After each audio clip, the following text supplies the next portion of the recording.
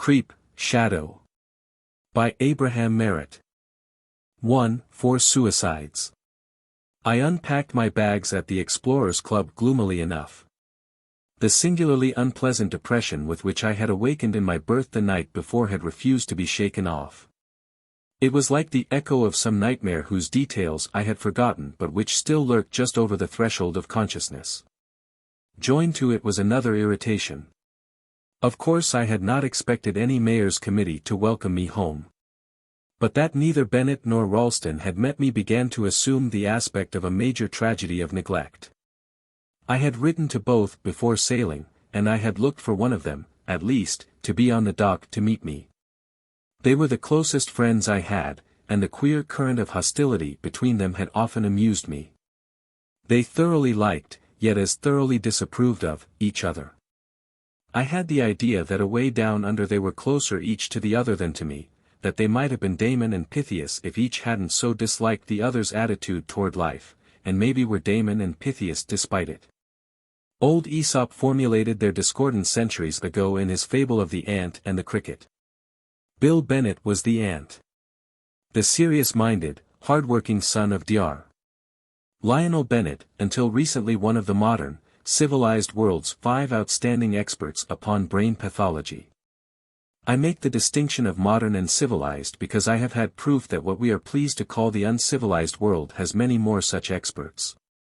And I have good reason to believe that the ancient world had others much further advanced than those of the modern world, civilized or uncivilized. Bennitt, the elder, had been one of the few specialists whose mind turned upon his work rather than his bank account. Distinguished but poor. Bennitt, the younger, was about 35, my own age. I knew that his father had rested heavily upon him. I suspected that along some lines, and especially in the realm of the subconscious, the son had outstripped the sire, his mind more flexible, more open. Bill had written me a year ago that his father had died, and that he had associated himself with Dr. Austin Lowell, taking the place of Dr. David Braille who had been killed by a falling chandelier in Dr. Lowell's private hospital. See Burn, which, Burn. Dick Ralston was the cricket. He was heir to a fortune so solid that even the teeth of the depression could only scratch it. Very much the traditional rich man's son of the better sort, but seeing no honor, use, nor any joy or other virtue in labor. Happy-go-lucky, clever, generous, but decidedly a first-class idler. I was the compromise, the bridge on which they could meet. I had my medical degree, but also I had enough money to save me from the grind of practice. Enough to allow me to do as I pleased, which was drifting around the world on ethnological research. Especially in those fields which my medical and allied scientific brethren call superstition, native sorceries, witchcraft, voodoo, and the like. In that research I was as earnest as Bill in his. And he knew it. Dick, on the other hand, attributed my wanderings to an itching foot inherited from one of my old Breton forebears, a pirate who had sailed out of St. Malo and carved himself a gory reputation in the New World. And ultimately was hanged for it. The peculiar bent of my mind he likewise attributed to the fact that 2 of my ancestors had been burned as witches in Brittany. I was perfectly understandable to him. Bill's industry was not so understandable. I reflected, morosely, that even if I had been away for 3 years it was too short a time to be forgotten. And then I managed to shake off my gloom and to laugh at myself. After all, they might not have gotten my letters, or they might have had engagements they couldn't break, and each might have thought the other would be on hand. There was an afternoon newspaper on the bed. I noticed that it was of the day before. My eye fell upon some headlines. I stopped laughing. The headlines ran: $5 million copper heir kills himself. Richard J. Ralston, Jr. puts bullet through head. No reason known for act, 4th New York man of wealth to take his life without apparent cause in last 3 months, police hint suicide club. I read the story. Richard J. Ralston, Jr., who inherited some $5 million when his father, a rich mine owner, died 2 years ago, was found dead in his bed this morning in a bedroom of his house on 78th Street. He had shot himself through the head, dying instantly.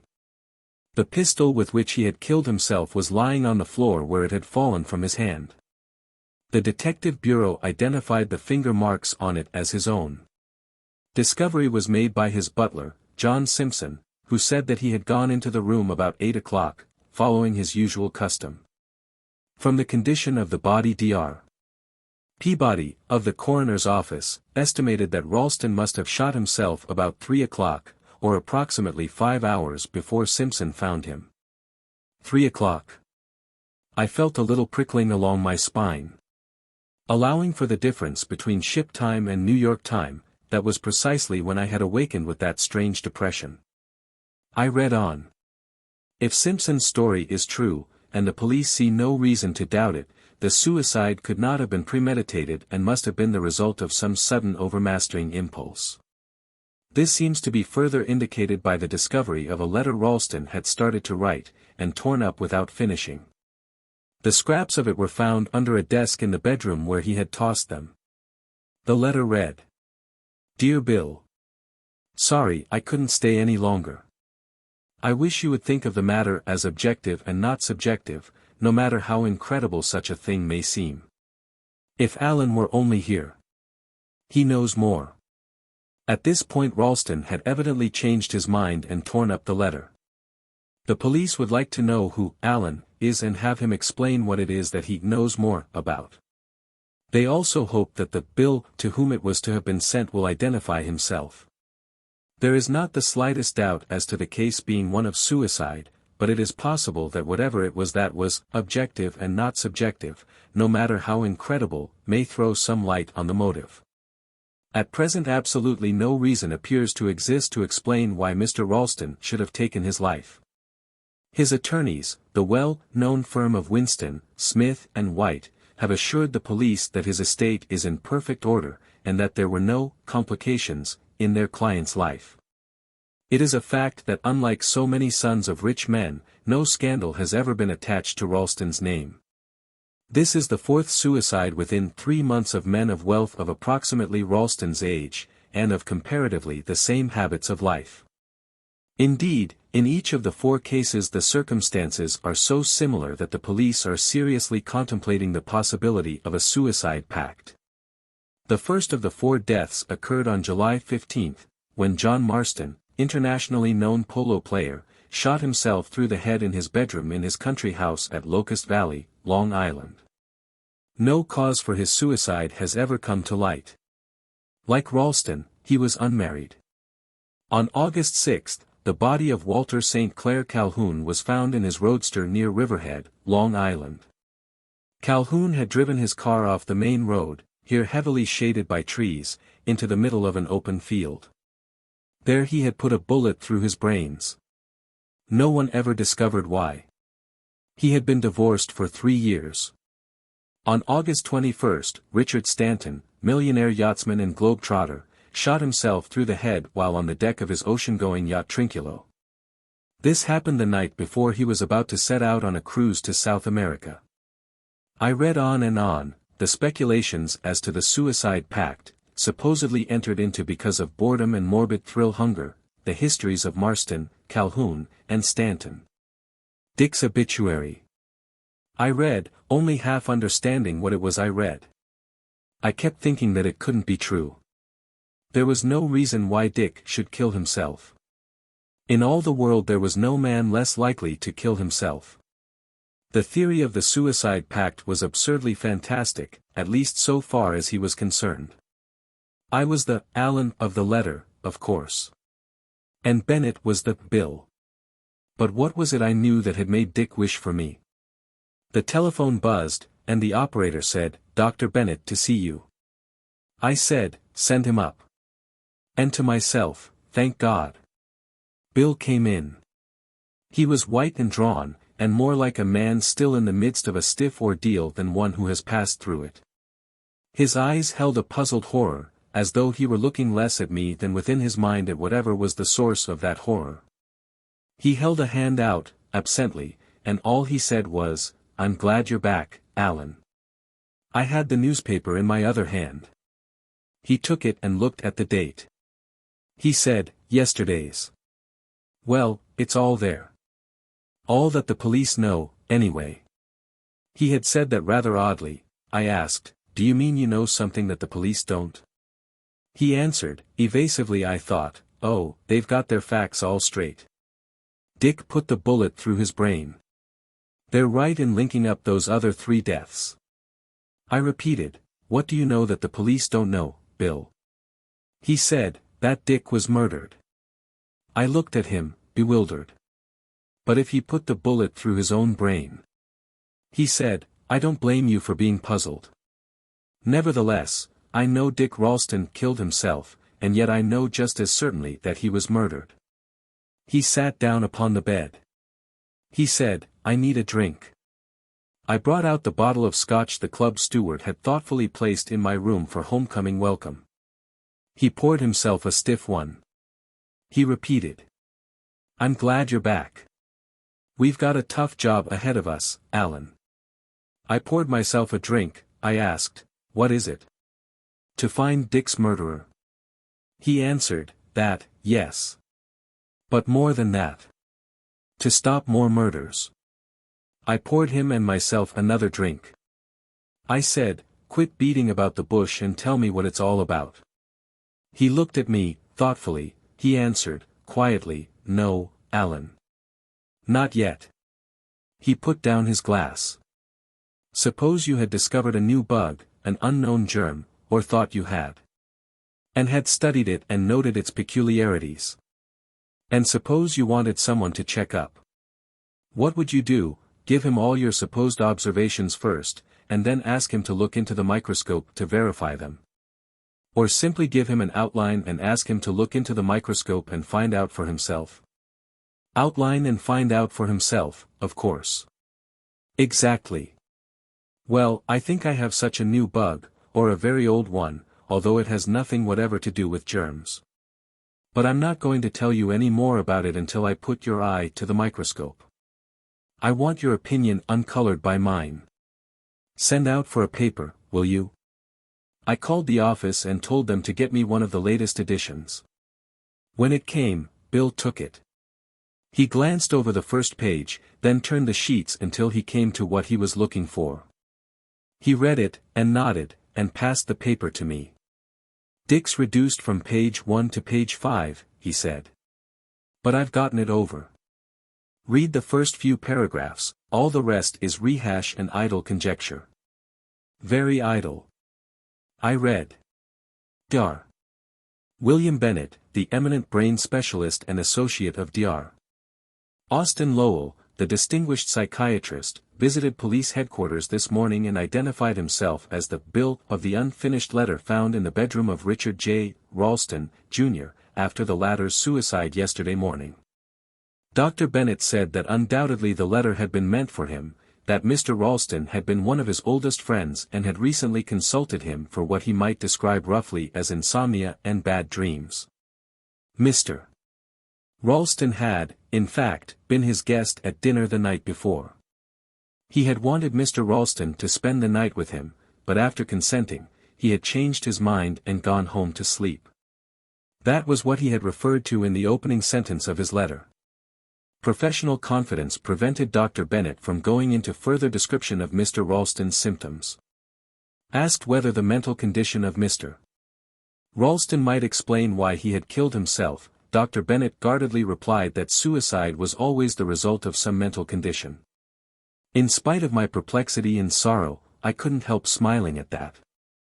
The Alan referred to in the letter, Dr. Bennett said, is Dr. Alan Caranac, who was also an old friend of Mr. Ralston, and who is due in New York today on the Augustus after 3 years in Northern Africa.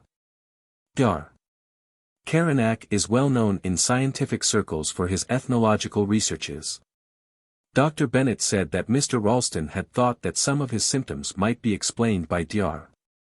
Caranac because of the latter's study of certain obscure mental aberrations among primitive peoples.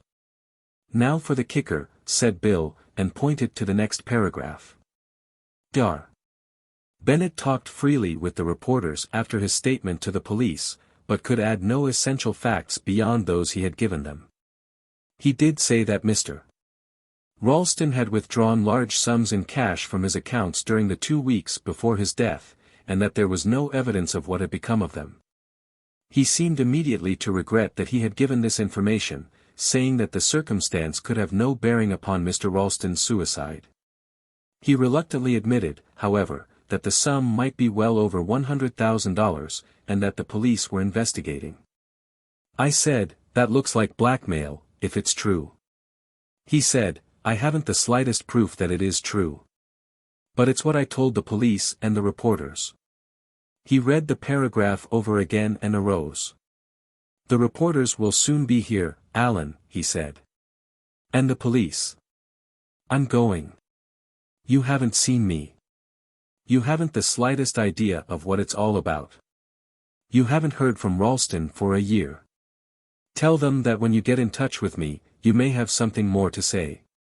But now, you don't know anything. And that's true, you don't. That's your story, and you stick to it." He walked to the door. I said, "Wait a minute, Bill.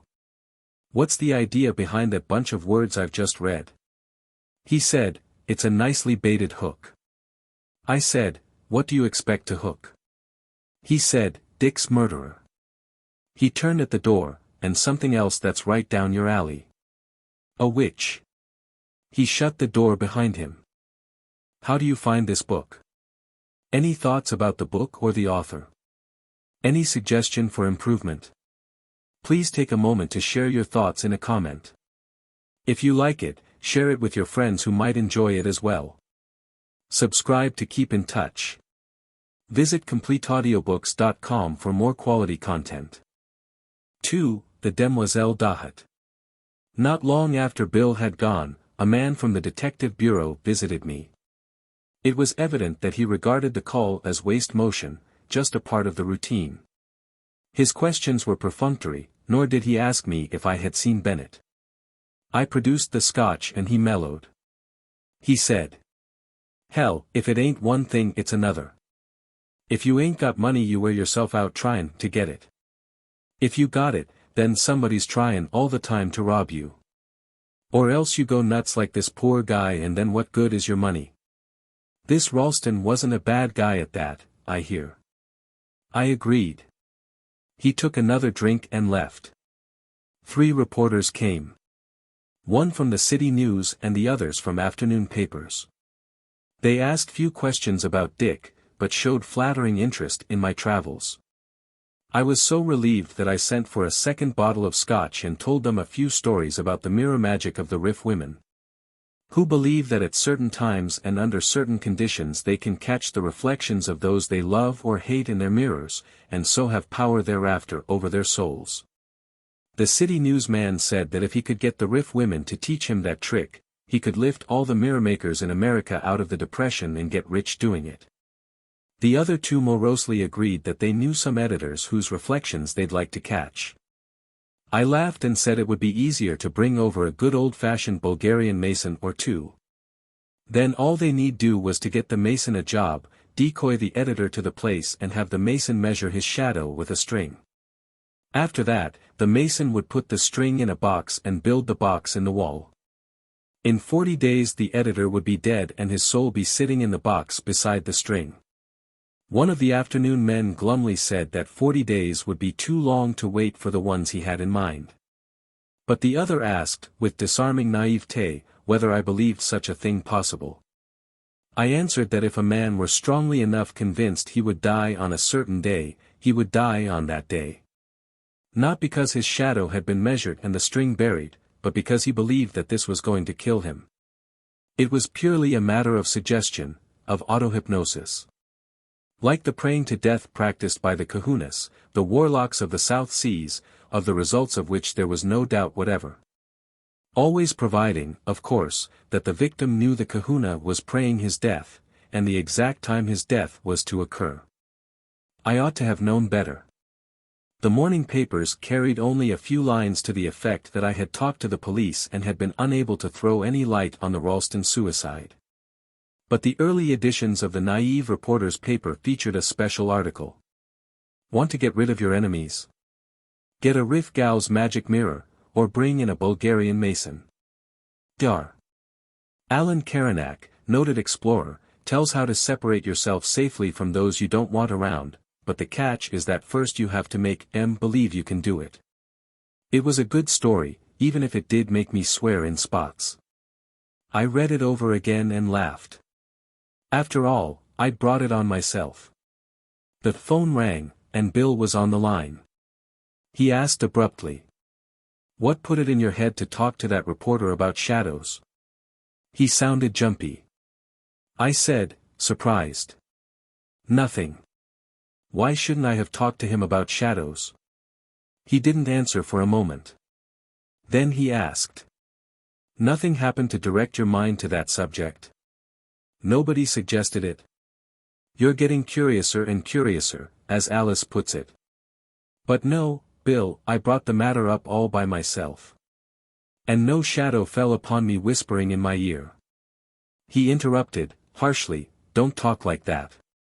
And now I was truly surprised, for there was panic in Bill's voice, and that wasn't like him at all. There really wasn't any reason. It just happened, I repeated. What's it all about, Bill? Never mind now. I wondered even more at the relief in his voice. He swiftly changed the subject. Dick's funeral is tomorrow. I'll see you there. Now the one thing I won't be coerced or persuaded into doing is to go to the funeral of a friend. Unless there are interesting and unfamiliar rites connected with it, it's senseless. There lies a piece of cold meat for the worms, grotesquely embellished by the undertaker's cosmetic arts. Sunken eyes that never more will dwell upon the beauty of the clouds, the sea, the forest. Ears shut forever, and all the memories of life rotting away within the decaying brain. Painted and powdered symbol of life's futility. I want to remember friends as they were alive, alert, capable, eager. The coffin picture superimposes itself, and I lose my friends. The animals order things much better, to my way of thinking. They hide themselves and die. Bill knew how I felt, so I said. You'll not see me there. To shut off any discussion, I asked. Had any nibble at your witch bait? Yes and no. Not the real strike I'm hoping for, but attention from unexpected quarters. Dick's lawyers called me up after I'd left you and asked what he had told me about those cash withdrawals. They said they'd been trying to find out what he had done with the money, but couldn't.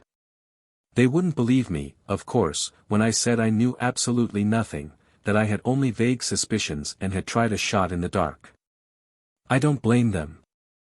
Stanton's executor called me up this morning to ask the same thing. Said Stanton had drawn substantial amounts of cash just before he died, and they hadn't been able to trace it. I whistled. That's queer. How about Calhoun and Marston? If they did the same, it'll begin to smell damned fishy. I'm trying to find out, he said. Goodbye.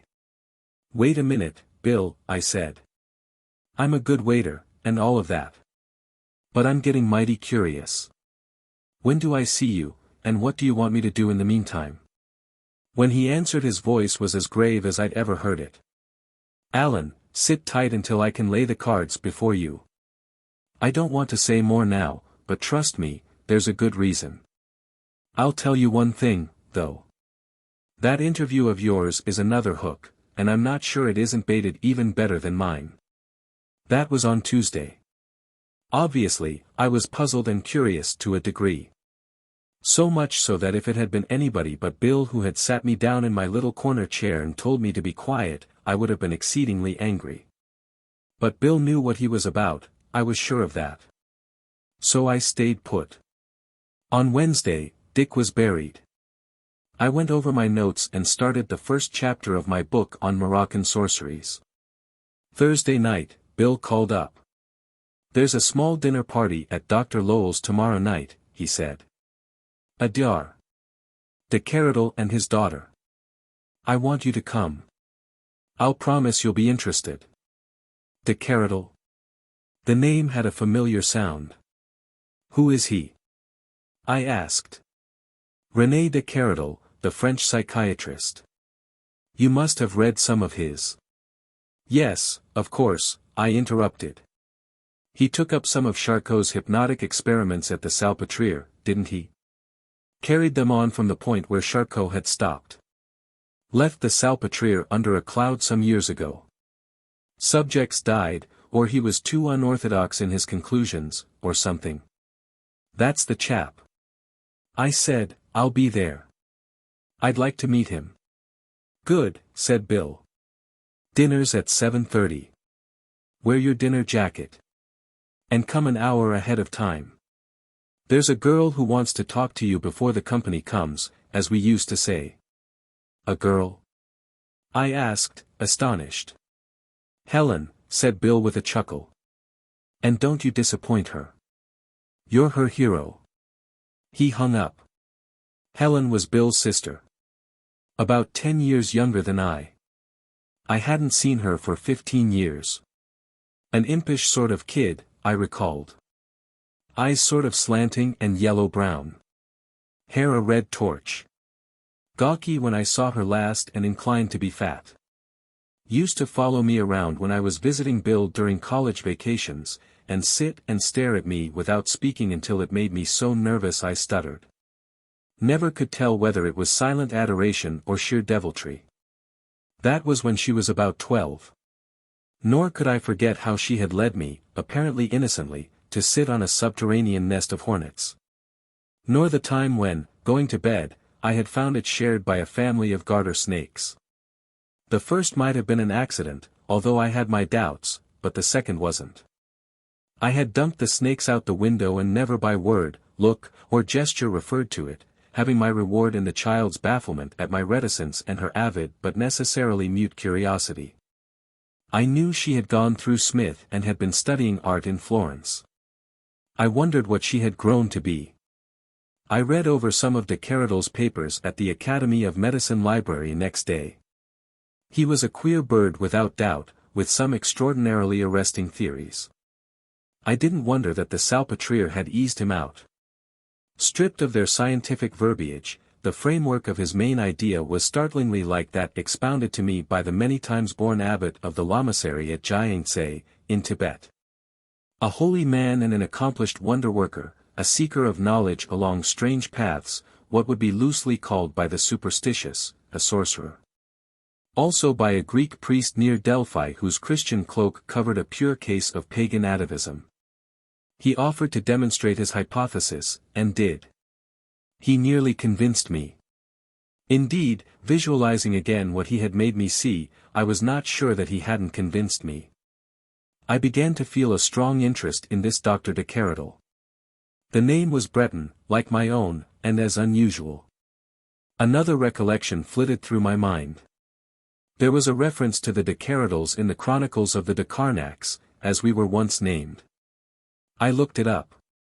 There had been no love lost between the two families, to put it mildly. Altogether, what I read blew my desire to meet Dr. de Keradel up to fever point. I was half an hour late getting to Dr. Lowell's. The butler showed me into the library. A girl got up from a big chair and came toward me with hand outstretched. "Hello, Alan," she said. I blinked at her.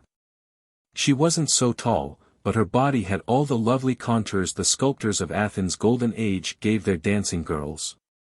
The provocative dress of filmy black she wore hid none of them. Her hair was burnished copper and helmeted her small head.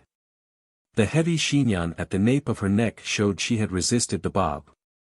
Her eyes were golden amber, and tilted delicately. Her nose was small and straight and her chin rounded. Her skin was not the creamy white that so often goes with redheads, but a delicate golden. It was a head and face that might have served as the model for one of Alexander's finest golden coins. Faintly archaic, touched with the antique beauty. I blinked again. I blurted. "You're never, Helen." Her eyes sparkled, the impishness that my experience with the hornets had set indelibly in my memory danced over her face. She took my hands, and swayed close to me, she sighed. "The same, Alan. The same. And you, oh, let me look at you. Yes, still the hero of my girlhood. The same keen, dark face, like, I used to call you Lancelot of the Lake, Alan, to myself of course. The same lithe, tall, and slender body, I used to call you the Black Panther, too, Alan. And do you remember how like a panther you leaped when the hornet stung you? She bent her head, her rounded shoulders shaking. I said, you little devil. I always knew you did that deliberately. She said, muffled. I'm not laughing, Alan. I'm sobbing. She looked up at me, and her eyes were indeed wet, but I was sure not with any tears of regret. She said, Alan, for long, long years I've waited to know something. Waited to hear you tell me something. Not to tell me that you love me, darling, no, no. I always knew that you were going to do that, sooner or later. This is something else. I was laughing, but I had a queer mixed feeling, too. I said, I'll tell you anything. Even that I love you, and maybe mean it. She said, did you find those snakes in your bed? Or did they crawl out before you got in? I said again, you little devil. She said, but were they there? Yes, they were. She sighed contentedly. Well, there's one complex gone forever. Now I know. You were so damned superior at times I just couldn't help it. She held her face up to me. Since you're going to love me, Alan, you might as well kiss me. I kissed her, properly. She might have been fooling with me about having been her girlhood hero, but there was no fooling about my kiss, nor the way she responded to it. She shivered and laid her head on my shoulder. She said, dreamily, and there's another complex gone. Where am I going to stop? Somebody coughed at the doorway. Somebody else murmured, apologetically, ah, but we intrude. Helen dropped her arms from around my neck, and we turned. In a way, I realized that the butler and another man were standing at the door. But all I could focus my eyes upon was the girl, or woman.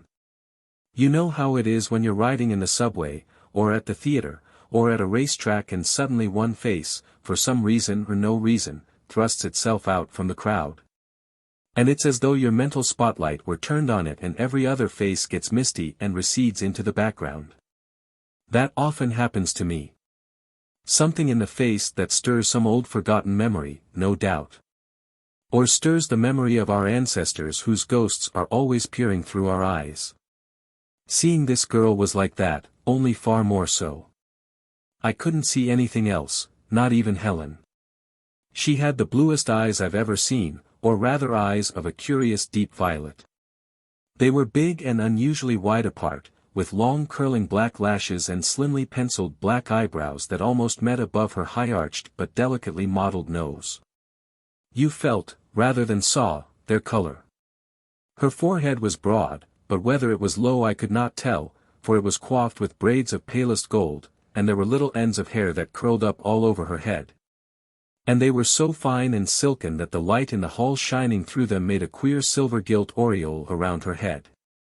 Her mouth was a bit large, but beautifully formed and daintily sensuous.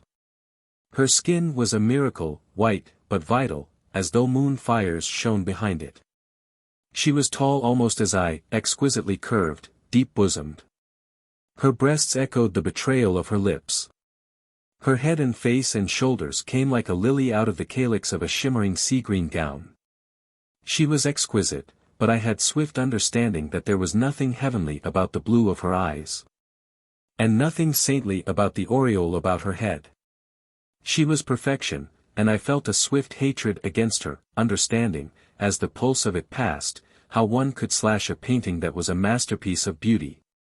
Or take a hammer and destroy a statue that was another such masterpiece if it evoked such hatred as that which I, for that fleeting moment, felt. Then I thought. Do I hate you, or do I fear you? It was all, mind you, in a breath. Helen was moving by me, hand outstretched. There was no confusion about Helen. Our embrace that had been interrupted might have been a simple handshake. She said, smiling and gracious. I am Helen Bennet. Dr. Lowell asked me to receive you. You are Dr. de Keradel, aren't you? I looked at the man who was bending over her hand, kissing it. He straightened, and I felt a queer shock of bewilderment. Bill had said I was to meet Dr. de Keradel and his daughter.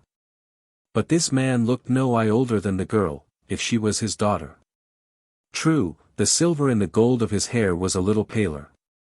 True, the blue of his eyes had not the violet purple of hers. I thought, but neither of them has any age. And on top of that I thought, rather savagely, what the hell's the matter with me anyway? The man said. I am Dr. de Keradel. And this is my daughter. The girl, or woman, seemed now to be regarding both Helen and me with faint amusement. Dr. de Keradel said with, I thought, curious precision. The Demoiselle Dahut dys, he hesitated, then finished, de Keradel. Helen said. And this is Dr. Alan Caranac. I was looking at the girl, or woman. The name of Dahut dys fingered half-forgotten chords of memory. And as Helen named me, I saw the violet eyes dilate, become enormous, the straight brows contract until they met above the nose in a slender bar. I felt the glance of her eyes strike and encompass me. She seemed to be seeing me for the first time. And in her eyes was something threatening, possessive. Her body tensed. She said, as though to herself, Alan Caranac. She glanced from me to Helen. There was calculation in that glance, appraisal. Contemptuous indifference, too, if I read it aright. A queen might so have looked upon some serving wench who had dared to lift eyes to her lover. Whether I read the glance aright or not, Helen evidently got something of the same thought.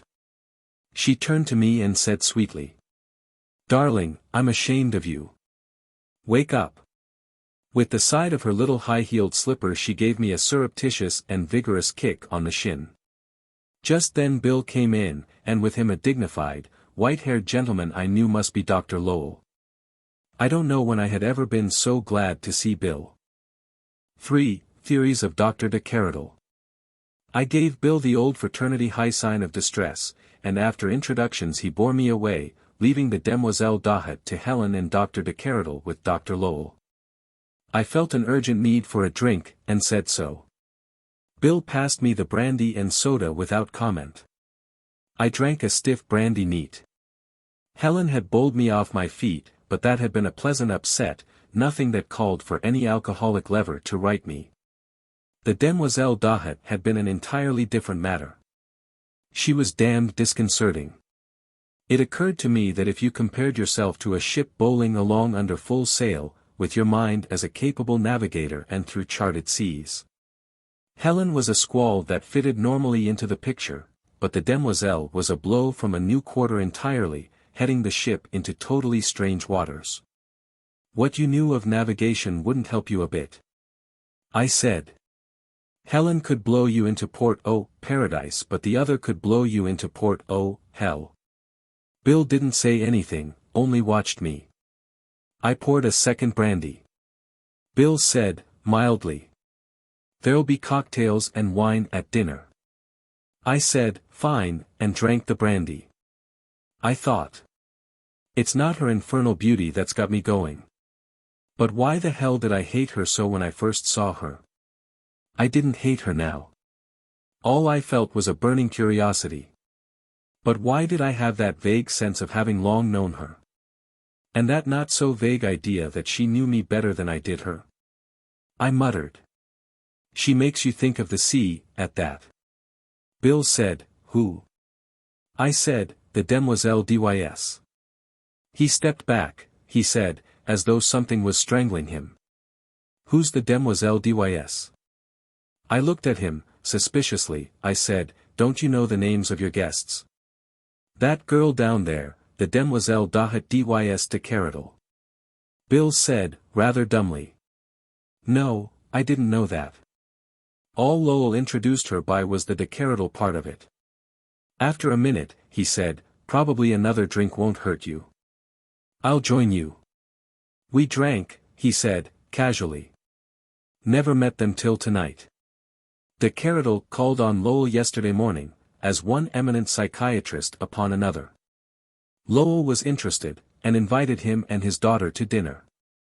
The old boy is fond of Helen, and ever since she came back to town she's been hostess at his parties. She's very fond of him, too. He drank his brandy and set down the glass. He said, still casually, I understand that Keradel has been here for a year or more. Apparently, though, he never got around to visiting us until those interviews of mine and yours appeared. I jumped up as the implication of that struck me. I said, you mean? I don't mean anything. I simply point out the coincidence. But if they had anything to do with Dick's death, why would they risk coming here? To find out how much we know, if anything. He hesitated. It may mean nothing. But, it's precisely the sort of thing I thought might happen when I baited my hook. And de Keradel and his daughter don't exactly disqualify as the sort of fish I expected to catch, and especially now I know about the DYS part. Yes, especially. He came round the table and put his hands on my shoulders. Alan, what I'm thinking wouldn't seem as insane to you, maybe, as it does to me. It's not Alice in Wonderland, but Alice in Devilland. I want you tonight to say anything that comes into your head. Just that. Don't be held back by politeness, or courtesy, or conventions or anything else. If what you want to say is insulting, let it be so. Don't bother about what Helen may think. Forget Lowell. Say whatever comes into your mind. If de Keradel makes any assertions with which you don't agree, don't listen politely, challenge him. If it makes him lose his temper, all the better. Be just alcoholic enough to slip out of any inhibitions of courtesy. You talk, I listen. Do you get it? I laughed and said. In vino veritas. But your idea is to make my vino bring out the veritas in the other party. Sound psychology. All right, Bill, I'll take another small one. He said, you know your limit. But watch your step. We went down to dinner. I was feeling interested, amused, and devil may care. The image I had of the demoiselle was simplified to a mist of silver gold hair over two splotches of purple blue in a white face. On the other hand, Helen's was still the sharp-cut antique coin. We sat down at table. Dar. Lowell was at the head, at his left de Keradel, and at his right the Demoiselle Dahut. Helen sat beside de Keradel and I beside the demoiselle. Bill sat between me and Helen. It was a nicely arranged table, with tall candles instead of electrics. The butler brought cocktails and they were excellent. I lifted mine to Helen and said. You are a lovely antique coin, Helen. Alexander the Great minted you. Someday I will put you in my pocket. Dr. Lowell looked a bit startled. But Helen clinked glasses and murmured. You will never lose me, will you, darling? I said. No, sweetheart, nor will I give you away, nor let anybody steal you, my lovely antique coin. There was the pressure of a soft shoulder against me. I looked away from Helen and straight into the eyes of the demoiselle. They weren't just purple, blue splotches now. They were the damnedest eyes, big, and clear as a tropic shoal, and little orchid sparks darted through them like the play of the sun through a tropic shoal when you turn over and look up through the clear water. I said. Demoiselle Dahut, why do you make me think of the sea? I have seen the Mediterranean, the exact color of your eyes. And the crests of the waves were as white as your skin. And there was seaweed like your hair. Your fragrance is the fragrance of the sea, and you walk like a wave. Helen drawled. How poetic you are, darling. Perhaps you'd better eat your soup before you take another cocktail. I said. Sweetheart, you are my antique coin. But you are not yet in my pocket. Nor am I in yours. I will have another cocktail before I eat my soup. She flushed at that. I felt bad about saying it. But I caught a glance from Bill that heartened me. And the demoiselle's eyes would have repaid me for any remorse, if I hadn't just then felt stir that inexplicable hot hatred, and knew quite definitely now that fear did lurk within it. She laid her hand lightly on mine. It had a curious tingling warmth. At the touch, the strange repulsion vanished. I realized her beauty with an almost painful acuteness. She said, "You love the old things. It is because you are of the ancient blood, the blood of Armorica. Do you remember?" My cocktail went splashing to the floor. Bill said, "Oh, I beg your pardon, Alan. That was awkward of me. Briggs, bring Dr. Caranac another." I said, "That's all right, Bill." I hoped I said it easily, because deep in me was anger, wondering how long it had been between that "remember" of the demoiselles and the overturning of my glass. When she had said it, the tingling warmth of her had seemed to concentrate itself into a point of fire, a spark that shot up my arm into my brain. And instead of the pleasant candle-lighted room, I saw a vast plain covered with huge stones arranged in ordered aisles, all marching to a central circle of monoliths within which was a gigantic cairn. I knew it to be Carnac, that place of mystery of the Druids and before them of a forgotten people, from which my family had derived its name, changed only by the addition of a syllable during the centuries. But it was not the Carnac I had known when in Brittany. This place was younger, its standing stones upright, in place, not yet gnawed by the teeth of untold centuries. There were people, hundreds of them, marching along the avenues to the monolithed circle. And although I knew that it was daylight, a blackness seemed to hover over the crypt that was the circle's heart. Nor could I see the ocean. Where it should have been, and far away, were tall towers of grey and red stone, misty outlines of walls as of a great city. And as I stood there, long and long it seemed to me, slowly the fear crept up my heart like a rising tide. With it crept, side by side, cold, implacable hatred and rage. I had heard Bill speaking, and was back in the room. The fear was gone. The wrath had remained. I looked into the face of the Demoiselle Dahut. I thought I read triumph there, and a subtle amusement. I was quite sure of what had happened, and that there was no need of answering her interrupted question, if it had been interrupted. She knew. It was hypnotism of sorts, suggestion raised to the nth degree. I thought that if Bill were right in his suspicions, the Demoiselle Dahut had not been very wise to play a card like this so soon, either that, or damned sure of herself. I closed my mind quickly to that thought. Bill, Lowell, and de Keradel were talking, Helen listening and watching me out of the corner of her eye. I whispered to the demoiselle.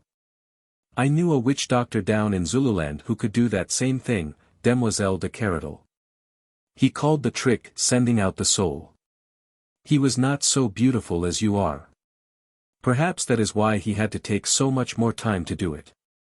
I was about to add that she had been as swift as the striking of a deadly snake, but held that back. She did not trouble to deny. She asked, "Is that all you think, Alan de Caranac?"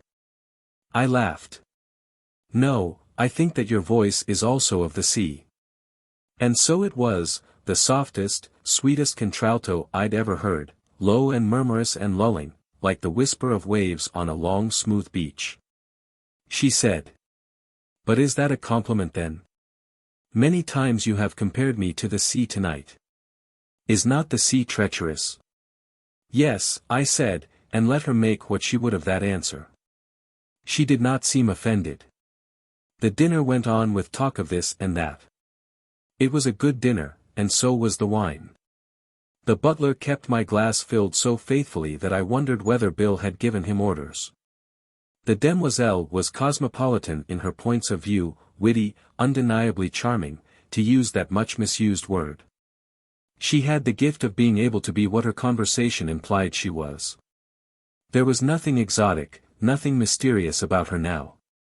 She was only a modern, well-informed, cultivated young woman of extraordinary beauty. Helen was delightful. There wasn't a single thing for me to grow unpleasantly argumentative about, nor discourteous, nor insulting. I thought Bill was looking a bit puzzled, disconcerted, like a prophet who has foretold some happening which shows not the slightest sign of materializing. If the Keradel was interested in Dick's death, there was nothing to show it. For some time Lowell and he had been absorbed in low-toned discussion to the exclusion of the rest of us. Suddenly I heard Lowell say, "But surely you do not believe in the objective reality of such beings?" The question brought me sharply to attention. I remembered Dick's torn note. He had wanted Bill to consider something as objective instead of subjective. I saw that Bill was listening intently. The demoiselle's eyes were upon Lowell, faint amusement in them. The Keradel answered. "I know they are objective." Dr. Lowell asked, incredulously. "You believe that these creatures, these demons, actually existed?" "And still exist," said the Keradel. "Reproduce the exact conditions under which those who had the ancient wisdom evoked these beings, forces, presences, powers, call them what you will, and the doors shall open and they come through. That bright one the Egyptians named Isis will stand before us as of old, challenging us to lift her veil. And that dark power stronger than she, whom the Egyptians named Set and Typhon, but who had another name in the shrines of an older and wiser race, it will make itself manifest. Yes, Dr. Lowell, and still others will come through the open doors to teach us, to counsel us, to aid and obey us. Or to command us, my father," said the demoiselle, almost tenderly. "Or to command us," echoed de Keradel, mechanically. Some of the color had drained from his face, and I thought there was fear in the glance he gave his daughter. I touched Bill's foot with mine, and felt an encouraging pressure. I raised my wine and squinted through it at de Keradel. I said, irritatingly explanatory. "Dr. de Keradel is a true showman. If one provides the right theater, the right scenery, the right supporting cast, the right music and script and cues, the right demons or whatnot bounce out from the wings as the stars of the show. Well, I have seen some rather creditable illusions produced under such conditions. Real enough to deceive most amateurs." De Keradel's eyes dilated, he half rose from his chair, he whispered.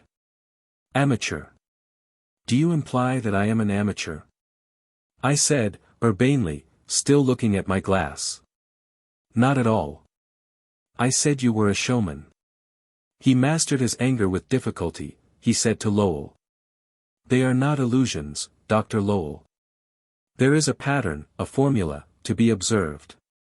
Is there anything more rigid than that formula by which the Catholic Church establishes communion with its God? The chanting, the prayers, the gestures, even the intonation of the prayers, all are fixed. Is not every ritual, Mohammedan, Buddhist, Shintoist, every act of worship throughout the world, in all religions, as rigidly prescribed? The mind of man recognizes that only by exact formula can it touch the minds that are not human. It is memory of an ancient wisdom, Dr. Caranac, but of that no more now. I tell you again that what comes upon my stage is not illusion." I asked, "How do you know?" He answered, quietly, "I do know." Dr. Lowell said, placatingly, "Extremely strange, extremely realistic visions can be induced by combinations of sounds, odors, movements, and colors. There even seem to be combinations which can create in different subjects approximately the same visions, establish similar emotional rhythms. But I have never had evidence that these visions were anything but subjective." He paused, and I saw his hands clench, the knuckles whiten. He said, slowly. "Except, once." De Keradel was watching him, the clenched hands could not have escaped his notice. He asked, "And that once?" Lowell answered, with a curious harshness, "I have no evidence." De Keradel went on, "But there is another element in this evocation which is not of the stage, nor of the showman, Dr. Caranac. It is, to use a chemical term, a catalyst. The necessary element to bring about a required result, itself remaining untouched and unchanged. It is a human element, a woman or man or child, who is en rapport with the being evoked. Of such was the Pythoness at Delphi, who upon her tripod threw herself open to the god and spoke with his voice. Of such were the priestesses of Isis of the Egyptians, and of Ishtar of the Babylonians, themselves the one and the same. Of such was the priestess of Hecate, goddess of hell, whose secret rites were lost until I rediscovered them.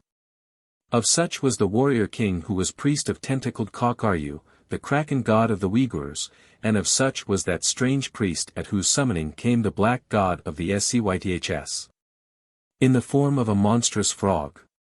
Bill broke in. But these worships are of the far distant past. Surely, none has believed in them for many a century. Therefore this peculiar line of priests and priestesses must long ago have died out. How today could one be found? I thought the demoiselle shot de Keradel a warning look, and was about to speak. He ignored her, swept away by this idea that ruled him, forced to expound, to justify, it.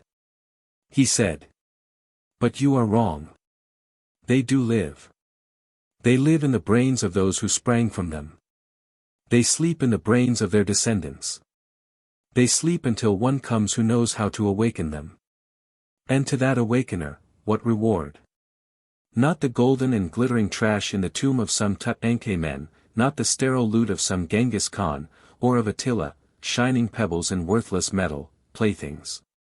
But storehouses of memories, hives of knowledge, knowledge that sets its possessor so high above all other men that he is as a god. I said, politely. I'd like to be a god for a time. Where can I find such storehouse? Or open such hive? It would be worth a few stings to become a god. The veins throbbed in his temples, he said. You mock. Nevertheless, I will give you a hint.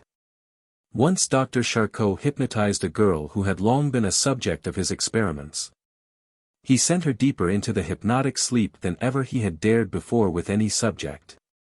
Suddenly he heard another voice than hers coming from her throat. It was a man's voice, the rough voice of a French peasant. He questioned that voice. It told him many things, things the girl could not possibly have known. The voice spoke of incidents of the Jacquerie. And the Jacquerie was 600 years before. Dr. Charcot took down what that voice told him. Later, he investigated, minutely. He verified. He traced the girl's parentage. She had come straight down from a leader of that peasant uprising. He tried again. He pushed past that voice to another. And this voice, a woman's, told him of things that had happened 1,000 years ago. Told them in intimate detail, as one who had been a spectator of these happenings. And again he investigated. And again he found that what the voice had told him was true. I asked, even more politely. And have we now arrived at transmigration of souls? He answered, violently. You dare to mock. What Charcot did was to pierce through veil upon veil of memory for 1,000 years. I have gone further than that. I have gone back through the veils of memory not 1,000 years. I have gone back 10,000. I, de Keradel, tell you so. Lowell said. But Dr. de Keradel, memory is not carried by the germ plasm. Physical characteristics, weaknesses, predilections, coloration, shape, and so on, yes. The son of a violinist can inherit his father's hands, his talent, his ear, but not the memory of the notes that his father played. Not his father's memories. De Keradel said. You are wrong. Those memories can be carried. In the brain. Or rather, in that which uses the brain as its instrument. I do not say that everyone inherits these memories of their ancestors. Brains are not standardized. Nature is not a uniform workman. In some, the cells that carry these memories seem to be lacking. In others they are incomplete, blurred, having many hiatuses. But in others, a few, they are complete, the records clear, to be read like a printed book if the needle of consciousness, the eye of consciousness, can be turned upon them. He ignored me, to Dr. Lowell he said with intense earnestness. I tell you, Dr. Lowell, that this is so, in spite of all that has been written of the germ plasm, the chromosomes, the genes, the little carriers of heredity. I tell you that I have proved it to be so. And I tell you that there are minds in which are memories that go back and back to a time when man was not yet man. Back to the memories of his ape-like forefathers. Back further even than that, to the first amphibians who crawled out of the sea and began the long climb up the ladder of evolution to become what we are today. I had no desire now to interrupt, no desire to anger, the man's intensity of belief was too strong. He said. Dr. Caranac has spoken, contemptuously, of the transmigration of souls. I say that man can imagine nothing that cannot be, and that he who speaks contemptuously of any belief is therefore an ignorant man. I say that it is this inheritance of memories which is at the bottom of the belief in reincarnation, perhaps the belief in immortality. Let me take an illustration from one of your modern toys, the phonograph. What we call consciousness is a needle that, running along the dimension of time, records upon certain cells its experiences. Quite as the recording needle of a phonograph does upon the master discs. It can run this needle back over these cells after they have been stored away, turning the graphs upon them into memories. Hearing again, seeing again, living again, the experiences recorded on them. Not always can the consciousness find one of these discs it seeks. Then we say that we have forgotten. Sometimes the graphs are not deep cut enough, the discs blurred, and then we say memory is hazy, incomplete. The ancestral memories, the ancient discs, are stored in another part of the brain, away from those that carry the memories of this life. Obviously this must be so, else there would be confusion, and the human animal would be hampered by intrusion of memories having no relation to his present environment. In the ancient days, when life was simpler and the environment not so complex, the two sets of memories were closer. That is why we say that ancient man relied more upon his intuitions, and less upon reason. That is why primitive men today do the same. But as time went on, and life grew more complex, those who depended less upon the ancestral memories than those which dealt with the problems of their own time, those were the ones with the better chance to survive. Once the cleavage had begun, it must perforce have continued rapidly, like all such evolutionary processes. Nature does not like to lose entirely anything it has once created. Therefore it is that at a certain stage of its development the human embryo has the gills of the fish, and at a later stage the hair of the ape.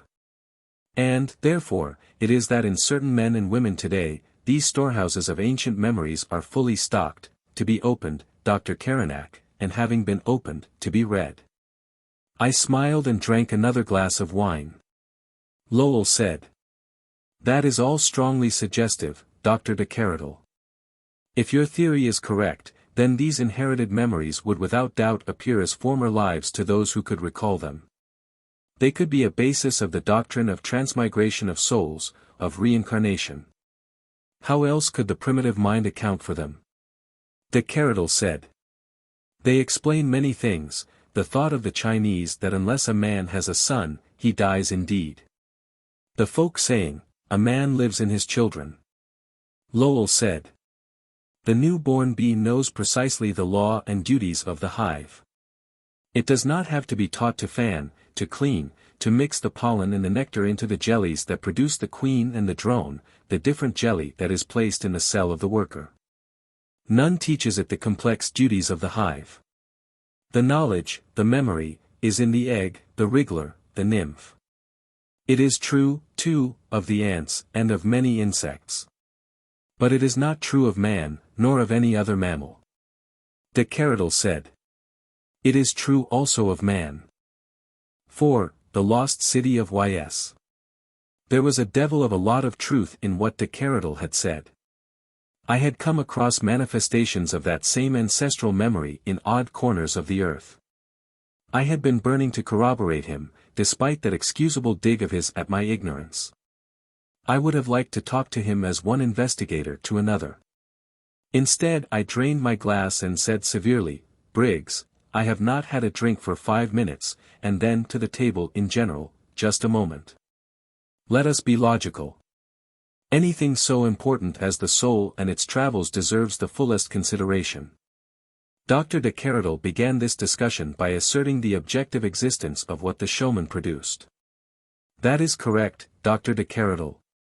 He answered, stiffly, yes. I said, Dr. de Keradel then adduced certain experiments of Dr. Charcot in hypnotism. Those cases are not convincing to me.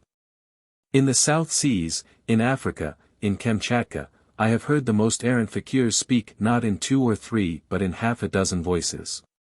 It is a well-known fact that a hypnotized subject will sometimes speak in different voices. It is quite as well known that a schizoid, a case of multiple personality, will speak in voices ranging from high soprano to bass. And all this without ancestral memories being involved. It is a symptom of their condition. Nothing more. Am I right, Dr. Lowell? Lowell said, you are. I said, as for what Charcot's subjects told him, who knows what they had heard their grandmothers say. Stories passed down by the family, heard when children, treasured by the subconsciousness. Built up, improvements suggested, by Charcot himself. Charcot finds 2 or 3 points true, naturally. There is none so credulous as he who seeks evidence to support his idée fixe, his pet theory. So these few points become all. Well, I am not so credulous as Charcot, Dr. de Keradel. He said, I read your interviews in the newspaper. I seem to detect a certain amount of credulity there, Dr. Caranac. So he had read the interviews. I felt Bill press my foot again. I said.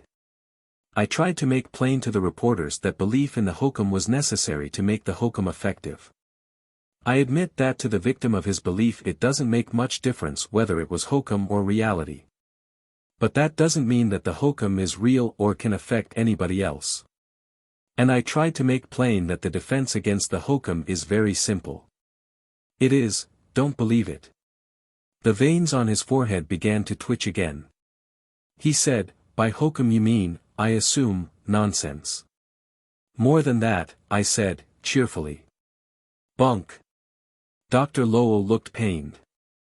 I drank my wine, and grinned at the demoiselle. Helen said, your manners aren't so good tonight, darling. I said, manners, hell. What are manners in a discussion of goblins, incarnation, ancestral memories and Isis, Set and the black god of the SCYTHS who looked like a frog? Now I'm going to tell you something, Dr. de Keradel. I've been in a lot of out-of-the-way corners of this globe. I went there hunting for goblins and demons. And in all my travels I've never seen one thing that couldn't be explained on the basis of hypnotism, mass suggestion, or trickery. Get that? Not one thing. And I've seen a lot. That was a lie, but I wanted to see the effect on him. I saw it. The veins in his temples were twitching more than ever, his lips were white. I said. Years ago I had a brilliant idea which puts the whole problem in its simplest form. The brilliant idea was based on the fact that the hearing is probably the last sense to die.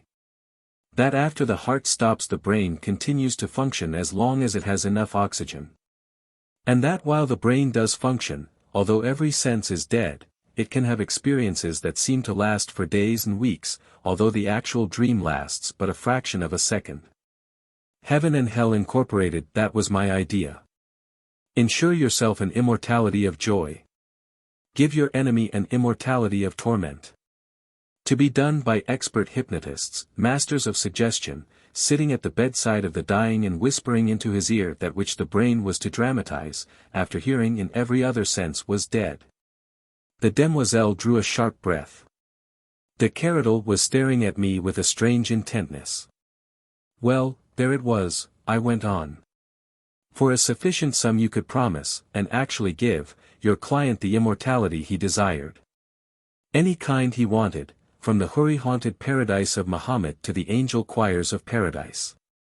And if the sum were sufficient, and you could gain access, you could whisper into the ear of your employer's enemy the hell he was going into for aeon after aeon. And I'll bet he'd go into it. That was my Heaven and Hell Incorporated. A sweet idea, darling, murmured Helen. A sweet idea, yes, I said, bitterly.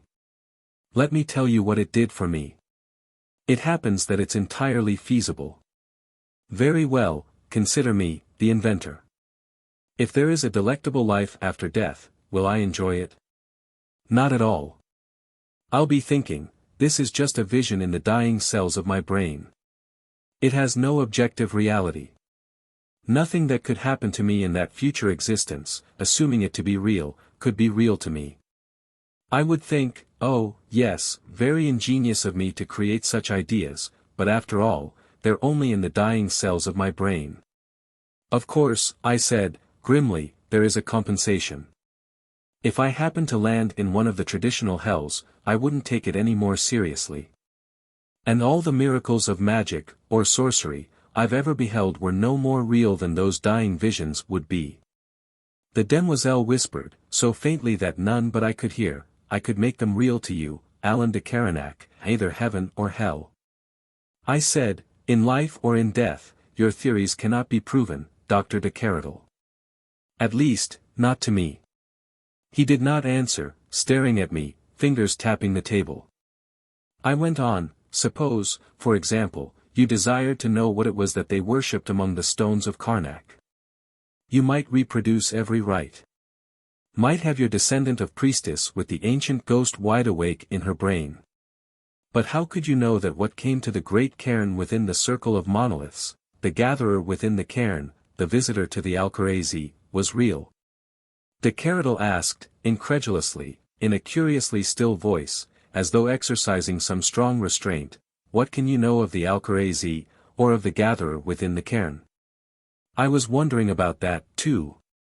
I couldn't remember ever having heard those names. Yet they had sprung to my lips as though long known. I looked at the demoiselle. She dropped her eyes, but not before I had seen in them that same half-amused triumph as when, under the touch of her hand, I had beheld ancient Karnak. I answered de Keradel. Ask your daughter.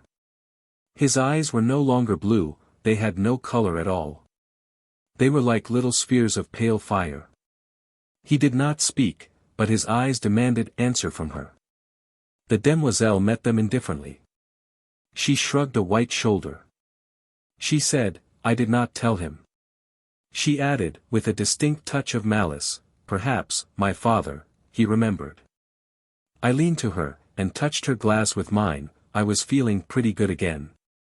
I said, I remember, I remember. Helen said, tartly, if you drink much more of that wine, you're going to remember a swell headache, darling.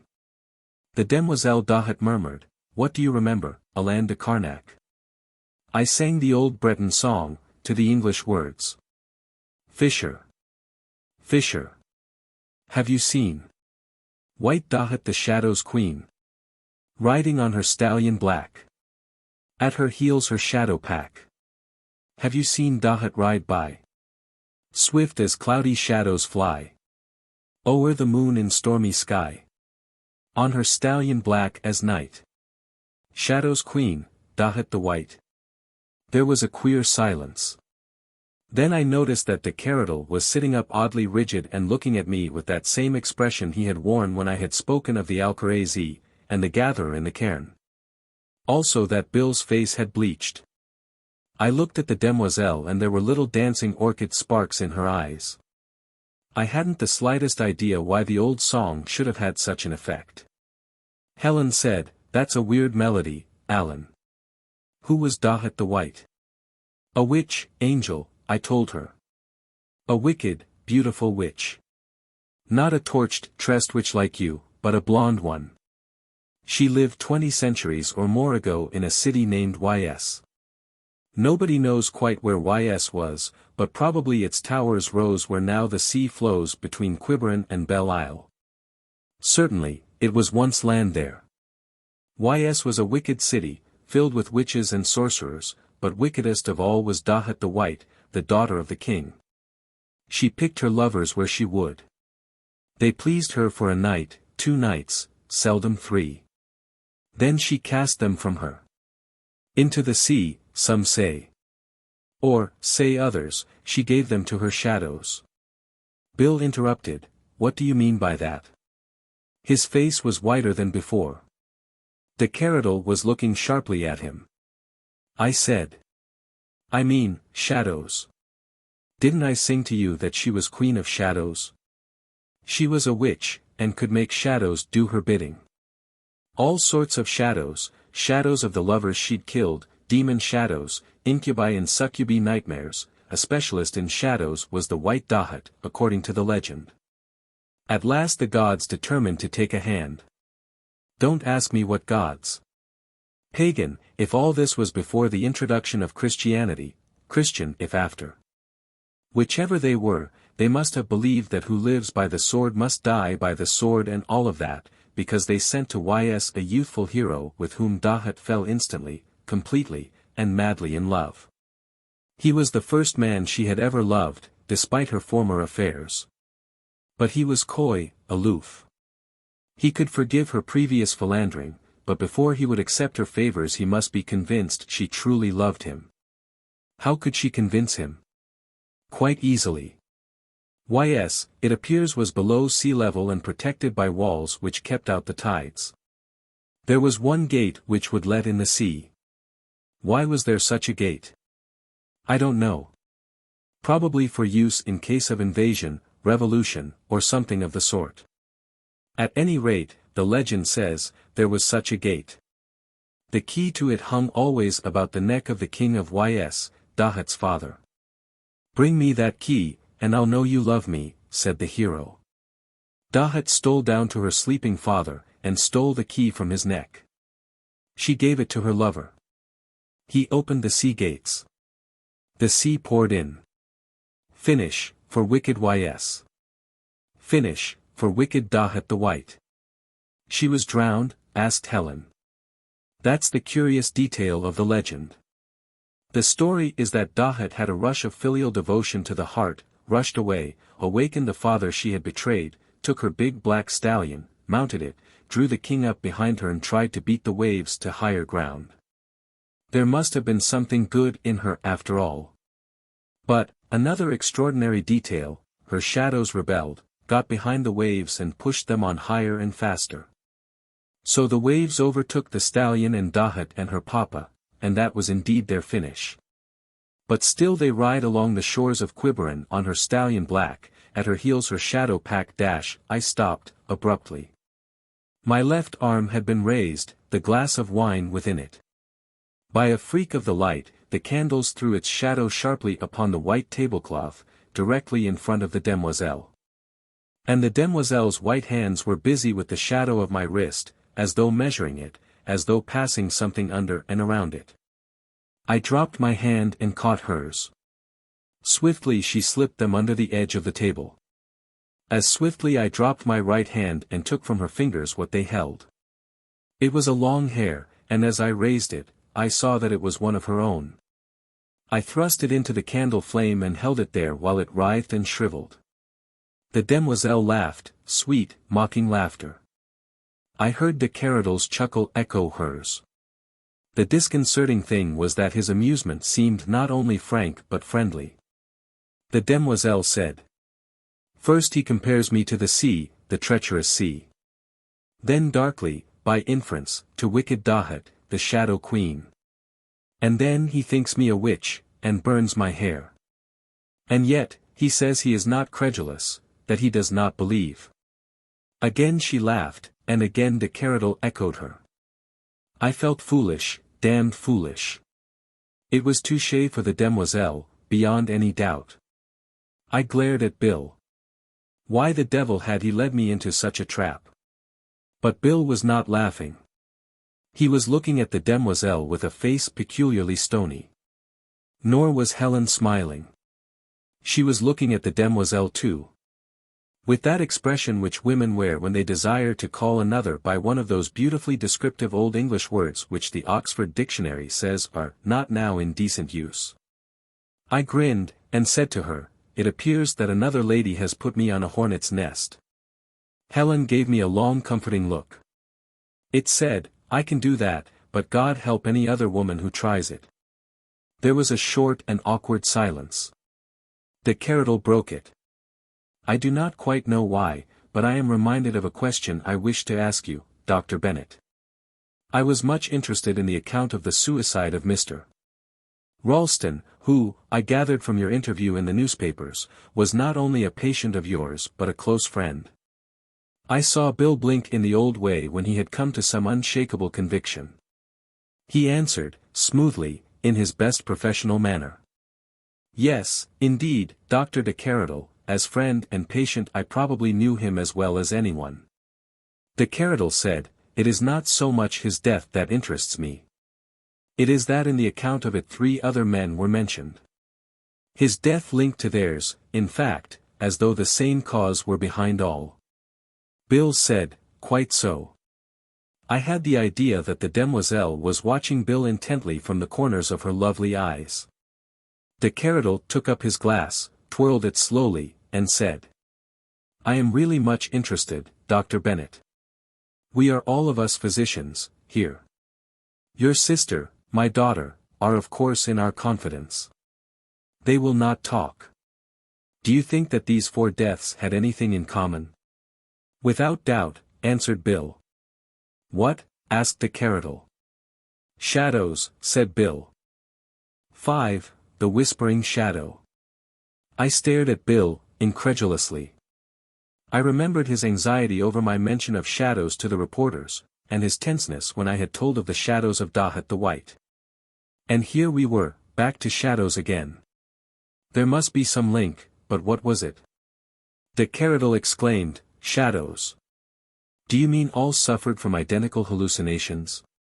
Shadows, yes, said Bill. Hallucinations, I'm not sure. De Keradel repeated, thoughtfully, you are not sure. Then asked, were these shadows, what your friend and patient desired you to regard as objective rather than subjective? I read the newspaper reports with great interest, Dr. Bennet. I'm sure you did, Dr. De Keradel, said Bill, and there was an edge of irony to his voice. Yes, it was the shadow which he desired me to regard as real, not imaginary. The shadow, not shadows.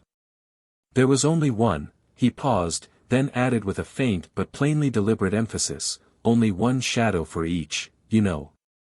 I thought I understood Bill's plan of battle. He was playing a hunch, bluffing.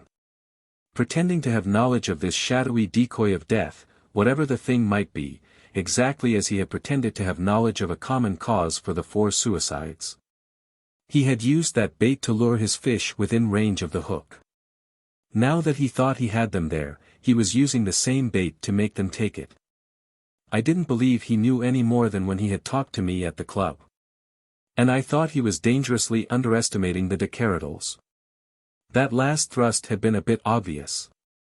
De Keradel was saying, placidly, one shadow or many, what difference, Dr. Bennet? Hallucinatory shapes may appear singly, as tradition says the shade of Julius Caesar appeared to the remorseful Brutus. Or be multiplied by the thousands which the dying brain of Tiberius pictured thronging about his deathbed, menacing him who had slain them. There are organic disturbances which create such hallucinations. Ocular irregularities produce them. Drugs and alcohol spawn them. They are born of abnormalities of brain and nerves. They are children of auto-intoxication. Progeny of fever, and of high blood pressure. They are also born of conscience. Am I to understand that you reject all these rational explanations? Bill said, stolidly, no. Say, rather, that I do not yet accept any of them. Dr. Lowell said, abruptly, there is still another explanation. Suggestion. Post-hypnotic suggestion. If Ralston and the others had come under the influence of someone who knew how to control minds by such methods, then I can well understand how they might have been driven to kill themselves. I, myself. His fingers clenched around the stem of the wine glass. The stem snapped, cutting him. He wrapped a napkin around the bleeding hand. He said, it is no matter. I wish the memory that caused it went no deeper. The demoiselle's eyes were on him, and there was a tiny smile at the corners of her mouth. I was sure de Keradel had missed nothing. He asked. Do you accept Dr. Lowell's explanation? Bill answered, hesitantly, "No, not entirely, I don't know." The Breton paused, studying him with a curious intentness. He said, "Orthodox science tells us that a shadow is only a diminution of light within a certain area caused by the interposition of a material body between a source of light and some surface. It is insubstantial, an airy nothing. So orthodox science tells us." What and where was the material body that cast this shadow upon the four, if it was no hallucination? Dr. Lowell said, "A thought placed cunningly in a man's mind might cast such shadow." De Keradel replied, blandly, "But Dr. Bennitt does not accept that theory." Bill said nothing. De Keradel went on, "If Dr. Bennitt believes that a shadow caused the deaths, and if he will not admit it hallucination, nor that it was cast and directed by a material body, then inevitably the conclusion must be that he admits a shadow may have the attributes of a material body. This shadow came necessarily from somewhere, it attaches itself to someone, follows, and finally compels that someone to kill himself. All this implies volition, cognition, purpose and emotion. These shadows? They are attributes of material things only, phenomena of the consciousness housed in the brain. The brain is material and lives in an indubitably material skull. But a shadow is not material, and therefore can have no skull to house a brain. And therefore can have no brain, and therefore no consciousness. And, still again, therefore, can have no volition, cognition, will, or emotion. And, lastly therefore, could not possibly urge, lure, drive, frighten, or coerce a material living being to self-destruction. And if you do not agree with that, my dear Dr. Bennitt, what you are admitting is, witchcraft. Bill answered, quietly, "If so, why do you laugh at me? What are those theories of ritual you have been expounding to us, but witchcraft? Perhaps you have converted me, Dr. de Keradel." The Breton stopped laughing, abruptly, he said, "So." And again, slowly, "So." But they are not theories, Dr. Bennitt. They are discoveries. Or, rather, rediscoveries of, let us say, unorthodox science. The veins in his forehead were twitching. He added, with an indefinable menace, "If it is truly I who have opened your eyes, I hope to make your conversion complete." I saw that Lowell was looking at de Keradel with a strange intentness. The demoiselle was looking at Bill, the little devilish lights flickering in her eyes, and I thought that there were both malice and calculation in her faint smile. There was an odd tension about the table, as of something unseen, crouching and ready to strike. Helen broke it, quoting dreamily, "Some there be that shadows kiss. Such have but a shadow's bliss." The demoiselle was laughing. Laughter that was more like the laughter of little waves than anything else. But there were undertones to it that I liked even less than the subtle menace in her smile, something inhuman, as though the little waves were laughing at the dead men who lay under them. De Keradel spoke rapidly, in a tongue that I felt I ought to recognize, but did not. The demoiselle became demure. She said, sweetly, "Your pardon, Mademoiselle Helen. It was not at you that I laughed. It was that suddenly I am reminded of something infinitely amusing. Some day I shall tell you and you too will laugh." De Keradel interrupted her, urbane as before, "And I ask your pardon, Dr. Bennitt. You must excuse the rudeness of an enthusiast. And also his persistency. Because I now ask if you could, without too great violation of confidence between physician and patient, inform me as to the symptoms of Mr. Ralston. The behavior of this shadow, if you will call it so. I am greatly curious, professionally." Bill said, "There's nothing I'd like better. You, with your unique experience, may recognize some point of significance that I have missed. To satisfy professional ethics, let us call it a consultation, even though it is a post-mortem one." I had the fleeting thought that Bill was pleased, that he had scored some point toward which he had been maneuvering. I pushed my chair back a little so that I could see both the demoiselle and her father. Bill said, "I'll start from the beginning. If there is anything you want me to amplify, don't hesitate to interrupt." Ralston called me up and said he wanted me to look him over. I had neither seen nor heard from him for a couple of months, had thought, indeed, that he was on one of his trips abroad. He began, abruptly, "Something's wrong with me, Bill. I see a shadow." I laughed, but he didn't. He repeated, "I see a shadow, Bill. And I'm afraid." I said, still laughing, "If you couldn't see a shadow you certainly would have something wrong with you." He answered like a frightened child. "But, Bill, there's nothing to make this shadow." He leaned toward me, and now I realized that he was holding himself together by truly extraordinary effort. He asked, "Does that mean I'm going crazy? Is seeing a shadow a common symptom when you are going insane? Tell me, Bill, is it?" I told him that the notion was nonsense, that in all probability some little thing was wrong with his eyes or his liver. He said, "But this shadow whispers." I said, "You need a drink," and I gave him a stiff one. I said, "Tell me exactly what it is you think you see, and, if you can, precisely when you first thought you saw it." He answered, 4 nights ago. I was in the library, writing let me explain, Dr. de Keradel, that he lived in the old Ralston house on 78th Street, alone except for Simpson, the butler, who was a heritage from his father, and half a dozen servants. He went on, "I thought I saw someone or something slip along the wall into the curtains that cover the window. The window was at my back and I was intent upon my letter, but the impression was so vivid that I jumped up and went over to the curtains. There was nothing there.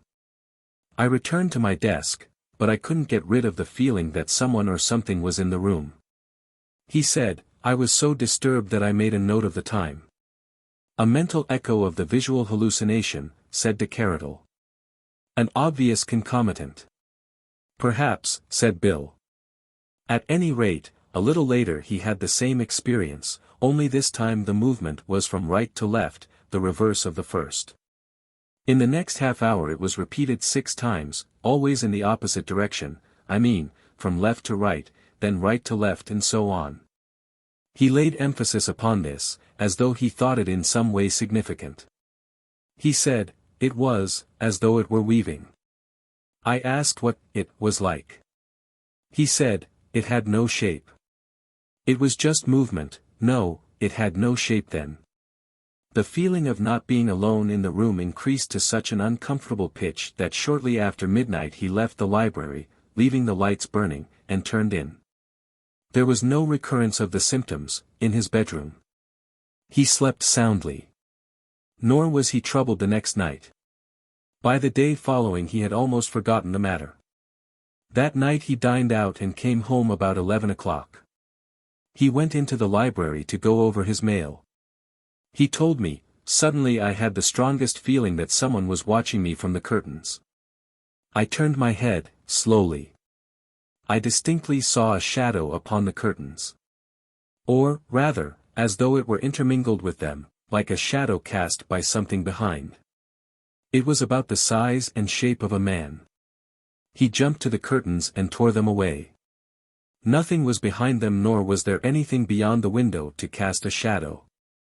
He sat down again at the table, but still he felt eyes upon him. Unwending eyes, he said. Eyes that never left me. Eyes of someone or something that kept always just past the edge of my field of vision. If I turned quickly, it slipped behind me, was watching me from my other side.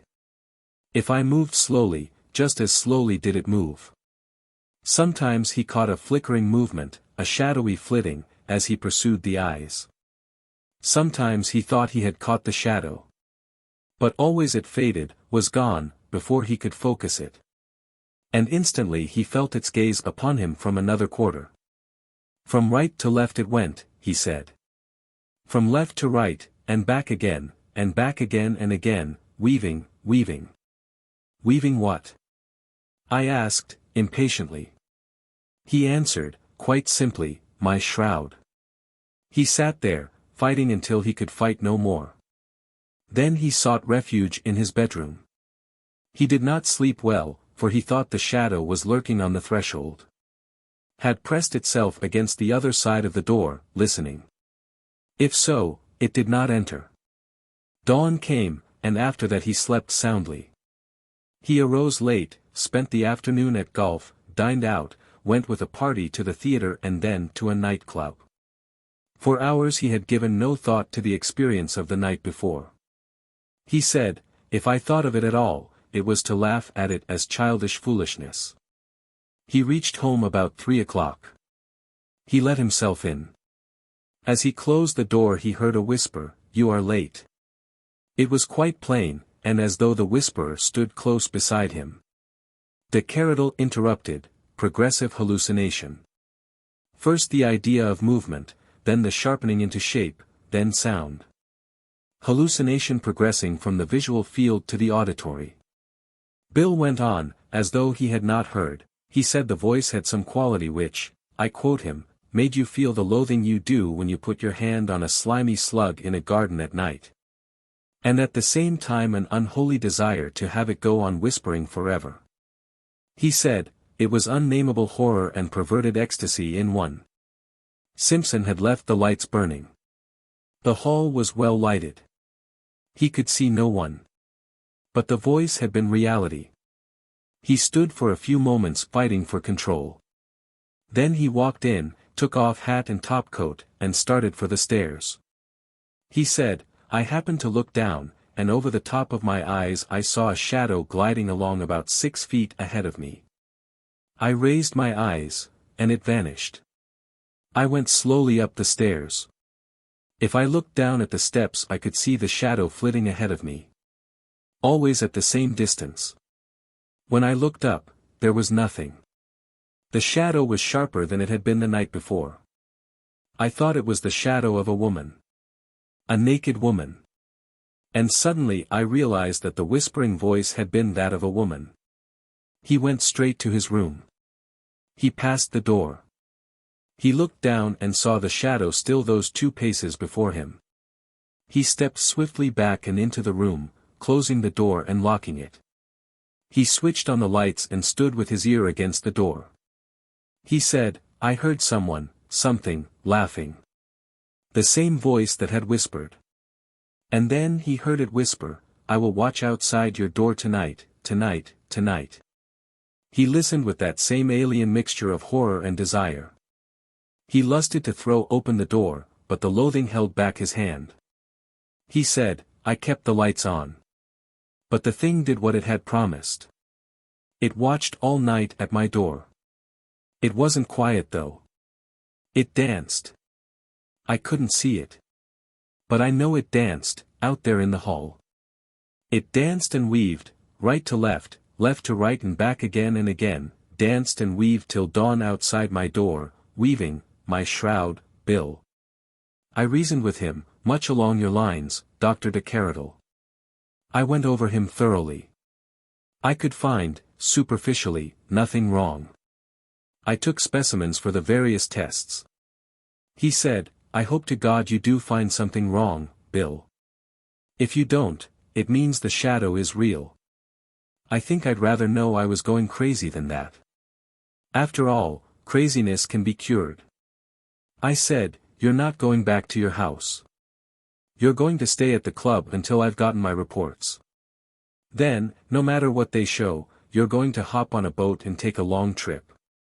He shook his head, I've got to go back to the house, Bill. I asked, why, for God's sake? He hesitated, puzzled distress on his face. He said, I don't know. But I've got to. I said, firmly, you stay here with me tonight, and tomorrow you hop on a boat. To anywhere. I'll let you know about the tests and do my prescribing by radio. He replied, still with that same puzzled look, I can't go away now. The fact. He hesitated. The fact is, Bill. I've met a girl, a woman. I can't leave her. I gaped at him. I said, you're going to marry her. Who is she? He looked at me, helplessly, I can't tell you, Bill. I can't tell you anything about her. I asked, why not? He answered with the same puzzled hesitation. I don't know why I can't. But I can't. It seems to be a part of the other in some way. But I can't tell you. And to every question that touched upon this girl he had the same answer. Dr. Lowell said, sharply, "You told me nothing of that, Dr. Bennet." He said nothing more to you than that. That he could not tell you anything more about this woman. That he did not know why, but he could not. Bill said, that, and no more. Helen said, coldly, "What amuses you so, demoiselle?" "I do not find anything in all this that is humorous." I looked at the demoiselle. The little orchid sparks were alive in her eyes, her red lips smiling, and cruel. 6. Kiss of the Shadow. I said, "The demoiselle is a true artist." There was a small, tense silence around the table. The Keradel broke it, harshly. "Exactly what do you mean by that, Dr. Caranac?" I smiled. "All true artists are pleased when art attains excellence. Storytelling is an art." Dr. Bennet was telling his perfectly. Therefore, your daughter, a true artist, was pleased. A perfect syllogism. Is it not true, demoiselle? She answered, quietly. You have said it. But she was no longer smiling, and her eyes said something else. So did the Keradels. Before he could speak, I said. Only tribute from one artist to another, Helen. Go on, Bill. Bill went on, quickly. I sat and reasoned with him. Betimes, I gave him several stiff drinks. I related some famous cases of hallucination. Paganini, the great violinist, who at times thought he saw a shadowy woman in white stand beside him playing her violin while he played his. Leonardo da Vinci, who thought he saw and spoke with the shade of Chiron, wisest of all the centaurs, who tutored the youthful Aesculapius, dozens of similar instances.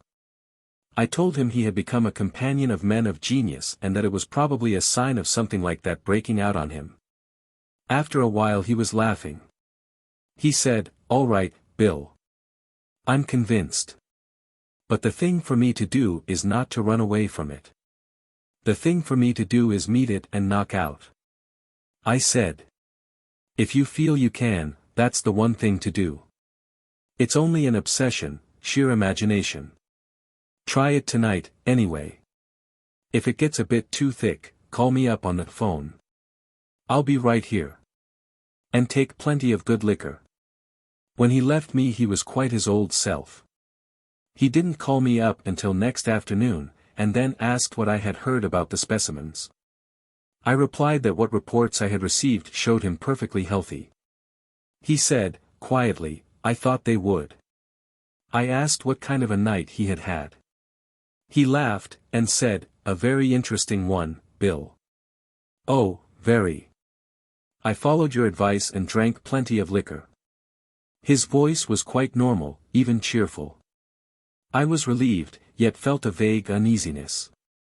I asked, how about your shadow? And plenty of shadow, he said. I told you, didn't I, that I thought it a woman's shadow? Well, it is. I said, you are better. Was your woman's shadow nice to you? He said, scandalously so, and promises to be even scandalouser. That's what made the night so interesting. He laughed again. And abruptly hung up. I thought, well, if Dick can joke like that about something that had him terrorized to the liver a day ago, he's getting over it.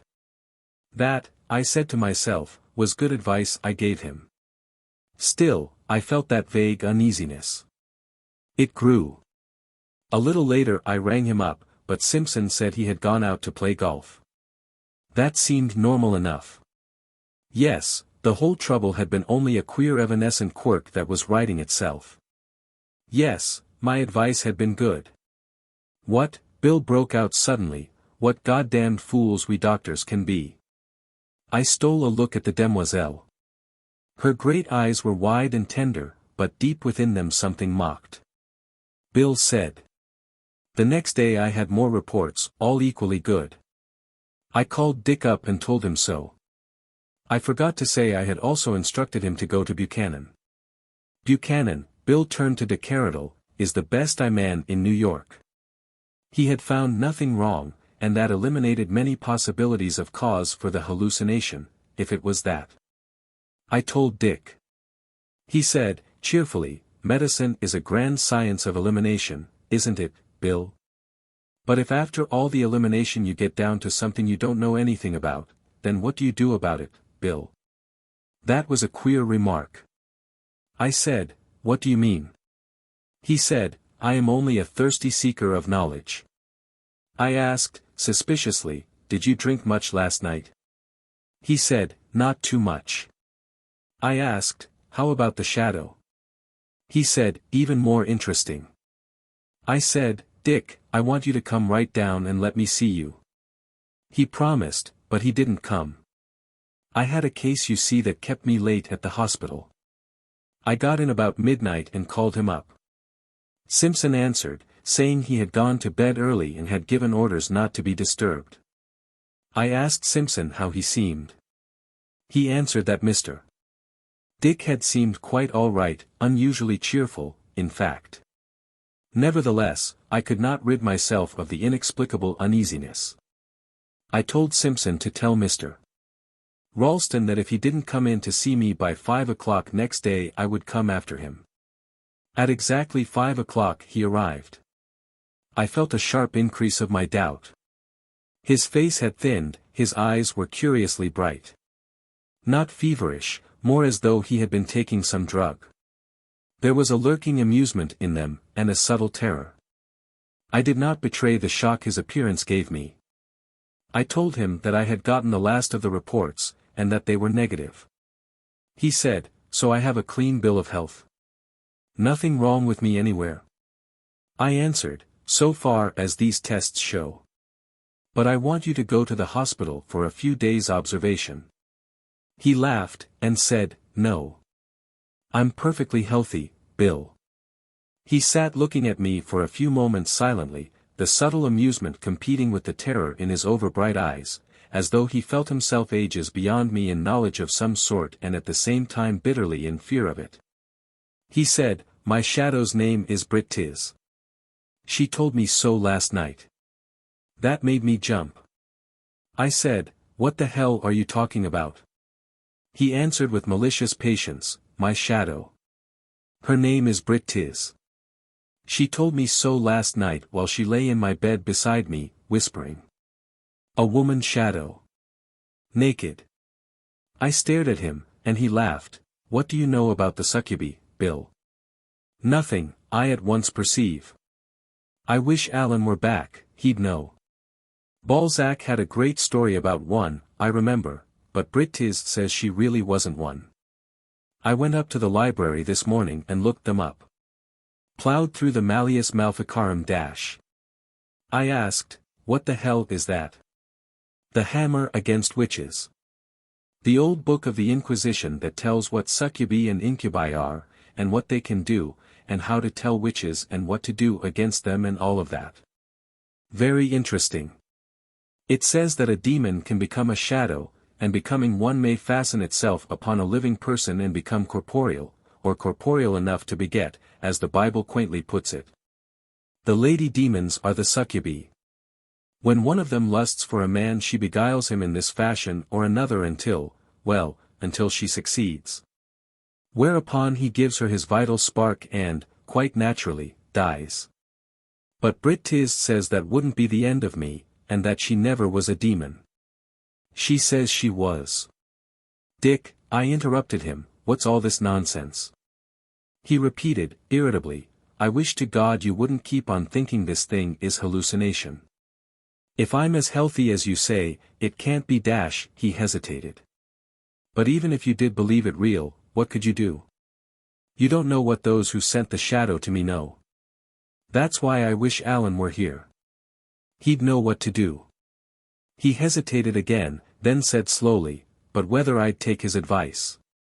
I'm not sure, now. I asked, what do you mean?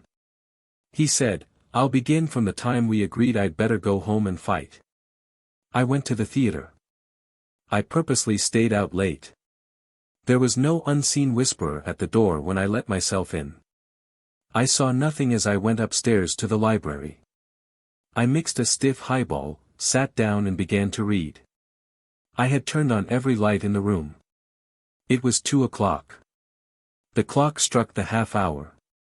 It roused me from the book.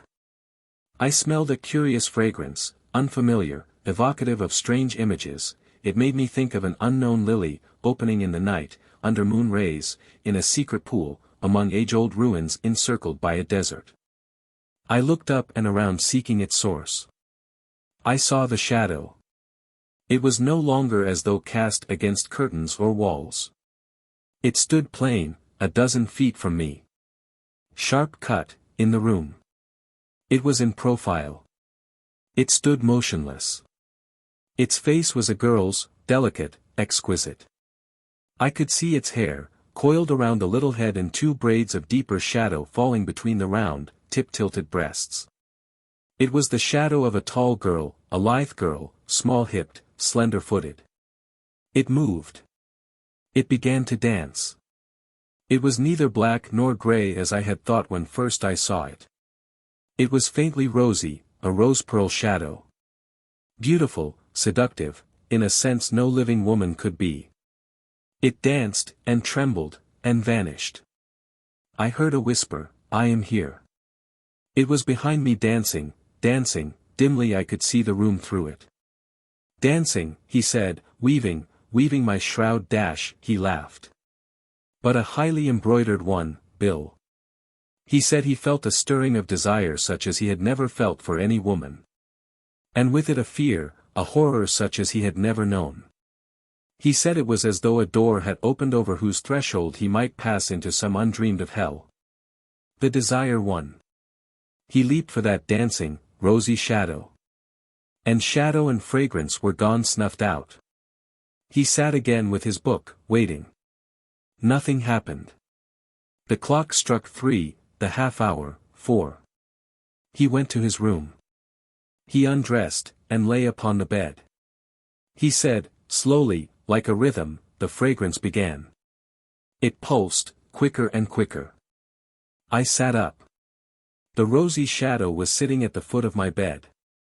I strained toward it. I could not move. I thought I heard it whisper, "Not yet, not yet." Progressive hallucination, the Keradel said.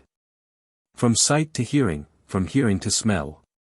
And then the color centers of the brain become involved. All this is obvious.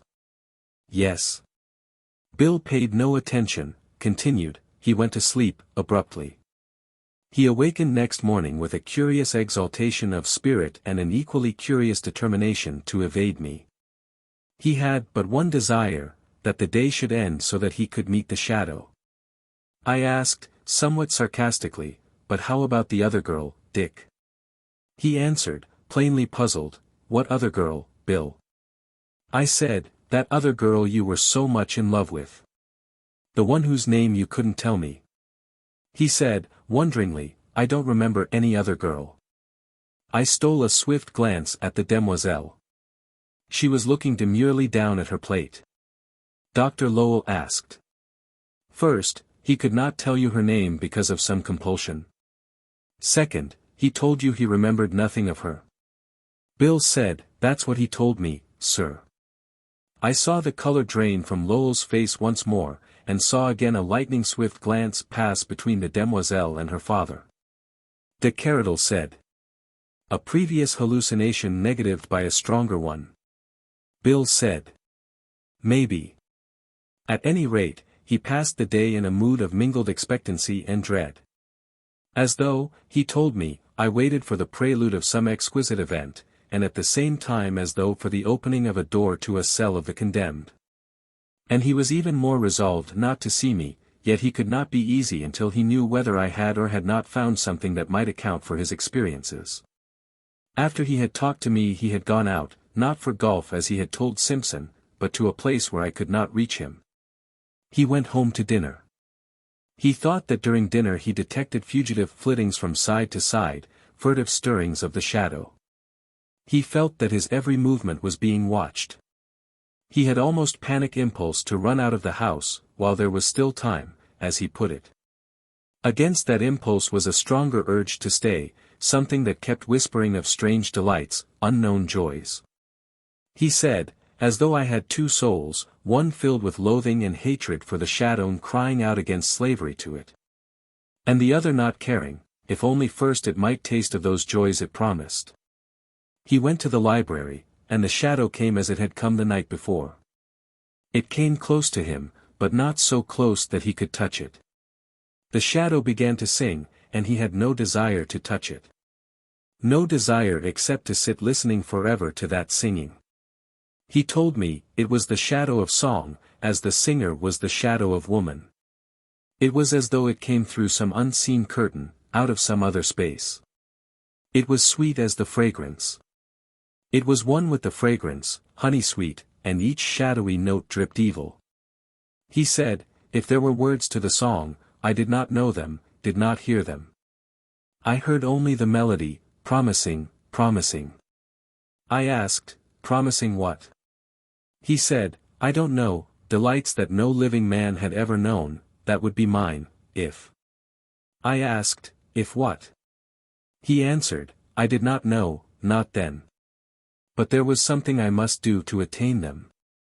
But what it was I did not know, not then. Singing died and shadow and fragrance were gone. He waited a while, and then went to his bedroom. The shadow did not reappear, although he thought it there, watching him. He sank again into that quick, deep and dreamless sleep. He awakened with a numbness of mind, an unaccustomed lethargy. Fragments of the shadow's song kept whispering through his mind. He said, they seem to make a web between reality and unreality. I had only one clear normal thought, and that was keen impatience to get the last of your reports. When you gave me them, that which hated and feared the shadow wept, but that which desired its embrace rejoiced. Night came, the third night. At dinner, he had no perception of lurking watcher. Nor in the library. He felt a vast disappointment and as vast a relief. He went to his bedroom. Nothing there. An hour or so later he turned in. It was a warm night, so he covered himself only with the sheet. He told me, I do not think I had been asleep. I am sure I was not asleep. But suddenly I felt the fragrance creep over me and I heard a whisper, close to my ear. I sat up. The shadow lay beside me. It was sharply outlined, pale rose upon the sheet. It was leaning toward me, one arm upon the pillow, cupped hand supporting its head. I could see the pointed nails of that hand, thought I could see the gleam of shadowy eyes. I summoned all my strength and laid my hand on it. I felt only the cool sheet.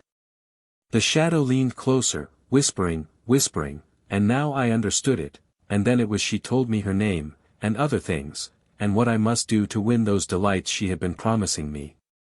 But I must not do this thing until she had done thus and so, and I must do it at the moment she kissed me and I could feel her lips on mine. I asked, sharply, what were you to do? He answered, kill myself. Dar. Lowell pushed back his chair, stood trembling, good God. And he did kill himself. Dr. Bennet, I do not see why you did not consult me in this case. Knowing what I told you of. Bill interrupted, precisely because of that, sir. I had my reasons for wishing to handle it alone. Reasons which I am prepared to defend before you. Before Lowell could answer, he went on swiftly, I told him, it's nothing but hallucination, Dick, a phantom of the imagination. Nevertheless, it has reached a stage I don't like. You must take dinner with me, and stay here for the night at least. If you won't consent, frankly I'm going to use force to make you. He looked at me for a moment with the subtle amusement in his eyes intensified. He said, quietly, but if it's only hallucination, Bill, what good will that do? I'll still have my imagination with me, won't I? What's to keep it from conjuring up Britis here just as well as at home? I said, all that be damned. Here you stay. He said, it goes. I'd like to try the experiment. We had dinner. I wouldn't let him speak again of the shadow. I slipped a strong sleepmaker into a drink. In fact, I doped him. In a little while he began to get heavy-eyed. I put him to bed.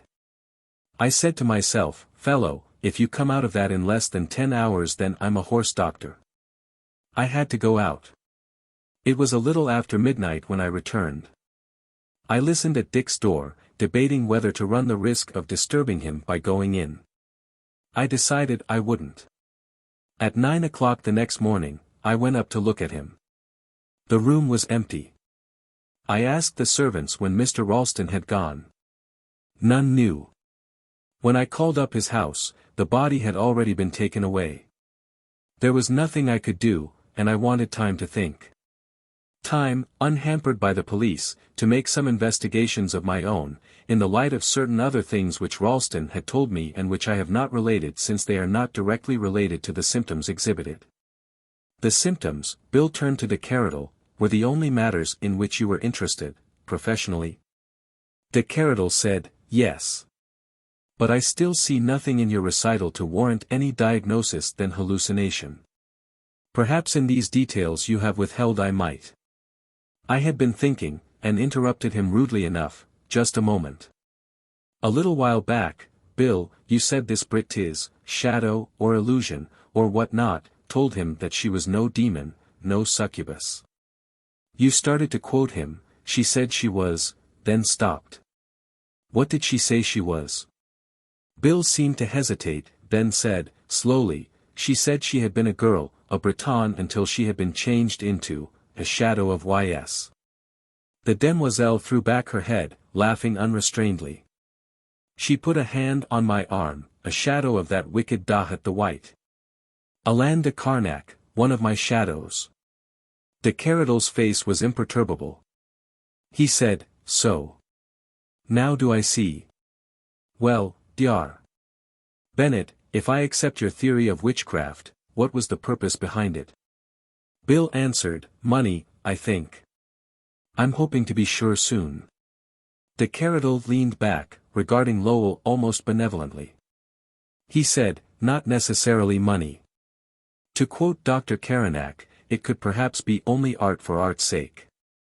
Self-expression of a true artist. Pride. I once knew well, what without doubt the superstitious would have called her a witch, who had that pride of workmanship. This will interest you, Dr. Lowell. It was in Prague. I saw Lowell start, violently. The Keradel went blandly on, a true artist, who practiced her art, or used her wisdom, or, if you prefer, Dr. Bennett, practiced her witchcraft, solely for the satisfaction it gave her as an artist. Among other things, so it was whispered, she could imprison something of one she had killed within little dolls made in that one's image, animating them. And then make them do her will. He leaned toward Lowell, solicitously. Are you ill, Dr. Lowell? Lowell was paper white, his eyes fixed on the Keradel and filled with incredulous recognition. He recovered himself. Said in a firm voice, a pang I sometimes suffer. It is nothing. Go on. The Keradel said, a truly great, witch, Dr. Bennett. Although I would not call her witch but mistress of ancient secrets, lost wisdom. She went from Prague to this city. Arriving, I tried to find her. I learned where she had lived, but, alas. She and her niece had been burned to death, with her dolls, their home destroyed. A most mysterious fire. I was rather relieved. Frankly, I was glad, for I had been a little afraid of the doll maker. I hold no grudge against those who encompassed her destruction, if it were deliberate. In fact, this may sound callous but you, my dear Dr. Lowell, will understand I am sure. In fact, I feel a certain gratitude to them, if they are. He glanced at his watch, then spoke to the demoiselle, my daughter, we must be going. We are already late. The time has passed so pleasantly, so quickly. He paused, then said with emphasis, slowly, had I the powers she had at her command, for powers she did have else I, the Keradel, would have felt no fear of her, I say, had I those powers. None who threatened me, none even who hampered me in what I had determined to do, would would live long enough to become a serious menace. I am sure, he looked sharply at Lowell, at Helen and Bill, let his pale eyes dwell for a moment on mine, I am sure that even gratitude could not save them, nor those dear to them. There was an odd silence. Bill broke it. He said, somberly, fair enough, de Keradel. The demoiselle arose, smiling. Helen led her to the hall. No one would have thought they hated each other. While de Keradel bade courteous farewell to Lowell, the demoiselle drew close to me. She whispered. I will be awaiting you tomorrow, Alan Caranac. At 8. We have much to say to each other. Do not fail me. She slipped something in my hand. De Keradel said, soon I shall be ready for my greatest experiment. I look for you to witness it, Dr. Lowell. You too, Dr. Caranac, you, it will especially interest. Till then, adieu.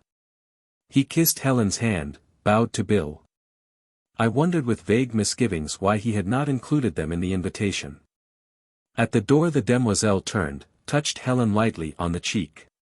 She said, some there be that shadows kiss. Her laughter rippled like little waves as she swept down the steps after her father and into the waiting automobile. 7. The Dollmaker's Lover. Briggs closed the door and walked away. We four stood in the hall, silent. Suddenly Helen stamped a foot. She said, furiously. Damn her. She tried to make me feel like a slave girl. As if I were one of your lesser concubines, Alan, whom it amused your queen to notice. I grinned, for it was almost exactly what I had thought. She said, viciously. I saw her whispering to you. I suppose she was asking you to come up and see her sometime. She gave a Mae West wriggle. I opened my hand and looked at what the demoiselle had slipped into it. It was an extremely thin silver bracelet's half-inch band almost as flexible as heavy silk. Set in it was a polished, roughly oval black pebble. Incised upon its smoothed outer face, then filled in with some red material, was the symbol of the power of the ancient god of ocean, who had many names long centuries before the Greeks named him Poseidon, the three-tined fork. His trident with which he governed his billows. It was one of those mysterious talismans of the swarthy little Azilian Tardenois people who some 17,000 years ago wiped out the tall, big-brained, fair-haired and blue-eyed Cro-Magnons, who, like them, came from none knows where into Western Europe. Along the silver band, its jaws holding the pebble, was crudely cut a winged serpent. Yes, I knew what that pebble was, right enough. But what puzzled me was the conviction that I also knew this particular stone and bracelet. That I had seen them many times before, could even read the symbol, if only I could force remembrance. Perhaps if I put it around my wrist I would remember. Helen struck the bracelet from my hand. She put her heel on it and ground it into the rug. She said, "That's the second time tonight that she-devil has tried to snap her manacles on you." I bent down to pick up the bracelet, and she kicked it away. Bill stooped and retrieved it. He handed it to me and I dropped it in my pocket. Bill said, sharply, "Pipe down, Helen. He has to go through with it. He's probably safer than you and I are, at that." Helen said, passionately, "Let her try to get him." She looked at me, grimly, "But I don't exactly trust you with the demoiselle, Alan.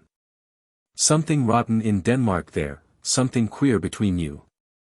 I wouldn't hunger after that white fleshpot of Egypt if I were you. There've been a lot of misguided moths sipping at that flower." I flushed. "Your frankness, darling, is of your generation, and your metaphors as mixed as its morals. Nevertheless, you need not be jealous of the demoiselle." That was a lie, of course. I felt the vague, inexplicable fear of her, suspicion, and a lurking, inexorable hatred, yet there was something else. She was very beautiful. Never could I love her in the way I could Helen.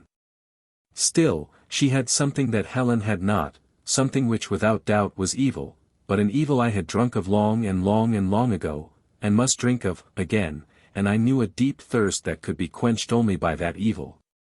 Helen said, quietly. I could not be jealous of her.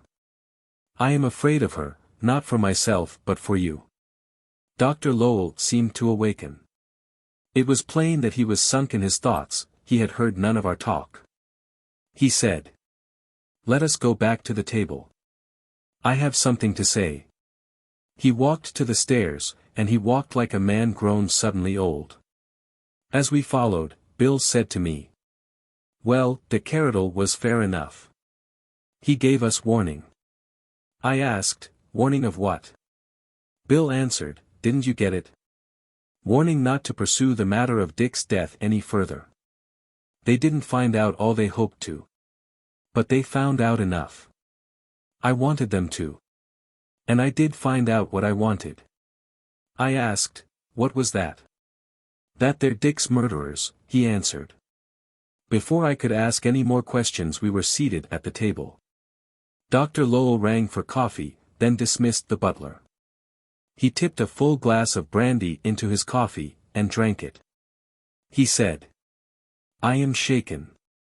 Undeniably I am shaken. An experience, a dreadful experience, which I had thought ended forever, has been reopened. I have told Helen of that experience. She has a strong soul, a clear brain, she is a bright spirit. Am I to understand, he addressed Bill, that Helen was also in your confidence this evening, that she knew in advance the facts that so strongly surprised me? Bill answered, partly, sir. She knew about the shadow, but she didn't know that the Demoiselle de Keradel had an YS pinned in her name. No more did I. Nor had I any cogent reason to suspect the de Keradels when they accepted your invitation. Before that, I did not go into the details of the Ralston case with you because, from the very first, I had the feeling that they would revive painful memories. And obviously, until de Keradel himself revealed it, I could have had no suspicion that he was so closely connected with the dark center of those memories. Lowell asked, did Dr. Caranac know? No. I had determined, whether or not my suspicions seemed to be warranted, to spread Dick's story before de Keradel. I had persuaded Dr. Caranac to anger him. I wanted to watch the reactions of himself and his daughter. I wanted to watch the reactions of Dr. Caranac and yourself. I hold myself entirely justified. I wanted de Keradel to show his hand. If I had laid my own hand before you, never would he have done so. You would have been on your guard, and de Keradel would have known it. He, also, would have been on guard.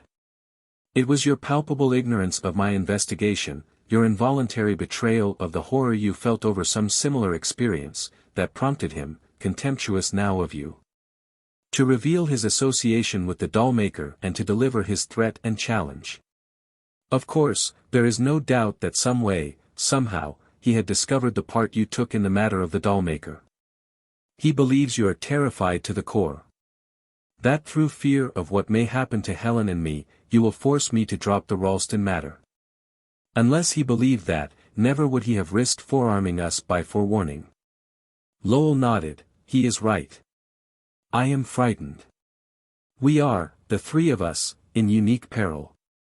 But, also, he is wrong. We must go on. Helen said, sharply, the three of us. I think Alan is in worse danger than any of us. The demoiselle has her brand all ready to add him to her herd. I said. Try not to be so vulgar, darling. I spoke to Lowell, I am still in the dark, sir.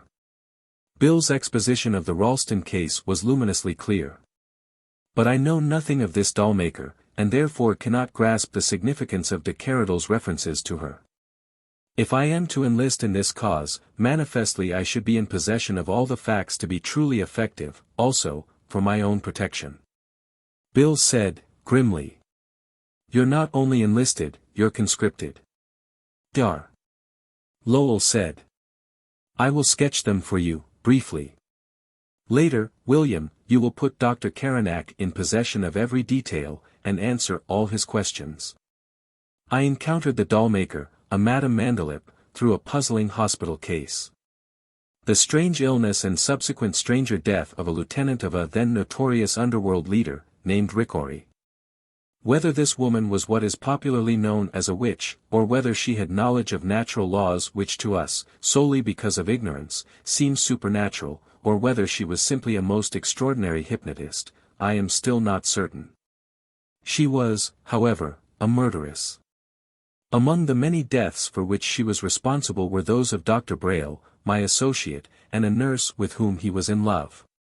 This Madame Mandelip was an extraordinary artist, whatever else she might be. She made dolls of astonishing beauty and naturalness. She kept a doll shop where she selected her victims from those who came to buy. She killed by means of a poisonous salve which she found means to use after winning the confidence of her victims. She made effigies, dolls, of these, in their faithful image, in faithful likeness to them. These dolls she then sent out on her errands of murder, animated, or at least so she implied, by something of the vital or, if you will, spiritual essence of those whose bodies they counterfeited, something that was wholly evil. Little demons with slender stilettos, who went forth under care of a white-faced, terror-stricken girl whom she called her niece, subject so long to her hypnotic control that she had become, literally, another self of the doll-maker. But whether illusion or reality, of one thing there was no doubt, the dolls killed. Rickory was one of her victims, but recovered under my care in this house. He was superstitious, believed Madame Mandelip a witch, and vowed her execution. He kidnapped the niece, and in this house I placed her under my own hypnotic control to draw from her the secrets of the doll-maker. She died in this hypnosis, crying out that the doll-maker's hands were round her heart, strangling it. He paused, eyes haunted as though seeing again some dreadful picture, then went steadily on. But before she died, she told us that Madame Mandelip had possessed a lover in Prague to whom she had taught the secret of the living dolls. And that same night Rickory and some of his men went forth to execute the doll-maker. She was executed by fire. I, though against my will, was a witness of that incredible scene, incredible still to me although I saw it. He paused, then lifted his glass with steady hand. Well, it seems that the Keradel was that lover. It seems that beside the secret of the dolls, he knows the secret of the shadows, or is it the demoiselle who knows that, I wonder? And what else of the dark wisdom, who knows? Well, that is that, and now all is to be done again. But this will be more difficult. He said, musingly, I wish Rickory were here to help us. But he is in Italy. Nor could I reach him in time. But his ablest man, one who passed through the whole experience with us, who was there at the execution, he is here. McCann. I'll get McCann. He arose. Dr. Caranac, you will excuse me. William, I leave things in your hands. I'm going to my study and then to bed, I am shaken. Helen, my dear, take care of Dr. Caranac.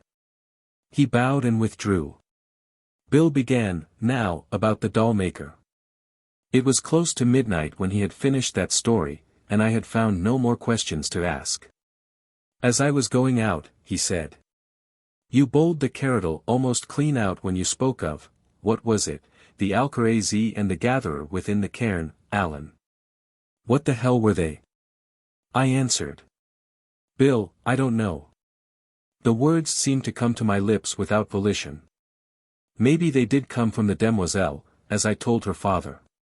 But deep within me I knew that wasn't true, that I did know, had known, the Alcaraz and its dread gatherer, and that some day I would, remember. Helen said, Bill, turn your head. She threw her arms around my neck, and pressed her lips to mine, savagely, she whispered, it makes my heart sing that you are here, and it breaks my heart that you are here. I'm afraid, I'm so afraid for you, Alan. She leaned back, laughing a little, I suppose you're thinking this is the precipitancy of my generation, and its morals, and maybe vulgar, too. But it really isn't as sudden as it seems, darling. Remember, I've loved you since the hornets and snakes. I gave her back her kiss. The revelation that had begun when I had met her, had come to complete and affirmative conclusion. As I made my way to the club, all that was in my mind was the face of Helen, the burnished copper helmet of her hair and her eyes of golden amber. The face of the demoiselle, if I saw it at all, was nothing but a mist of silver gilt over two purple splotches in a featureless white mask. I was happy. I started to undress, whistling, Helen's face still clear-cut before me. I put my hand in my pocket and drew out the silver bracelet with the black stone. The face of Helen faded abruptly. In its place, as clearly cut, even more alive, was the face of the demoiselle with her great eyes tender, her lips smiling. I threw the bracelet from me, as though it had been a snake. But when I went to sleep it was still the face of the demoiselle and not the face of Helen that was back of my eyes. 8. In Dahut's Tower, New York. I woke up next morning with a headache. Also, out of a dream which began with dolls holding foot-long needles in one hand dancing with pink shadows around circles of enormous standing stones, and with Helen and the demoiselle alternately and rapidly embracing and kissing me. I mean that Helen would embrace and kiss me, and then she would fade into the demoiselle, and then the demoiselle would do the same and as quickly fade into Helen, and so on and so on.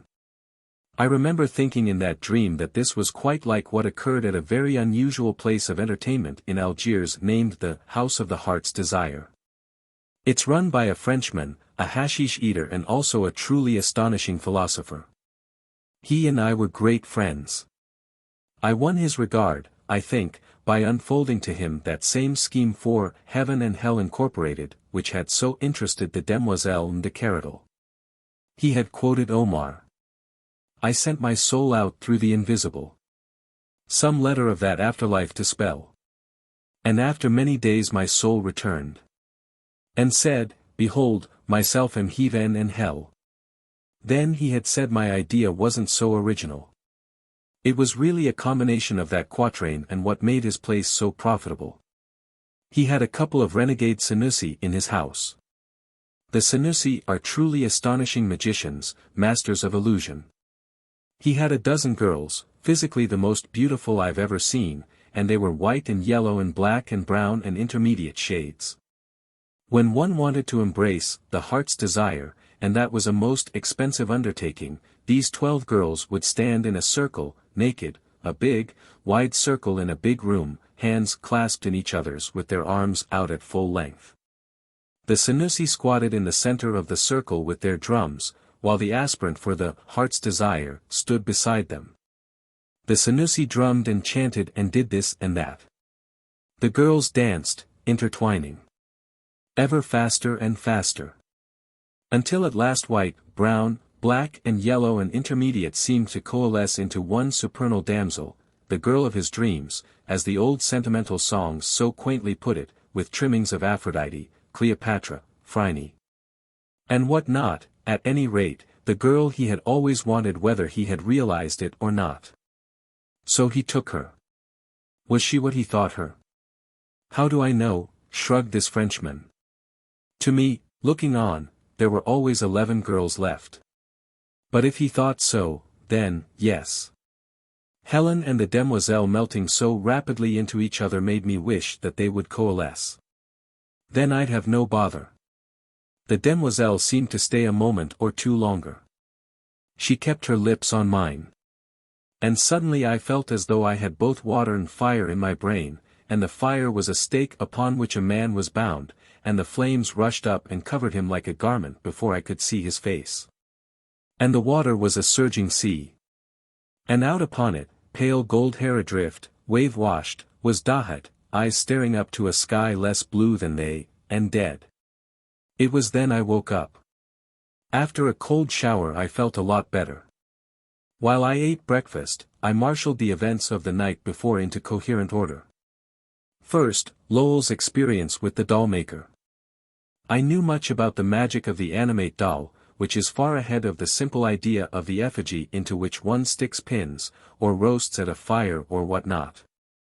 Nor was I so sure that the hypothesis of hypnotism could account for a belief of such ancient and widespread popularity. But more ancient still, and much more sinister, was the shadow magic that had slain Dick. The Germans might give it the more or less humorous twist of Peter Schlemihl who sold his shadow to the devil. And Barrie give it his own labored whimsicality of Peter Pan whose shadow was caught in a drawer and got torn, yet the fact remained that of all beliefs this of the sharing of his shadow with a man's life, personality, soul, whatever one may term it, was, perhaps, the most ancient of all. And the sacrifices and rites connected with propitiation or safety from shadows could parallel any for downright devilishness. I determined to go up to the library and look up shadow lore. I went to my room and called up Helen. I said, "Darling, do you know that I love you desperately?" She said, "I know that if you don't you're going to." I said, "I'm going to be tied up this afternoon, but there is tonight." Helen said, "I'll be waiting for you, darling." "But you're not going to see that white devil today, are you?" I answered, "I am not. I've even forgotten what she looks like." Helen laughed. My foot touched something and I looked down. It was the bracelet I had thrown away. Helen said, "Tonight then." I picked up the bracelet and dropped it in my pocket. I answered, mechanically, "Tonight." Instead of looking up shadow lore, I spent the afternoon at two unusual private libraries to which I have access. Delving into old books and manuscripts upon ancient Brittany, or Armorica as it was called before the coming of the Romans and for 5 centuries thereafter. What I was looking for were references to Y.S., and what I hoped for was to find some mention of the Alcaraz and the Gatherer in the cairn. Obviously, I must have read or heard those names somewhere, sometime. The only other reasonable explanation was that the demoiselle had suggested them to me, and recalling the vividness of that vision of Caranac under the touch of her hand, I was not inclined to reject that. On the other hand she had denied it and I was as strongly disinclined to reject her denial. It had sounded like truth to me. Of the Alcaraz I found no mention whatsoever. In a palimpsest of the 7th century, one torn leaf, there were a few sentences that might or might not refer to the Gatherer. It read, translating freely the monkish Latin. Is said that it was not because this people of Armorica took part in the Gaulish insurrection that the Romans treated them with such severity but because of certain cruel and wicked rites unparalleled in their evil by any tribe or people with whom the Romans had come in contact. There was several words illegible, the place of the standing stones called, 2 whole lines illegible, beating in their breasts first slowly, another lapse, until breast and even the heart were crushed and then when within the crypt of the center temple the blackness began. Here the fragment ended. Could this, place of the standing stones, have been Caranac, and the blackness, that began, within the crypt of the center temple, have been the Gatherer within the cairn? It well might be. I knew, of course, that the Romans had practically exterminated the primitive population of Armorica after that insurrection of 52 AD.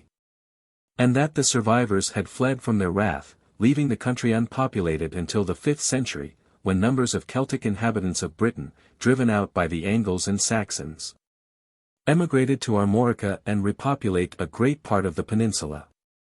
The Romans, taken all in all, were a broad-minded lot with the widest tolerance for the gods of those they conquered. Nor was it their custom to deal thus savagely with the conquered. What could have been these, cruel and wicked rites unparalleled in their evil, which had so shocked them that they had so ruthlessly stamped out those who practiced them?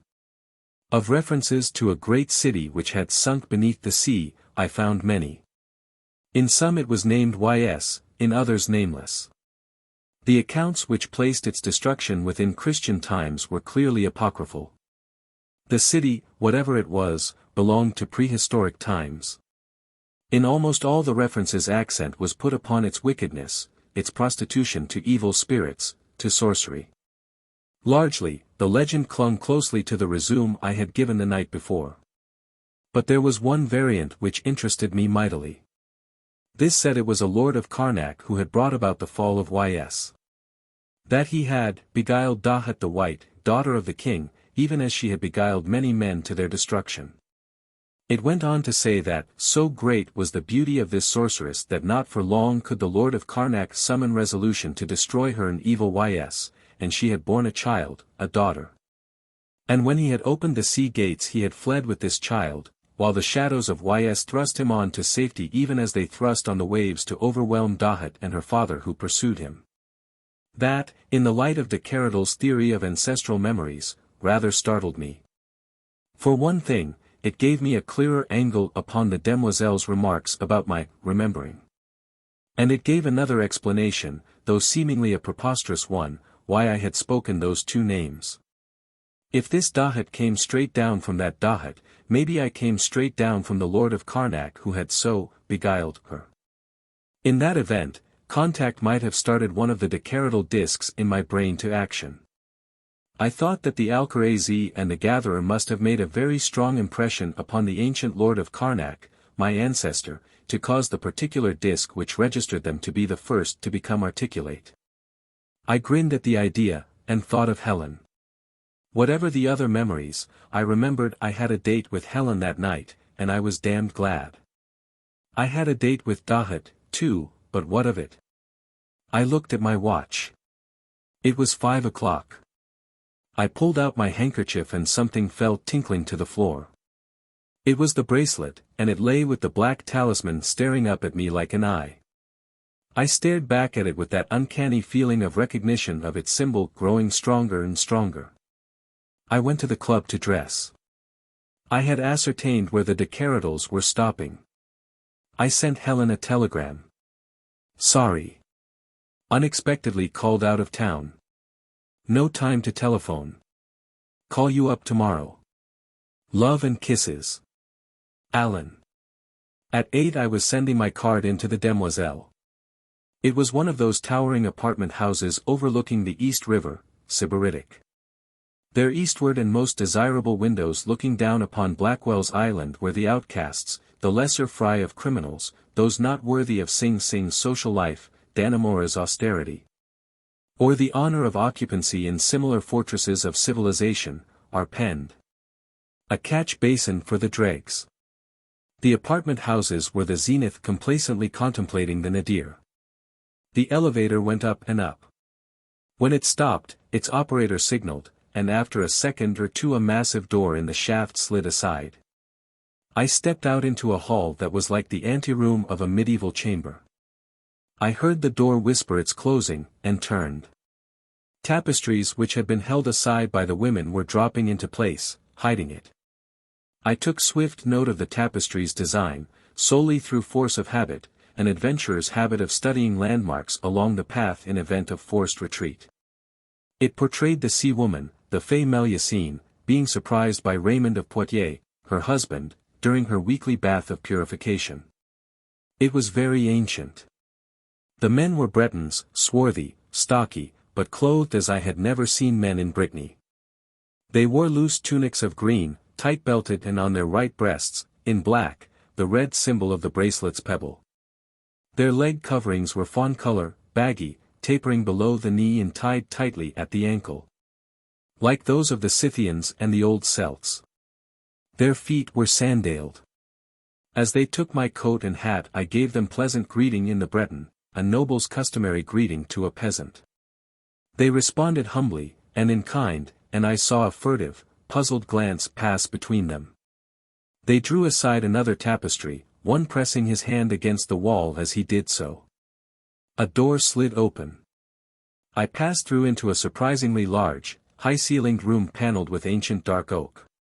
It was dimly lit, but I glimpsed carven chests here and there, an astrolabe, and a great table strewn with leathern and vellum-covered books. I turned just in time to see the door slip back in place, leaving the paneling apparently unbroken. Nevertheless, I thought I could find it again in case of need. The two men led me across the room, toward its right-hand corner. Again they drew a tapestry aside, and a mellow golden glow bathed me. They bowed, and I passed into the glow. I stood in an octagonal room not more than 20 feet across. Its 8 sides were covered with silken hangings of exquisite texture.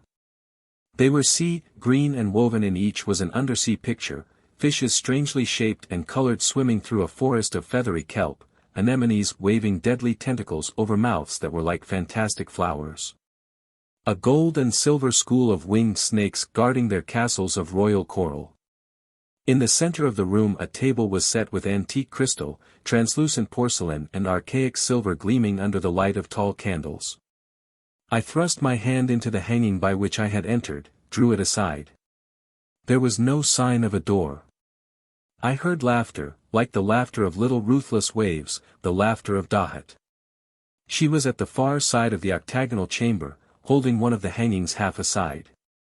There was another room there, for light streamed through and formed a faint rosy aureole around her head. And the beauty of her made me for a dozen heartbeats forget everything else in the world, even forget that there was a world. From white shoulders to white feet she was draped in a web-like gown of filmy green in flowing folds like the stola of the women of ancient Rome. Her feet were sandaled. Two thick braids of her pale gold hair dropped between her breasts, and through her drapings every lovely line and contour were plain. She wore no jewels, nor needed any. Her eyes both caressed and menaced me, and there was both tenderness and menace in her laughter. She came toward me and put her hands on my shoulders. Her fragrance was like that of some strange flower of the sea, and touch and fragrance rocked me. She said, and in the Breton tongue, "So, Alan, you still are cautious. But tonight you go only when it is my will that you go. You taught me my lesson well, Alan de Caranac." I asked, stupidly, still under that numbing spell of her beauty. "When did I teach you anything, demoiselle?" She answered. "Long, and long, and long ago." And now I thought that the menace nigh banished the tenderness in her eyes. The straight brows drew together in unbroken line. She said, absently, "I had thought that it would be easy to say that which I have to say when I met you tonight, Alan. I thought the words would pour from me, as the waters poured over Ys. But I am confused. I find it difficult, the memories struggle against each other, hate and love battle." By now I had gotten myself a little in hand. I said, "I, too, am confused, demoiselle. I do not speak the Breton as you, and that, perhaps, is why I am dull to your meaning. Could we not speak French or English?" The truth was that the Breton was a little too intimate, brought me too close to her mind. The other languages would be a barrier. And then I thought, a barrier against what? She said, fiercely, "No. And no longer call me demoiselle, nor de Keradel. You know me." I laughed and answered, "If you are not the demoiselle de Keradel, then you are the Sife Melusine, or Gulner the Seaborn, and I am safe in your." I looked at the hangings, aquarium. She said, somberly, "I am Dahut. Dahut the white, Dahut of the shadows. Dahut of ancient Ys. Reborn. Reborn here," she tapped her forehead. "And you are Alan de Caranac, my ancient love, my great love, my treacherous love. So, beware." Suddenly she leaned toward me. She pressed her lips to mine, savagely, so savagely that her small teeth bruised them. It was not a kiss one could be indifferent to. My arms held her, and it was as though I held flame sheathed in fair flesh. She thrust me from her with what was almost a blow, and so strongly that I stumbled back a step. She walked to the table and filled from an ewer 2 slender glasses with pale yellow wine. She said, with mockery, "To our last parting, Alan. And to our reunion." And as I hesitated at the toast, "Don't be afraid, it is no witch's potion." I touched her glass and drank. We sat, and at some signal I neither saw nor heard, 2 other of the oddly dressed servants came in and served. They did it in the olden way, kneeling. The wines were excellent, the dinner was superb. The demoiselle ate and drank daintily. She spoke little, at times deep in thought, at times regarding me with that blend of tenderness and malice. I have never dined tête-à-tête with a pretty girl and had so little to say, nor with one who was so silent. We were, in fact, like 2 opponents in some game upon which vital issues hung, studying our moves, studying each other, before beginning it. Whatever the game, I had the uncomfortable feeling that the demoiselle knew much more about it than I had, in all probability, made the rules. From the great room beyond the hidden door came muted music and singing. They were queer melodies, vaguely familiar. It was as though the singers were in that room, and yet far, far away. They were shadows of song and music. Shadows of song. Suddenly I thought of Dick's description of the singing of the shadow. A creep went down my spine. I looked up from my plate to find Dahut's gaze upon me, amused, mockery in it. I felt wholesome anger begin to stir in me. The lurking fear of her vanished. She was a beautiful woman, and dangerous. That was all. But how dangerous rested with me. I had no doubt she knew what I was thinking. She summoned the servants and they cleared the table, leaving the wine. She said, matter-of-factly, "We'll go out on the terrace. Bring the wine with you, Alan. You may need it." I laughed at that, but picked up a bottle and glasses and followed her through the hangings into the room of rosy light. It was her bedroom. Like the other it was octagonal, but, unlike it, the top was that of a true turret, that is, the ceiling did not run straight across. It lifted in a graceful cone. In fact, the two rooms made a double tower, and I surmised that the walls were false, having been built into what had been one large chamber. In this, they were hung with the same sea-green tapestries but with no figures upon them. As I walked slowly on, their hues seemed to change and shift, darkening here into ocean depths, lightening there into the pale emerald of shallows, while constantly within them moved shadows. Shadowy shapes that floated up from the depths, then loitered, then languidly sank beneath the range of sight. There was a low, wide bed, an ancient armoire, a table, 2 or 3 low stools, a curiously carven and painted chest, a couch. The rosy light streamed down from some cunningly hidden fixture in the turret's roof. I felt again the uncomfortable sense of familiarity that had come to me when I had looked upon the black pebble of the bracelet. A casement opened upon the terrace. I set the wine upon the table and walked out upon the terrace, Dahut beside me. The tower was at the top of the building as I had thought, and at its southeast corner. At my right was the magical night panorama of New York. Far below, the East River was a belt of tarnished silver studded with the diamond bands of bridges. About 20 feet beneath was another terrace, plain to the view since the building was of the step-back kind. I said to the demoiselle, jestingly, "Is this like your tower in ancient Y.S., Dahut? And was it from a balcony such as this that your servants hurled the lovers of whom you had tired?" This was in questionable taste, but she had invited it, and, beside, the inexplicable anger was growing within me. She answered, "It was not so high. Nor were the nights in Y.S. like these. You looked up into the skies to see the stars, instead of down upon the city. And my tower looked down upon the sea. Nor did I cast my lovers from it, since in death, they served me better than in life. And not by casting them from any tower could I have brought that to be." She had spoken tranquilly, with evident sincerity. Whether she had spoken truth or not, I had then no slightest doubt that what she had spoken she believed to be truth. I caught her by the wrists. I said, "Did you kill Ralston?" She answered with that same tranquility, "Why, yes."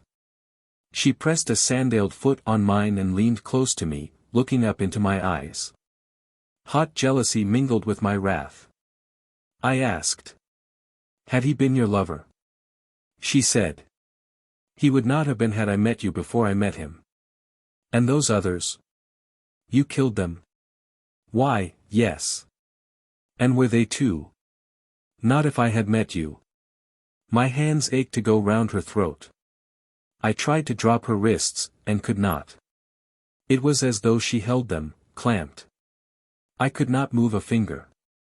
I said, "You are a flower of evil, Dahut, and your roots feed on hell." I said, "It was his money then that bought you, like any harlot." She leaned back and laughed, and her eyes laughed, and in the laughter of eyes and mouth was triumph. She said, "In the old days you cared nothing about lovers who had gone before. Why do you care now, Alan?" "But no, it was not his money. Nor did he die because he had given it to me. I was tired of him, Alan, yet I liked him. And Britiz had had no amusement for a long, long time, poor child. If I had not liked him I would not have given him to Britiz. I came back to sanity. Undoubtedly, the demoiselle was scoring me off for those suggestions of mine about her the night before. Her method might be a bit elaborate, but certainly it had been effective. I was more than a little ashamed of myself. I dropped her hands and laughed with her, but why and whence that anger and the devastating jealousy? I thrust that doubt aside. I said, ruefully, Dahut, that wine of yours must have been more potent than I knew. I've been acting like a damned fool, and I ask forgiveness. She looked at me, enigmatically. Forgiveness? Now, I wonder. I am cold. Let us go in. I followed her into the turreted room. Suddenly I, too, felt cold, and a strange weakness. I poured some wine and drank it down. I sat upon the couch. There was a haziness about my thoughts, as though a cold fog had gathered round my brain. I poured another glass of wine. I saw that Dahut had brought one of the stools and was sitting at my feet. In her hands was an old and many-stringed lute. She laughed again, and whispered. You ask forgiveness, and you do not know what it is that you ask. She touched the strings and began to sing. There was something archaic about that song, all weird, sighing minors. I thought that I ought to know that song, that I did know it, had heard it often and often, in just such a turret as this. I looked at the walls. The hues in the hangings were shifting more rapidly, changing from malachite depths to pallid shoals.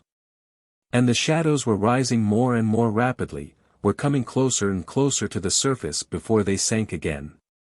Dahut said. You brought the bracelet I gave you.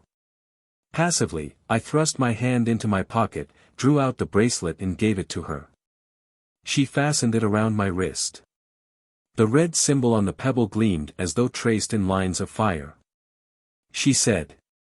You have forgotten I gave you that, long and long and long ago, lover I loved above all men, lover I have hated above all men. And you have forgotten the name it bears. Well, hear that name once more, Alan Caranac. And remember what you ask me to forgive. She spoke a name. Hearing it, a million sparks seemed to burst in my brain, fireflies dissipating the cold fog that gripped it. She spoke it again, and the shadows within the green tapestries rushed to the surface of the waves, twined arms, locked hands. Round and round and round the walls they danced, faster and ever faster, shadows of women and of men.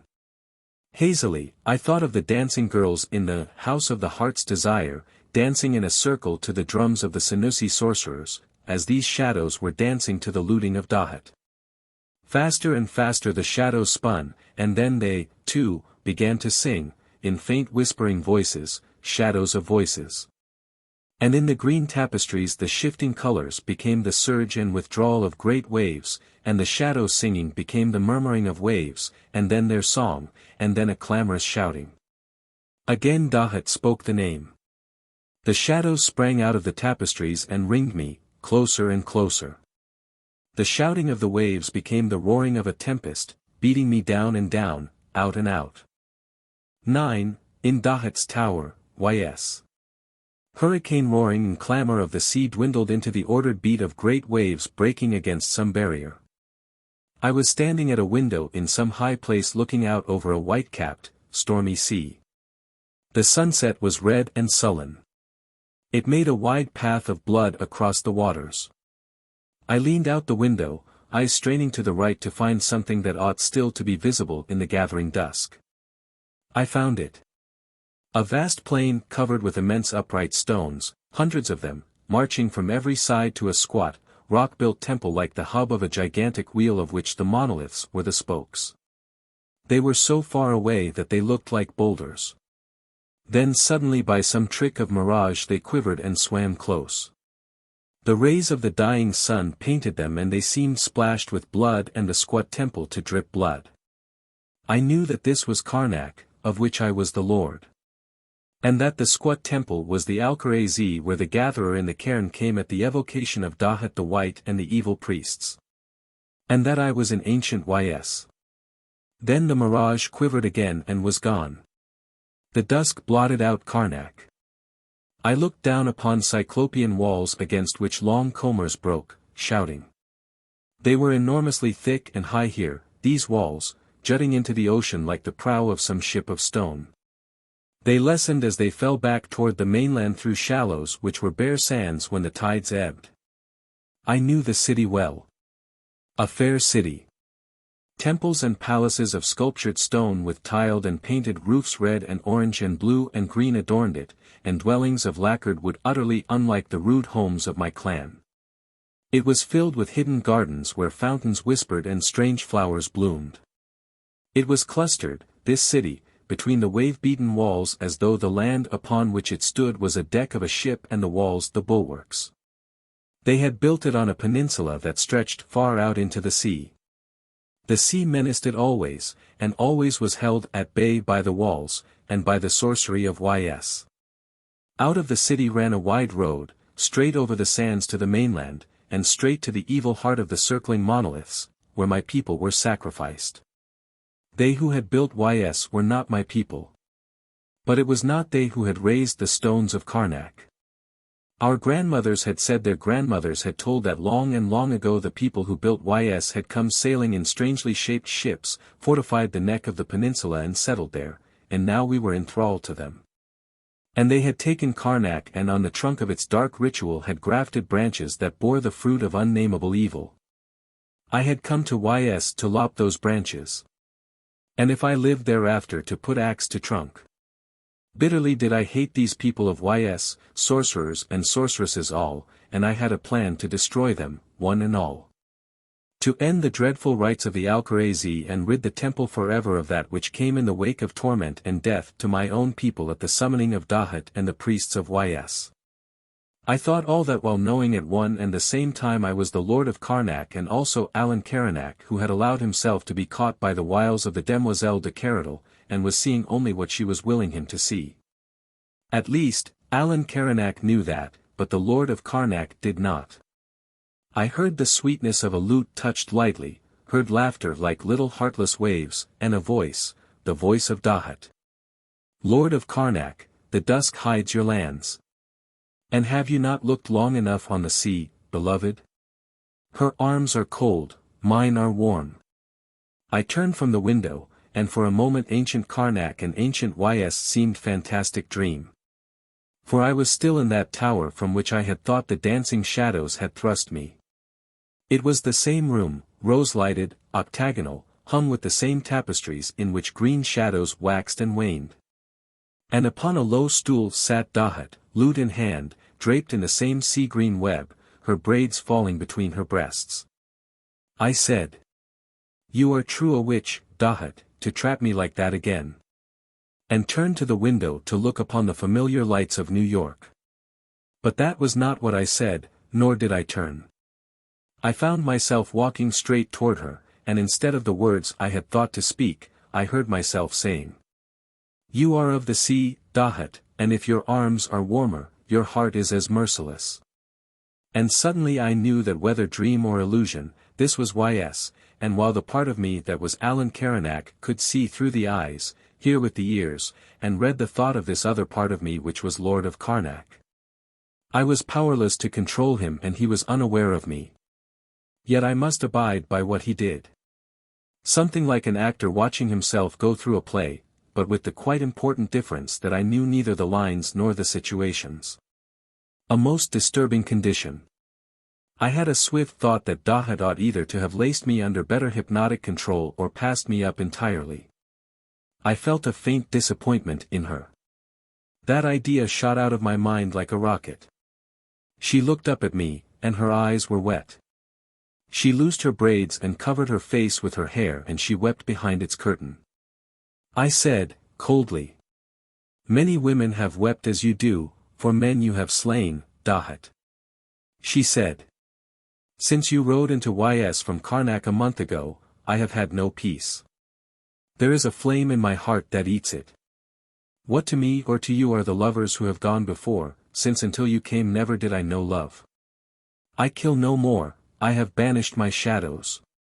I asked, grimly. What if they do not accept their banishment? She threw back her hair, looked at me, sharply. What do you mean by that? I answered. I make serfs. I train them to serve me well and to acknowledge no other master. I feed and house them. Suppose, then, I feed them no longer, deny them shelter. Banish them. What will my hungry, homeless serfs do, Dahut? She said, incredulously. You mean my shadows may rebel against me? She laughed, then her eyes narrowed, calculatingly. Still there is something in what you say. And what I have made, I can unmake. I thought that a sighing went round the room, and that for an instant the hues in the tapestries shifted more rapidly. If so, Dahut paid no heed, sat pensive. She said, musingly. After all, they do not love me, my shadows. They do my bidding, but they do not love me, who made them. No. I who was Alan Caranac smiled at this, but then I reflected that the I who was Lord of Carnac, quite evidently took these shadows seriously, disconcertingly, as matter of fact. As Dick had. She stood up, threw white arms around my neck, and the fragrance of her that was like some secret flower of the sea rocked me, and at her touch desire flamed through me. She said, languorously. Beloved who have swept my heart clean of all other loves, who have awakened me to love, why will you not love me? I said, thickly. I do love you, Dahut, but I do not trust you. How can I know your love will last? Or that the time may not come when I, too, become a shadow, as did those others who loved you? She answered, lips close to mine. I have told you. I loved none of them. I said, there was one you loved. She swayed back, looked deep into my eyes, her own sparkling. You mean the child, you are jealous, Alan, and therefore I know you love me. I will send away the child. Nay, if you desire, she shall be slain. And now I felt cold fury stifle all desire for this woman who held life so lightly against passion that she would turn her hand even against the daughter she had borne. Ah, but that was no secret, even in Carnac. I had seen the little Dahut, violet-eyed, milk-white with the moonfire in her veins, no mistaking who had given her birth, even had her mother denied her. But I mastered the fury, after all, it was but what I had expected, and it steeled me in my determination. No, I shook my head. What would that mean but that you had tired of her, as you tired of her father, as you tired of all your lovers? She whispered, desperately, and if I ever saw true madness of love in a woman's face it was there in hers. What can I do? Alan, what can I do to gain your trust? I said, when the moon wanes, then is the feast of the Alcarazi. Then you will summon the gatherer in the cairn, and then will many of my people die under the mauls of the priests and many more be swallowed by the blackness. Promise me you will not summon it. Then I will trust you. She shrank away, lips white. She whispered, I cannot do that. It would mean the end of YS. It would mean the end of me. The gatherer would summon me. Ask anything else, beloved, but that I cannot do. Well, I had expected her refusal, had hoped for it. I said. Then give me the keys to the sea gates.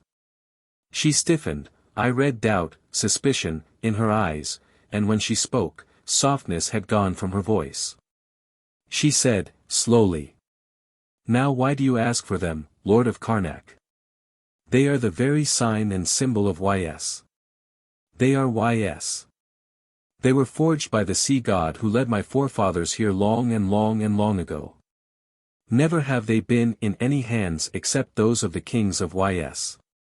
Never may they be in any hands except those of a king of YS. Why do you ask for them? Ah, but this was the crisis. This was the moment toward which for long I had been working. I caught her up in my arms, tall woman that she was, and held her cupped in them. I pressed my lips to hers, and I felt her quiver and her arms lock round my neck and her teeth bruise my mouth. I threw back my head. I roared laughter. I said, "You yourself have said it, Dahut. I ask because they are the symbol of YS. Because they are, you. Perhaps because I would hold them against any change of heart of yours, White Witch. Perhaps as a shield against your shadows. Double your guards at the sea gates, if you will, Dahut." But, again I held her close and set my mouth against hers. "I kiss you never again until those keys are in my hands." She said, falteringly, "Hold me so another moment, Alan. And you shall have the keys. Hold me, it is as though my soul were loosed from bondage. You shall have the keys." She bent her head and I felt her lips upon my breast, over my heart. And black hate of her and red lust for her fought within me. She said, "Put me down." And when I had done this she looked at me long with soft and misty eyes, and she said again, "You shall have the keys, beloved. But I must wait until my father is asleep. I shall see to it that he goes early to sleep. And the keys of YS shall be in the hands of a king of YS, for king of YS you shall be, my own dear lord. Now wait here for me." She was gone. I walked to the window and looked out upon the sea. The storm had broken, was rising to tempest strength, and the long combers were battering at the stone prow of YS, and I could feel the tower tremble in the blast. Blast and sea matched the exultation in my heart. I knew that hours had passed, and that I had eaten and had drunk.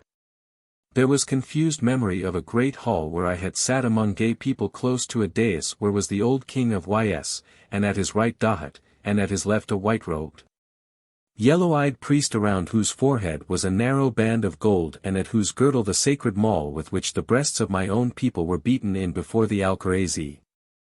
He had watched me, malevolently. And the king had grown sleepy, nodding. But now I was in Dahut's tower. The storm was stronger and so were the surge and beat of waves on the stone prow of YS. The rosy light was dim, and the shadows in the green hangings were motionless. Yet I thought that they were closer to the surface, were watching me. In my hands were 3 slender bars of sea-green metal, strangely notched and serrated. Upon each the symbol of the trident. The longest was 3 times the space between my index finger and wrist, the shortest the length of my hand. They hung from a bracelet, a thin band of silver in which was set a black stone bearing in crimson the trident symbol that was the summoning name of the sea god. They were the keys of YS, given by the sea god to those who had built YS. The keys to the sea gates. And Dahut stood before me. She was like a girl in her robe of white, her slender feet bare, hair of silvery gold flowing over exquisite shoulders and the rosy light weaving a little aureole around her head. I who was Alan Caranac thought, she looks like a saint. But I who was Lord of Carnac knew nothing of saints, and only thought, how can I kill this woman, evil as I know her to be? She said, simply, now can you trust, Lord of me? I dropped the keys and set my hands on her shoulders, yes. She raised her lips to me, like a child. I felt pity, against all my knowledge of what she truly was and I against my will I felt pity for her. So I lied. I said, let the keys stay where they are, white flower. In the morning, before your father awakens, you shall take them back to him. It was but a test, sweet white flame. She looked at me, gravely. If you wish it, so shall it be done. But there is no need. Tomorrow you shall be king of YS.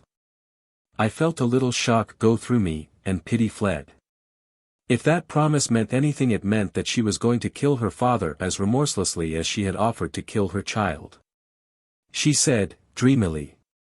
He grows old. And he is weary. He will be glad to go. And with these keys, I give you all of myself. With them, I lock behind me all life that I have lived. I come to you, virgin. Those I have slain I forget, as you will forget.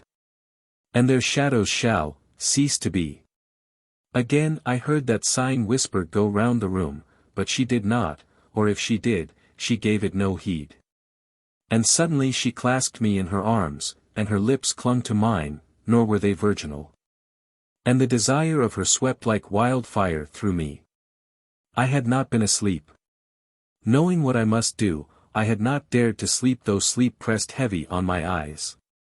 I had lain, listening to the breathing of Dahut, waiting for her to sink into deepest slumber. Yet I must have dozed, for suddenly I became conscious of a whispering close to my ear, and I knew that the whisper had not just begun. I lifted my head. The rosy light was dim. Beside me was Dahut, one white arm and breast uncovered, hair a silken net upon her pillow. The whispering continued, grew more urgent. I looked about the room. It was thronged with shadowy shapes that swayed and shifted like shadows in the waves. Upon the floor where I had thrown them lay the keys of Ys, the black pebble glimmering. I looked again at Dahut, and looked again. For over her eyes was a shadow as though of a hand, and over her lips another such shadow, and upon her breast was a shadow like a hand upon her heart, and around knees and ankles were other shadowy hands, clasping them like fetters. I slipped from the bed, dressed swiftly and threw my cloak over my shoulders. I picked up the keys. One last look I took at Dahut, and almost my resolution broke. Witch or not, she was too fair to kill. The whispering grew fiercer, it threatened. It urged me on, implacably. I looked at Dahut no more, I could not. I passed out of her chamber, and I felt the shadows go with me, wavering before and around and after me. I knew the way to the sea gates. It led through the palace, thence underground to the vault at the end of the prow of stone against which the waves were thundering. I could not think clearly, my thoughts were shadows, I was a shadow walking with shadows. The shadows were hurrying me, whispering, what were they whispering?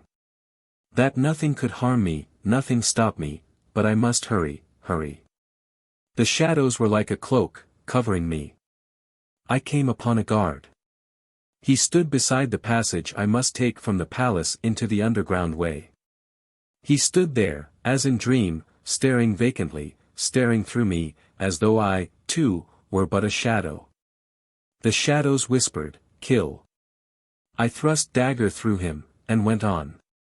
I came out of that passage into the anteroom of the vault of the gates. There was a man there, coming out of the vault. It was the white-robed priest with the yellow eyes. To him, at least, I was no shadow.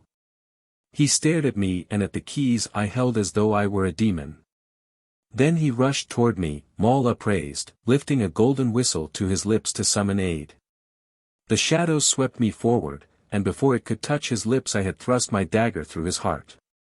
And now the gate of the vault was before me. I took the smallest key, and at its touch in the slot that gate drew open. And again the shadows crowded before and around, and pushed me on. There were 2 guards there. One I killed before he could draw a weapon. I threw myself on the other, throttling him before he could cry alarm. I thought that as we writhed the shadows wound themselves around him, smotheringly. At any rate, he soon lay dead. I went on to the sea gates. They were of the same metal as the keys, immense. 10 times my height at the least, twice again as wide, so massive that it did not seem they could have been forged by the hands of men, that they were indeed the gift of the sea god as the people of Ys had told us. I found the slits. The shadows were whispering, first I must thrust in the larger key and turn, now the smaller and turn, and now I must cry out the name upon the pebble, once and twice and thrice. I cried that name. The massive valves shuddered. They began to open inward. A thin sheet of water hissed through the opening, striking the opposite side of the vault like a sword. And now the shadows were whispering to me to flee, quickly, quickly. Before I could reach the doorway of the vault, the split between the opening valves was a roaring cataract. Before I could reach the passage, a wave struck me. On its crest was the body of the priest, arms stretched out to me as though in death he was trying to drag me down, down under the smother. And now I was on a horse, racing over the wide road to Caranac through the howling tempest. In my arms was a child, a girl whose violet eyes were open wide, and blank with terror. And on I raced, with the waves reaching out for me, clamoring behind me. Above the tumult of wind and waves, another tumult from the crashing of its temples and palaces, the rape of its seawalls and the death cry of its people blended into one sustained note of despair. 10. And out of Dahut's tower. I lay, eyes shut, but wide awake. I had battled back into this awakening, wrestling for mastery over another self that had stubbornly asserted its right to be. I had won, and the other self had retreated into my memories of But the memories were vivid and he was as strong as they, he was entrenched among them and he would live as long as they lived, waiting his chance. I was as spent as though that fight had been physical. And in my mind the Lord of Caranac and Alan Caranac and Dahut of ancient and the Demoiselle de Keradel danced a witch's dance, passing in and out of each other, shifting from one to another, like the girls in the House of the Heart's Desire. Time had passed between the moment of awakening and the moment when the death cry of had smitten me in my flight over the sands. I knew that. But whether it had been minutes or millenniums I did not know. And other things had happened which I did not like remembering. I opened my eyes. I had thought that I had been lying on a soft bed. I was not. I was standing fully dressed beside a window in a room of dim rosy light, a room like a turret. With octagonal walls covered by sea-green tapestries in which furtive shadows moved. And suddenly that other self became alert, and I heard a far-off clamor of waves racing toward me. I turned my head quickly and looked out of the window. There was no stormy sea, no spurning combers beating upon great walls. I looked down upon bridge-bound East River and the lights of New York, looked and fed upon them, drawing strength and sanity from them. Slowly I turned from the window.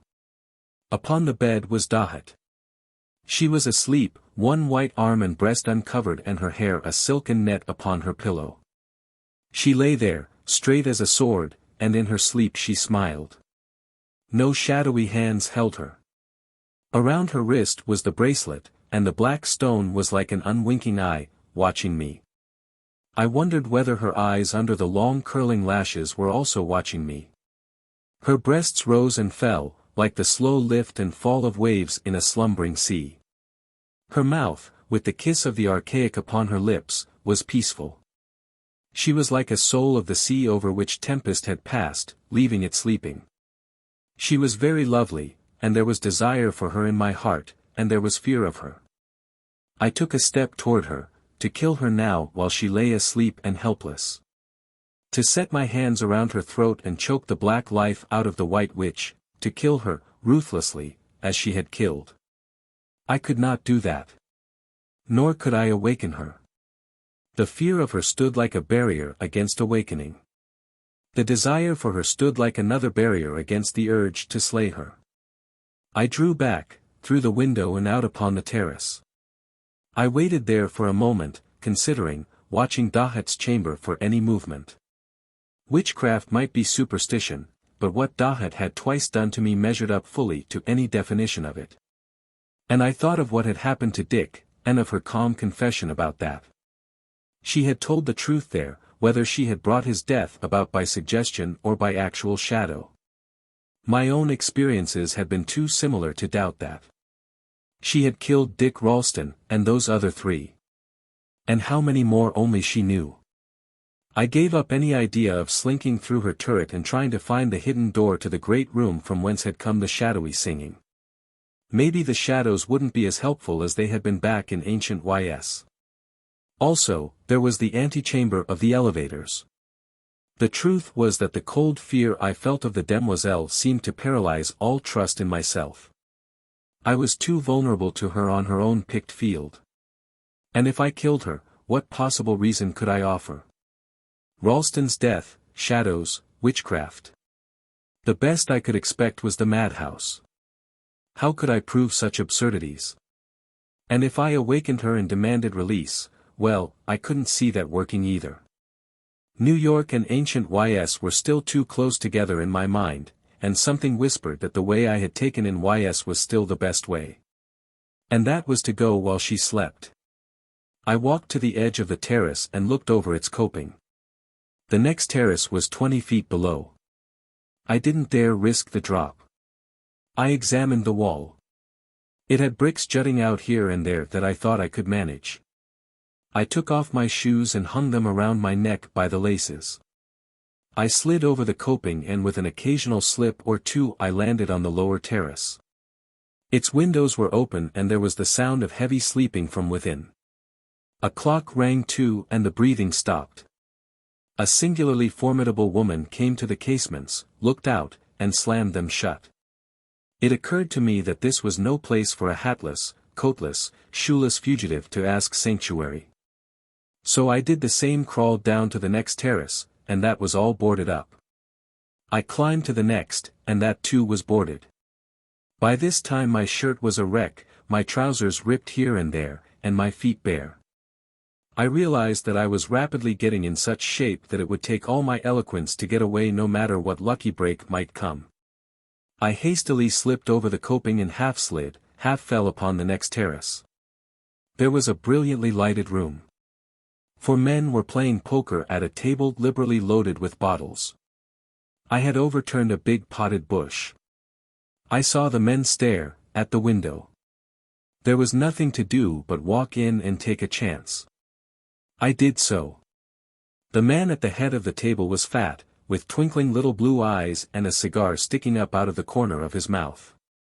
Next to him was one who might have been an old-time banker, a lank and sprawling chap with a humorous mouth, and a melancholy little man with an aspect of indestructible indigestion. The fat man said, "Do you all see what I do?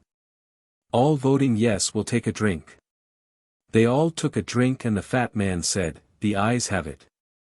The banker said, "If he didn't drop out of an airplane, then he's a human fly."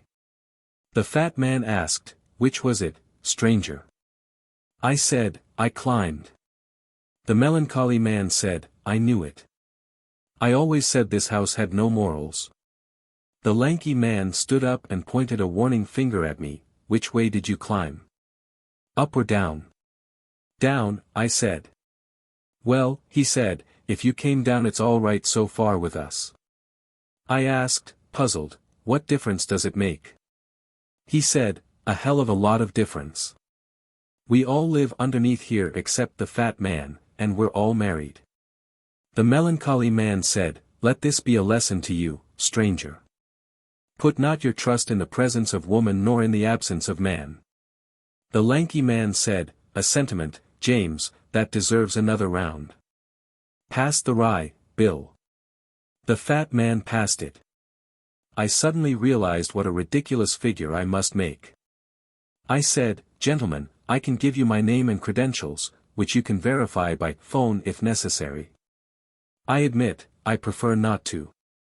But if you will let me get out of this place you will be compounding neither misdemeanor nor felony nor any other crime. And it would be useless to tell you the truth, for you wouldn't believe me." The lanky man mused, "How often have I heard that plea of not guilty before, and in precisely those phrases. Stand right where you are, stranger, till the jury decides. Let us view the scene of the crime, gentlemen." They walked out to the terrace, poked at the overturned plant, scanned the front of the building, and returned. They looked at me curiously.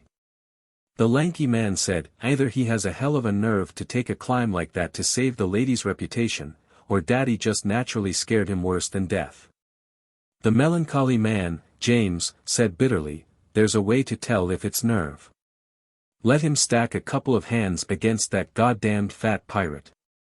The fat man, Bill, said, indignantly, "I'll play with no man who wears his shoes around his neck." The lanky man said, "A worthy sentiment, Bill. Another round on it." They drank. I slipped on my shoes. This was doing me good. It was about as far as possible from ancient YS and the Demoiselle. I said, "Even under a torn shirt, ripped pants and footless socks a fearless heart may beat. Count me in." The lanky man said, "A peerless sentiment." Gentlemen, a round in which the stranger joins. We drank, and I needed it. I said, what I'm playing for is a pair of socks, a clean shirt, a pair of pants, an overcoat, a hat and a free and unquestioned exit. The melancholy man said, what we're playing for is your money. And if you lose you get out of here how you can in the clothes you've got on. I said, fair enough. I opened, and the lanky man wrote something on a blue chip and showed it to me before he tossed it into the pot. I read, half a sock. The others solemnly marked their chips and the game was on. I won and lost. There were many worthy sentiments and many rounds. At 4 o'clock I had won my outfit and release. Bill's clothes were too big for me, but the others went out and came back with what was needful. They took me downstairs. They put me in a taxi and held their hands over their ears as I told the taxi man where to go. That was a quartet of good scouts if ever there was one. When I was unsteadily undressing at the club a lot of chips fell out of my pockets. They were marked, half a shirt, 1 seat of pants, a pant leg, 1 hat brim, and so on and so on. I steered a wavering nor-northeast course to the bed. I'd forgotten all about Y.S. and Dahut. Nor did I dream of them. 11. Dahut sends a souvenir. It was different when I woke up about noon. I was stiff and sore and it took about 3 pick-me UPS to steady the floor. The memories of the Demoiselle Dahut and of Y.S. were all too acute, and they had a nightmarish edge to them. That flight from her tower for example. Why hadn't I stayed and fought it out? I hadn't even the excuse of Joseph fleeing from Potiphar's wife. I knew I had been no Joseph.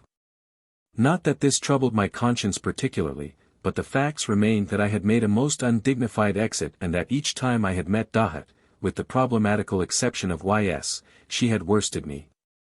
Both facts outraged my pride. Hell, the plain truth was that I had run away in terror and had let down Bill and let down Helen. At that moment I hated Dahut as much as ever had the Lord of Caranac. I managed a breakfast and called up Bill. Helen answered. She said with poisonous solicitude, why, darling, you must have traveled all night to get back so early. Where did you go? I was still pretty edgy and I answered, curtly, 3,000 miles and 5,000 years away. She said, how interesting. Not all by yourself, surely. I thought, damn all women. And asked, where's Bill? She said, darling, you have a guilty sound. You weren't alone, were you? I said, no. And I didn't like the trip. And if you're thinking what I'm thinking, yes, I'm guilty. And I don't like that either. When she spoke again, her voice had changed, filled with real concern and a little frightened. You mean that, about 3,000 miles and centuries away? I said, yes. Again she was silent, then, with the demoiselle. Yes. She said, furiously, the damned witch. Oh, if you'd only been with me. I could have saved you that. I said, maybe. But not on some other night. Sooner or later it had to come, Helen. Why that is true I don't know, yet. But it is true. For suddenly I had remembered that strange thought which had come to me, that I had drunk of the demoiselle's evil long and long ago, and must drink again, and I knew that it had been a true thought. I repeated, it had to be. And it is done. That I knew was a lie, and so did Helen. She said, a bit piteously. It's just begun, Alan. I had no answer to that. She said, I'd give my life to help you, Alan. Her voice broke, then, hurriedly, Bill said to wait at the club for him. He'll be there about 4. She rang off. Hardly had she done so than a boy brought me a letter. On the envelope was a tiny imprint of the trident. I opened it. It was in the Breton. My elusive friend. Whatever I may be, I am still a woman and therefore curious. Are you as insubstantial as shadows? That doors and walls are nothing to you? You did not seem so, last night. I await you with all eagerness tonight, to learn. Dahut. There was subtle threat in every line of that. Especially the part about the shadows. My anger rose. I wrote. Ask your shadows. Perhaps they are no more faithful to you now than they were in YS. As for tonight, I am otherwise engaged. I signed it Alan Caranac and sent it off by messenger. Then I waited for Bill. I drew some comfort from the thought that the demoiselle evidently knew nothing of how I had escaped from her turret. That, at least, meant that her powers, whatever they might be, were limited. Also, if those damned shadows had any reality except in the minds of those who strayed into her web of suggestion, the idea I had planted might bring about some helpful confusion in her menage. Promptly at 4, Bill came in.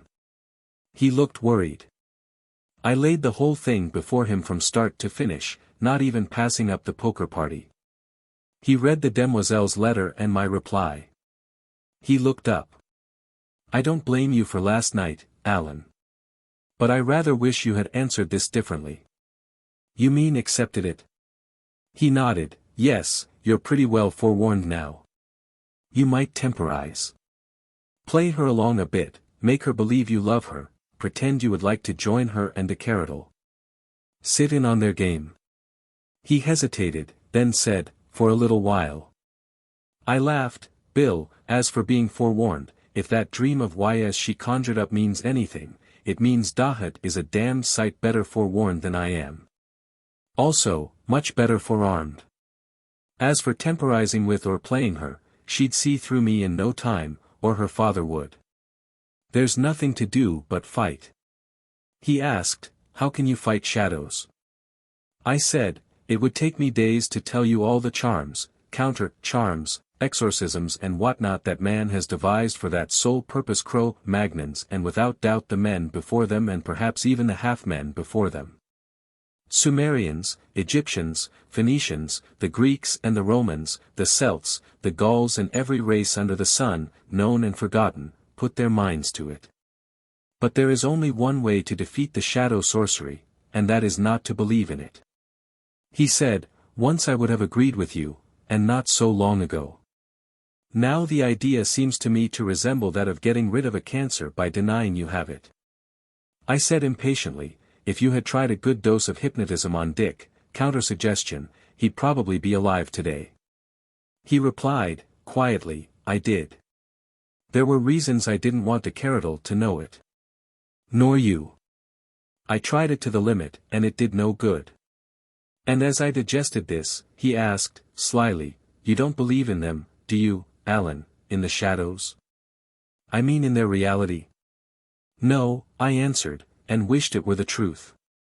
Well, he said, your incredulity doesn't seem to have helped you much last night.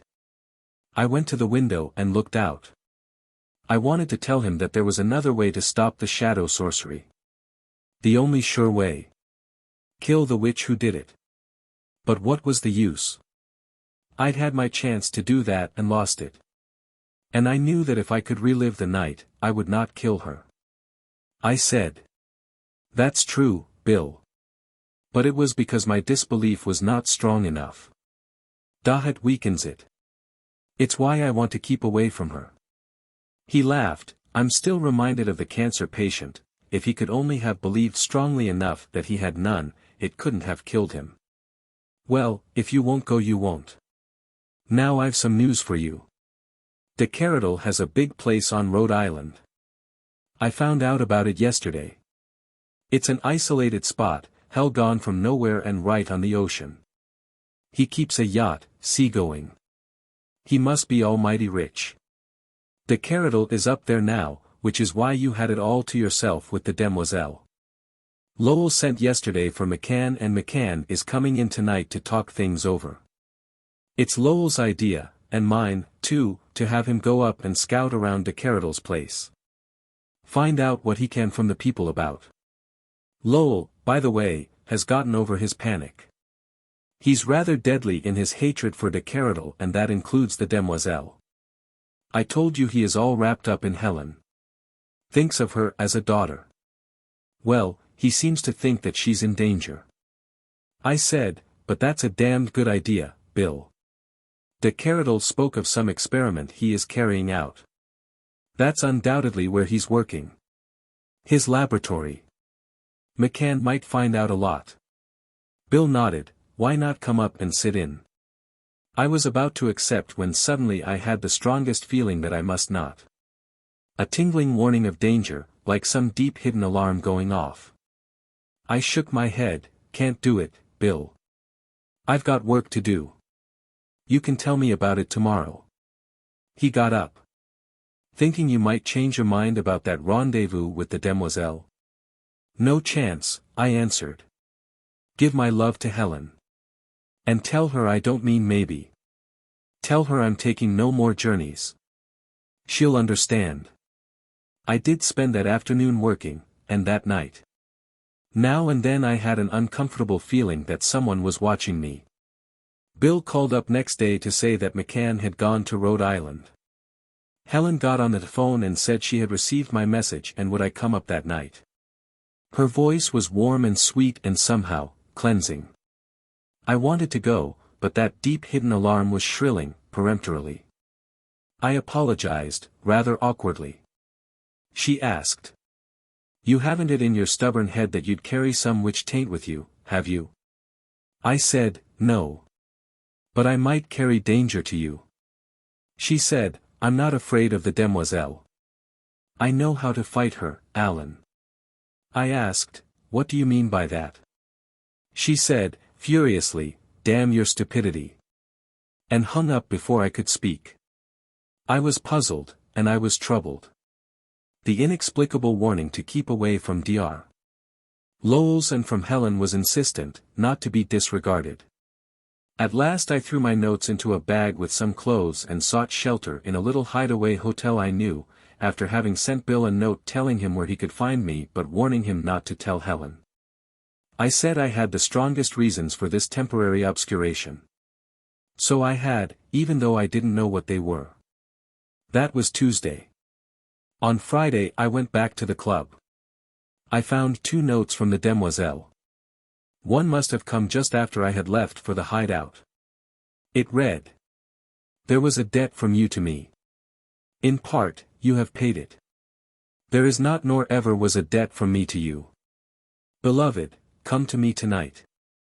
The other had been delivered the day after. It read. I go to join my father in his work. When next I call you, see to it that you come. I have sent a souvenir that you may not forget this. I read and reread those notes, wondering. In the first there was appeal, longing, the kind of letter any woman might write to some reluctant lover. In the other was menace. Uneasily, I paced the floor, then called up Bill. He said. So you're back. I'll be right down. He was there in half an hour. He seemed a little on edge. I asked. Anything new? He sat down and said casually, a bit too casually, well, yes. She's pinned one on me. I said, dumbly, who's done what? He answered, Dahut. She's pinned one of her shadows on me. My feet and hands were suddenly cold and I felt a thin cord draw tight around my throat. The letter in which Dahut had spoken of the souvenir she was sending lay open before me, and I folded it. I said. Tell me about it, Bill. He said, don't look so panicky, Alan. I'm not like Dick and the others. It won't handle me so easily. But I'm not saying it's exactly companionable. By the way, do you see something at my right? Something like a bit of dark curtain, fluttering? He was keeping his eyes upon mine, but the effort of will he was making to do it was plain. They were a bit bloodshot. I looked, intently, and said, no, Bill. I don't see a thing. He said, I'll just shut my eyes, if you don't mind. Last night I came out of the hospital about 11. There was a taxi at the curb. The driver was half asleep, hunched over the wheel. I opened the door and was about to get in when I saw something, move in the far corner of the seat. The cab was fairly dark and I could not determine whether it was a man or a woman. I said, "Oh. I beg your pardon. I thought the taxi idle." And I stepped back. The taxi man had awakened. He touched my shoulder. He said, "Okay boss, get in. I ain't got anybody." I said, "Sure you have." He flashed on the inside light. The cab was empty. He said, "I been waitin' here an hour, boss, on a chance. Just dozin'. Nobody got in. You seen a shadow." I stepped into the cab and told him where to take me. We had gone a couple of blocks when I thought someone was sitting beside me. Close to me. I had been looking straight ahead and turned quickly. I caught a glimpse of something dark between me and the window. Then there was nothing, but I distinctly heard a faint rustling. Like a dry leaf being blown along a window in the night. Deliberately, I moved over to that side. We had gone another few blocks when I once more saw the movement at my left, and again there was a thin veil of deeper darkness between me and that window.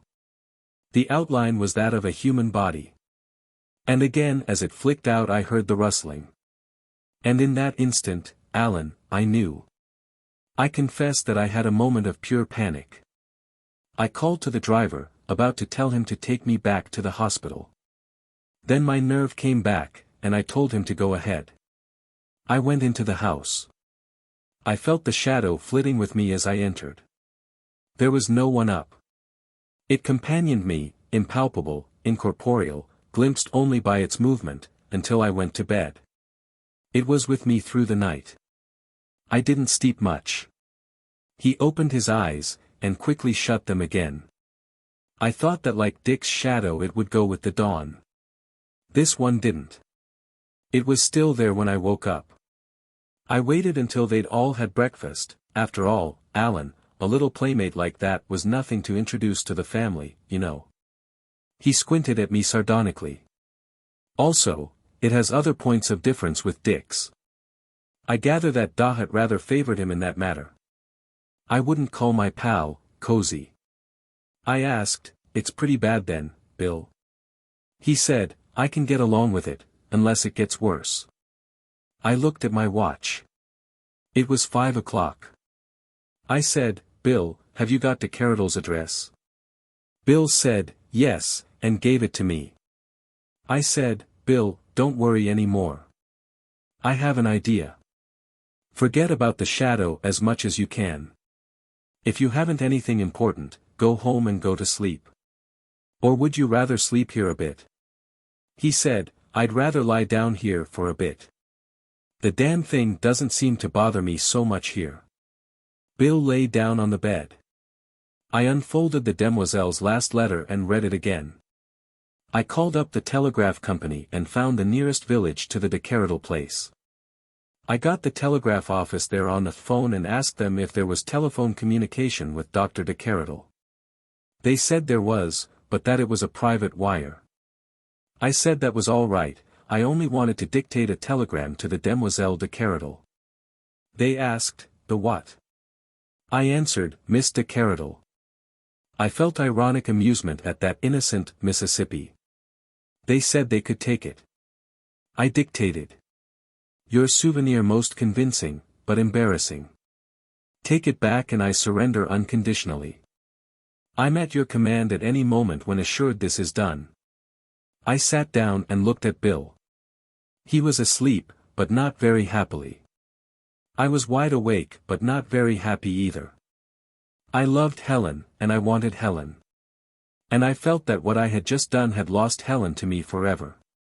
The clock struck 6. There was a ring on the telephone.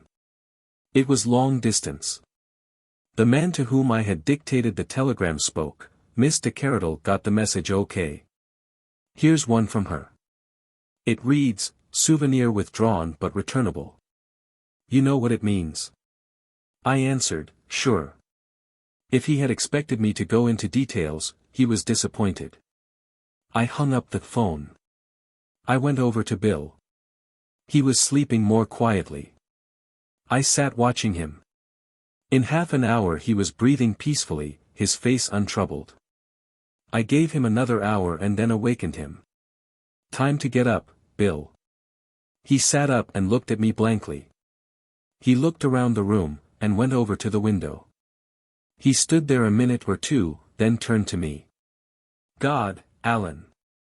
The shadow's gone." He said it like a man reprieved from death by torment. 12. The Vanishing Paupers. Well, I'd expected results, but not quite so soon nor so complete. It gave me a fresh and disconcerting realization of Dahut's powers, whether of remote control by suggestion, as the Christian scientists term it, or witchcraft. Such control would in itself savor of witchcraft. But certainly something had happened as the result of my message, and by the relief Bill was showing I knew how much he had understated the burden of the shadow upon him. He looked at me, suspiciously. He asked, "What did you do to me while I was asleep?" "Not a thing," I said. "What did you want with the Keradels' address?" "Oh, just curiosity." He said, "You're a liar, Alan. If I'd been myself, I'd have asked that before I gave it to you. You've been up to something. Now what was it?" "Bill," I said, "you're goofy. We've both been goofy over this shadow stuff. You don't even know you had one." He said, grimly, "Oh, I don't." And I saw his hands clench. I said, glibly, "No, you don't. You've been thinking too much about Dick and the Keradels' ravings, and of what I told you of the Demoiselle's pretty little hypnotic experiment on me. Your imagination has gotten infected. Me, I've gone back to hard-headed, safe and sane, scientific incredulity. There ain't no shadow. The Demoiselle is one top-notch expert hypnotist and we've been letting her play us, that's all." He studied me for a moment. "You never were good at lying, Alan." I laughed. I said, "Bill, I'll tell you the truth. While you were asleep I tried counter-suggestion. Sent you deeper and deeper down until I got to the shadow, and wiped it out. Convinced your subconsciousness you'd never see it again. And you won't." He said, slowly, "You forget I tried that on Dick, and it didn't work." "I don't give a damn about that," I said. "It worked on you." I hoped he'd believe me. It would help build up his resistance if the Demoiselle tried any more of her tricks on him. Not that I was any too sanguine. Bill was a psychiatrist of sorts, knew far more about the quirks and aberrations of the human mind than I did, and if he hadn't been able to convince himself of the hallucinatory aspect of the shadows, how could I expect to? Bill sat quietly for a minute or two, then sighed and shook his head. "That's all you're going to tell me, Alan?" "That's all I can tell you, Bill. It's all there is to tell." He sighed again, then looked at his watch. "Good God, it's 7 o'clock. I said, "How about staying here for dinner? Or are you busy tonight?" Bill brightened. "I'm not. But I'll have to call up Lowell." He took up the telephone. I said, "Wait a minute. Did you tell Lowell about my little party with the Demoiselle?" He said, "Yes. You don't mind, do you? I thought it might help." I said, "I'm glad you did. But did you tell Helen?" He hesitated. "Well, not everything." I said, cheerfully, "Fine. She knows what you left out. And it saves me the time. Go ahead and phone." I went downstairs to order dinner. I thought both of us were entitled to something extra. When I came back to the room Bill was quite excited. He said, "McCann is coming tonight to report. He's found out something. He'll be at Lowell's about 9 o'clock. I said, "We'll get dinner and go up. I want to meet McCann." We had dinner. At 9 o'clock we were at Lowell's. Helen wasn't there. She hadn't known I was coming, nor had Lowell told her about McCann. She had gone to the theater. I was glad of that, and sorry. A little after 9 McCann came in. I liked McCann from the start. He was a lanky, drawling Texan. He had been the underworld leader Rickery's trusted bodyguard and handyman, a former cowpuncher, loyal, resourceful and utterly without fear. I had heard much of him when Bill had recounted the story of that incredible adventure of Lowell and Rickory with Madame Mandelip, the doll-maker, whose lover this de Keradel had been. I had the feeling that McCann took the same instant liking to me. Briggs brought in decanters and glasses. Lowell went over and locked the door. We sat at the table, the four of us. McCann said to Lowell, "Well, Doc, I reckon we're headed for about the same kind of round up we was last time. Only mebbe a mite worse. I wish the boss was around." Lowell explained to me, "McCann means Rickory, he's in Italy. I think I told you." I asked McCann, "How much do you know?" Lowell answered, "Everything that I know. I have the utmost faith in him, Dr. Caranac." I said, "Fine." McCann grinned at me. He said, "But the boss ain't around, so I guess you'd better cable him you need some help, Doc. Ask him to cable these fellers." He thrust a list of half a dozen names to Lowell, "and tell him he wants M to report to me and do what I say. And ask him to take the next ship over." Lowell asked, uncertainly, "You think that is justified, McCann?" McCann said, "Yeah. I'd even go as far as to put in that cable that it's a matter of life and death, and that the hag who made dolls was just a nursery figure compared to the people we're up against. I'd send that cable right off, document. I'll put my name to it, too." Lowell asked again, "You're sure, McCann?" McCann said, "We're going to need the boss. I'm telling you, document." Bill had been writing. He said, "How's this?" He passed the paper to McCann. "You can put in the names of the people you want Rickory to cable." McCann read. Rickory. Dollmaker menace renewed worse than before. Have urgent immediate need of you. Ask you return at once. In meantime cable, so-and-so, to report to McCann and follow implicitly his orders. Cable when can expect you. That's okay, McCann said. I guess the boss'll read between the lines without the life and death part. He filled in the missing names and handed it to Dr. Lowell. I'd get it right off, document. Lowell nodded and wrote an address on it. Bill ran the message off on the typewriter. Lowell unlocked the door and rang for Briggs. He came, and the message to Rickory was on its way. I hope to God he gets it quick and comes, said McCann, and poured himself a stiff drink. And now, he said, I'll begin at the beginning. Let me tell the whole thing my own way and, if you got questions, ask them when I'm through. He said to Bill, after you give me the layout, I head for Rhode Island. I got a sort of hunch, so I take along a big roll of bills. Most of them is phony but imposing in the herd. And I don't aim to dispose of the mavericks, just display M. I see by the road map there's a place called Beverly down that locality. It's the nearest place on the map to this de Keradel ranch. On beyond, it's empty country or big estates. So I head the car that way and give her the spur. I get there about dark. It's a nice little village, old-fashioned, one street running down to the water, some stores, a movie. I see a shack with a sign Beverly House and figure to bed down there for the night. Far as I can see de Keradel and his gal have got to ride through here to get to the ranch, and meb they do some buying of their truck here. Anyway, I'm betting that there's talk going round, and if so then the gent that runs this Beverly House knows all of it.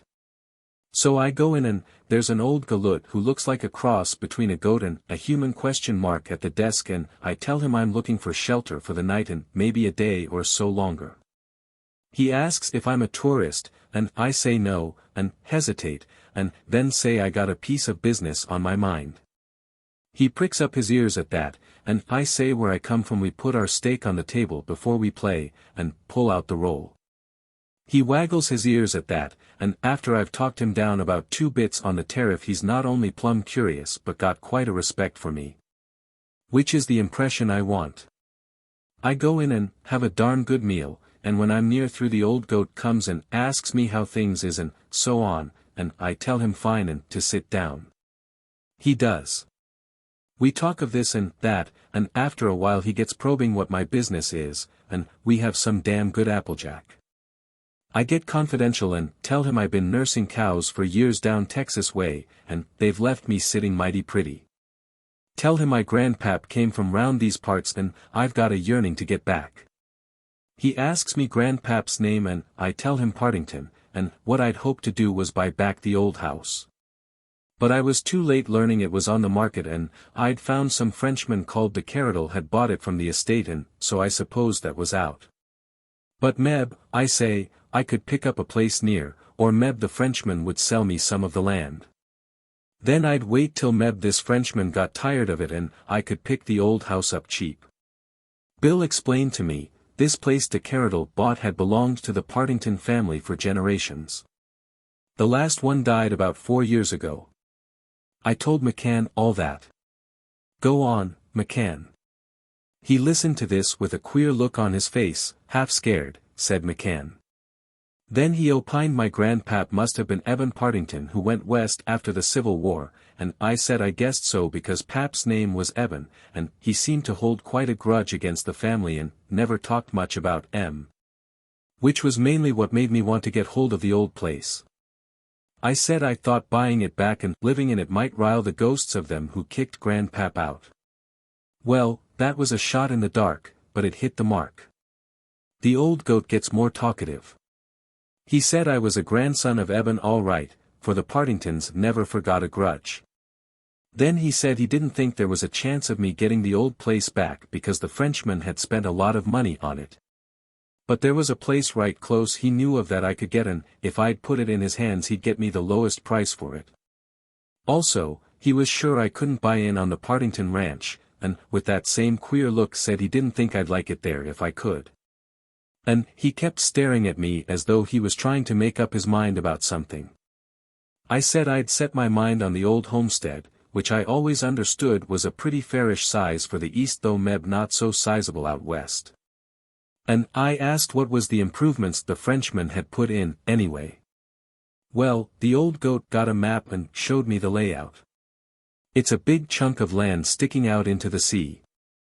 There's a narrow neck about 1,000 feet across before the land spreads out.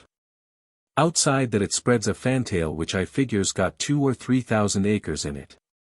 He tells me the Frenchman's built a 20-foot high wall across that 1,000-foot neck. There's a gate in the middle. But nobody gets through it. Anything that goes from the village, including the mail, is took in by the guards.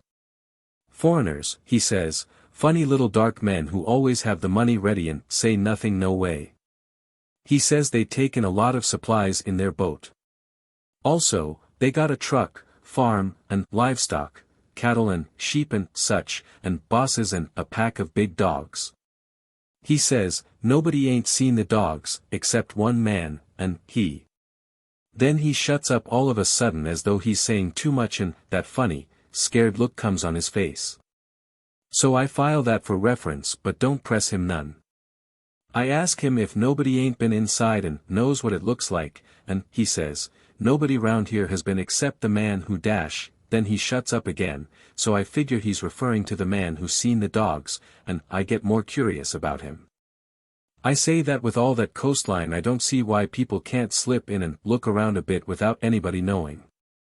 But he tells me it's all rock, and only 3 places where you can land a boat, and that these 3 places are guarded like the gate. He looks at me suspicious and I say, oh, yes, now I remember, Pap told me about that. And I'm afraid to ask much more on that line. I ask casual what other improvements there are, and he says they made a big rockery. I ask what anybody wants making a rockery in a place where nature has been so prodigal with rocks. He takes another drink and says, this is a different kind of rockery, and, he says, Meb it ain't a rockery but a cemetery, and that funny scared look comes on his face plainer than ever. We have some more applejack and he tells me that his name is Ephraim Hopkins. And he goes on to say about a month after the Frenchman moves in there's a couple of fishermen coming home when their kicker goes bad right off the point where the house stands. The Frenchman's yacht has just dropped her anchor and she's lightering a lot of men to the house landing. the fishermen drift a while and, while they're doing it, they figure more'n 100 men must been landed. Well, he says, about a month after that a Beverly man named Jim Taylor is driving along at night when his headlights pick up a feller staggering along the road. This man gives a yelp when he sees the lights, and tries to run but he falls down. Taylor gets out and sees he ain't got nothing on but his underclothes and a pouch tied round his neck. He's fainted. Taylor picks him up and totes him to this Beverly house. They pour liquor in him and he comes to, but he's an Italian who don't speak much English, and he acts like he's scared half to death. All he wants is to get some clothes and get away. And he opens the pouch and shows money. They get out of him that he's run off from this Keradel place.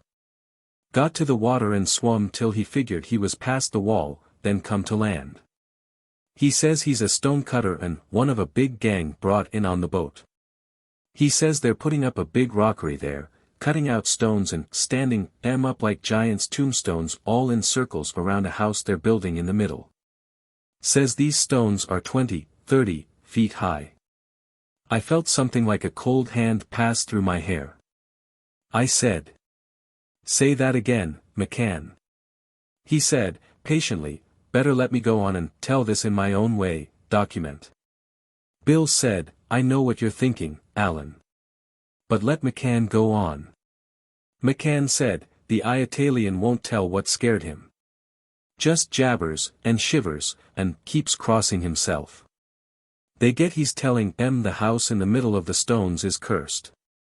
Tells M it's the devil's house.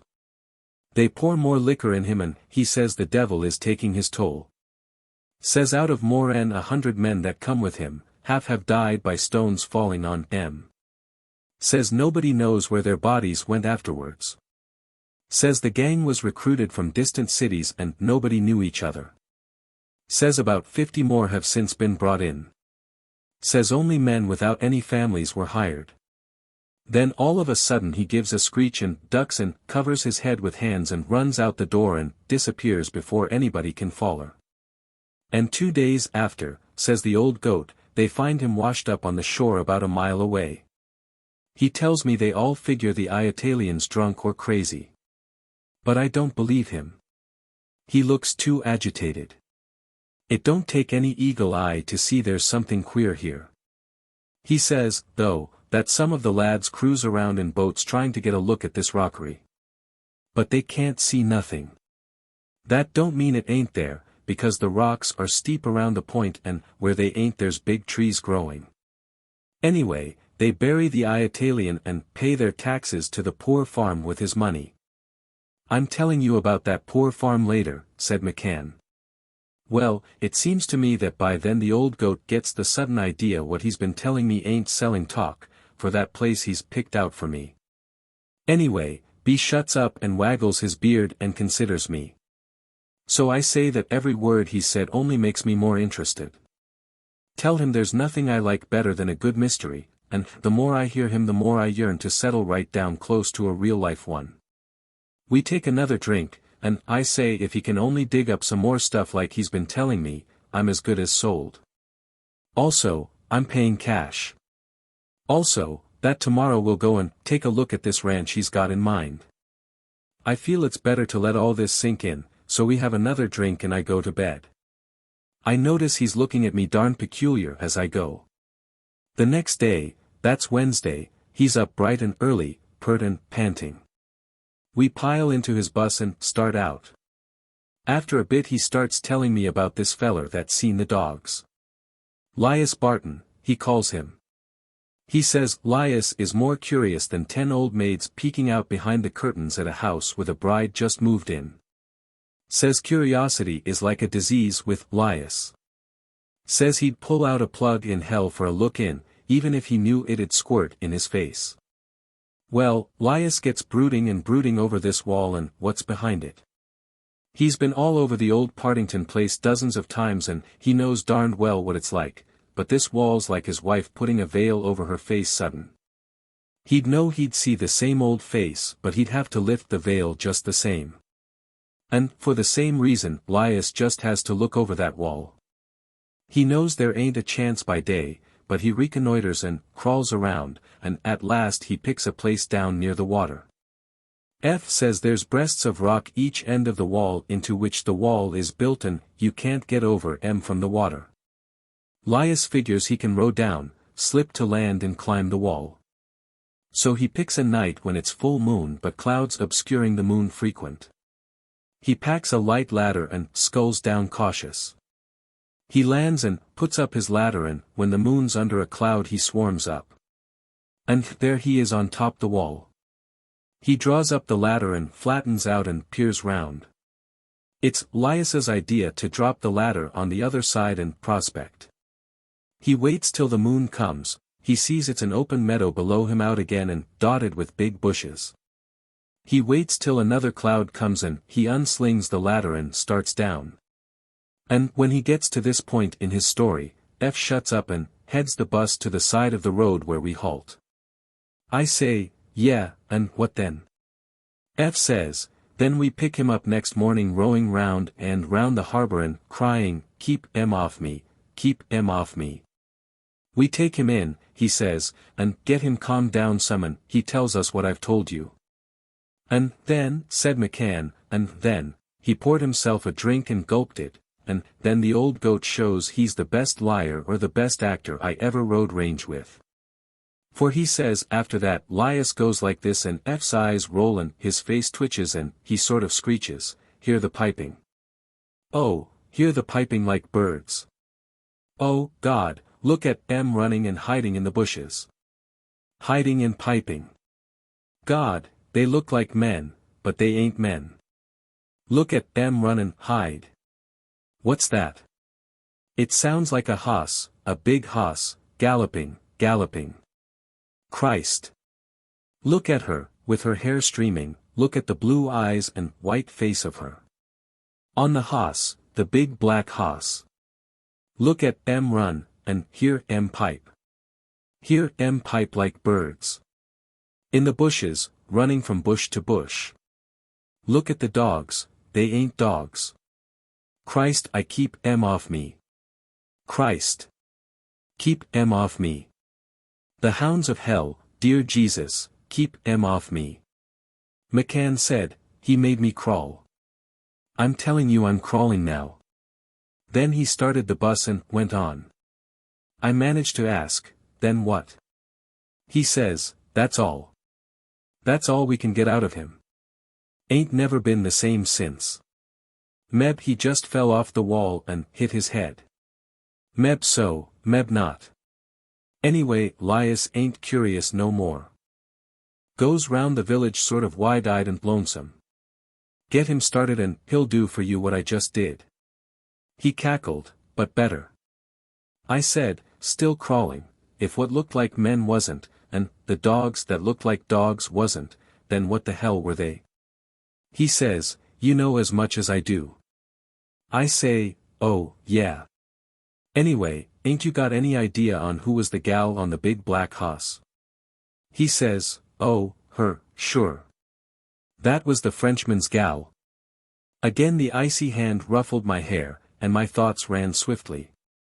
Dahut on the black stallion. And hunting, what, and with what?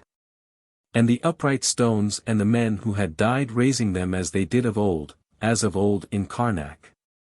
McCann's narrative was going smoothly on. He said, we ride along quiet after that. I see the old goat is pretty agitated, and chewing his whiskers. We come to the place he's been telling about. We look around. It's a nice place all right. If I was what I say I was, I'd buy it. Old stone house, lots of room, for east. Furniture in it. We amble around and after a while we come in sight of this wall. It's all the old goat said it was. It'd take artillery or TNT to knock it down. F mutters not to pay attention to it, except casual. There's big gates across the road that look like steel to me. And while I don't see nobody I get the idea we're being watched all the time. We stroll here and stroll there, and then back to the other place. And then the old goat asks me anxious what I think of it, and I say it's all right if the price is, and what is the price? And he gives me one that makes me blink. Not because it's high but because it's so low. It gives me the glimmer of another idea. Nursing that idea, I say I'd like to look at some other places. He shows me some, but half-hearted like, and the idea grows. It's late when we get back to the village.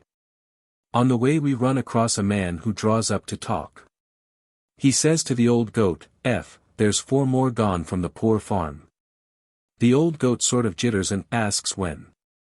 The other man says last night. He says the superintendent's about ready to call in the police. Sort of calculates and says that makes about 50 gone. The other man says, yeah, all of that. They shake their heads and we go on. I ask what's this about the poor farm, and tells me that it's about 10 miles off and that in the last 3 months the paupers have been vanishing and vanishing. He's got that same scared look back, and starts talking about something else. Well, we get back to the Beverly house. There's quite a bunch of villagers in the front room, and they treat me mighty respectful. I gather that has told who I'm supposed to be, and that this is a sort of committee of welcome. One man comes up and says he's glad to see me but I've been too slow coming home.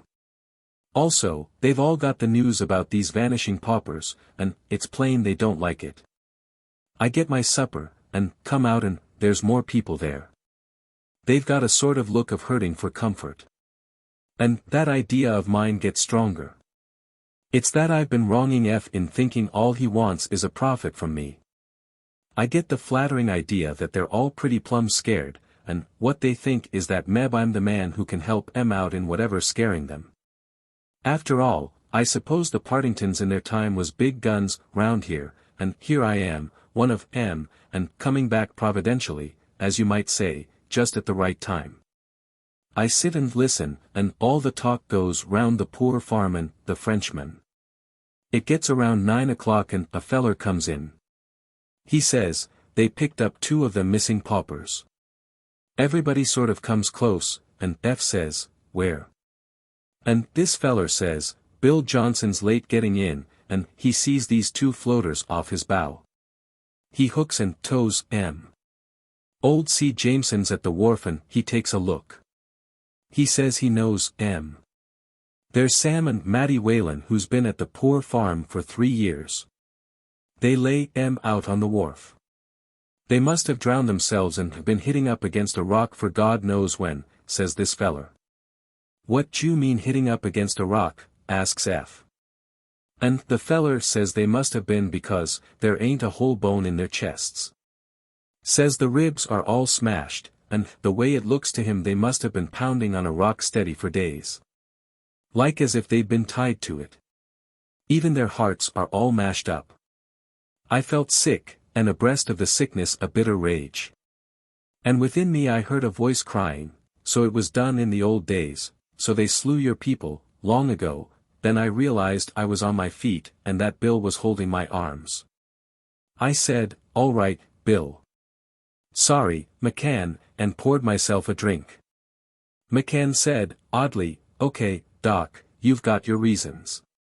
Well, just then into the room comes a gangling sort of feller with empty eyes and a loose mouth.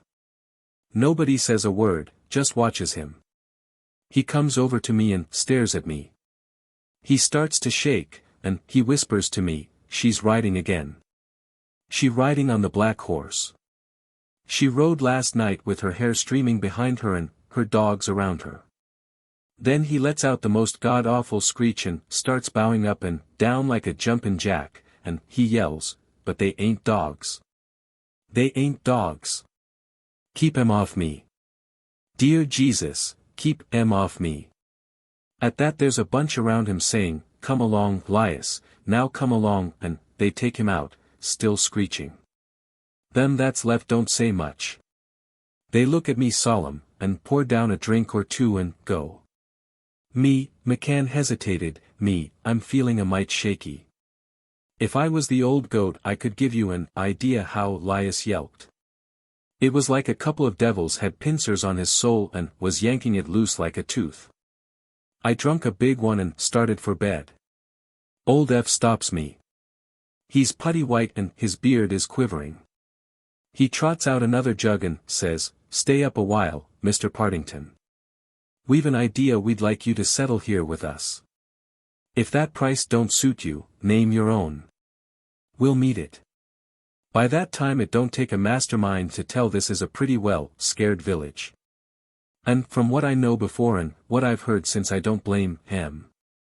I say to F, "Them paupers. You got an idea where they're going to? Who's taking them?" He looks around before he answers, then he whispers, "The Keradel." I says, "What for?" And he whispers, "For his rockery." Earlier I might have laughed at that. But somehow now I don't feel like it. So I tell him I'm interested, but I got to go back to New York tomorrow and think it over, and why don't they get the police to look into things?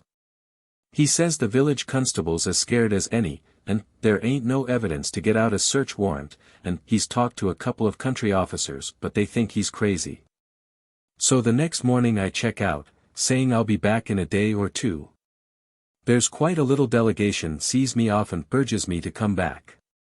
I'm mighty curious to see that place behind the wall, and especially what F calls the rockery. So I run down to Providence where I've got a friend with a hydroplane and we fix it to ride over the Keradel place that night. We go along the coast.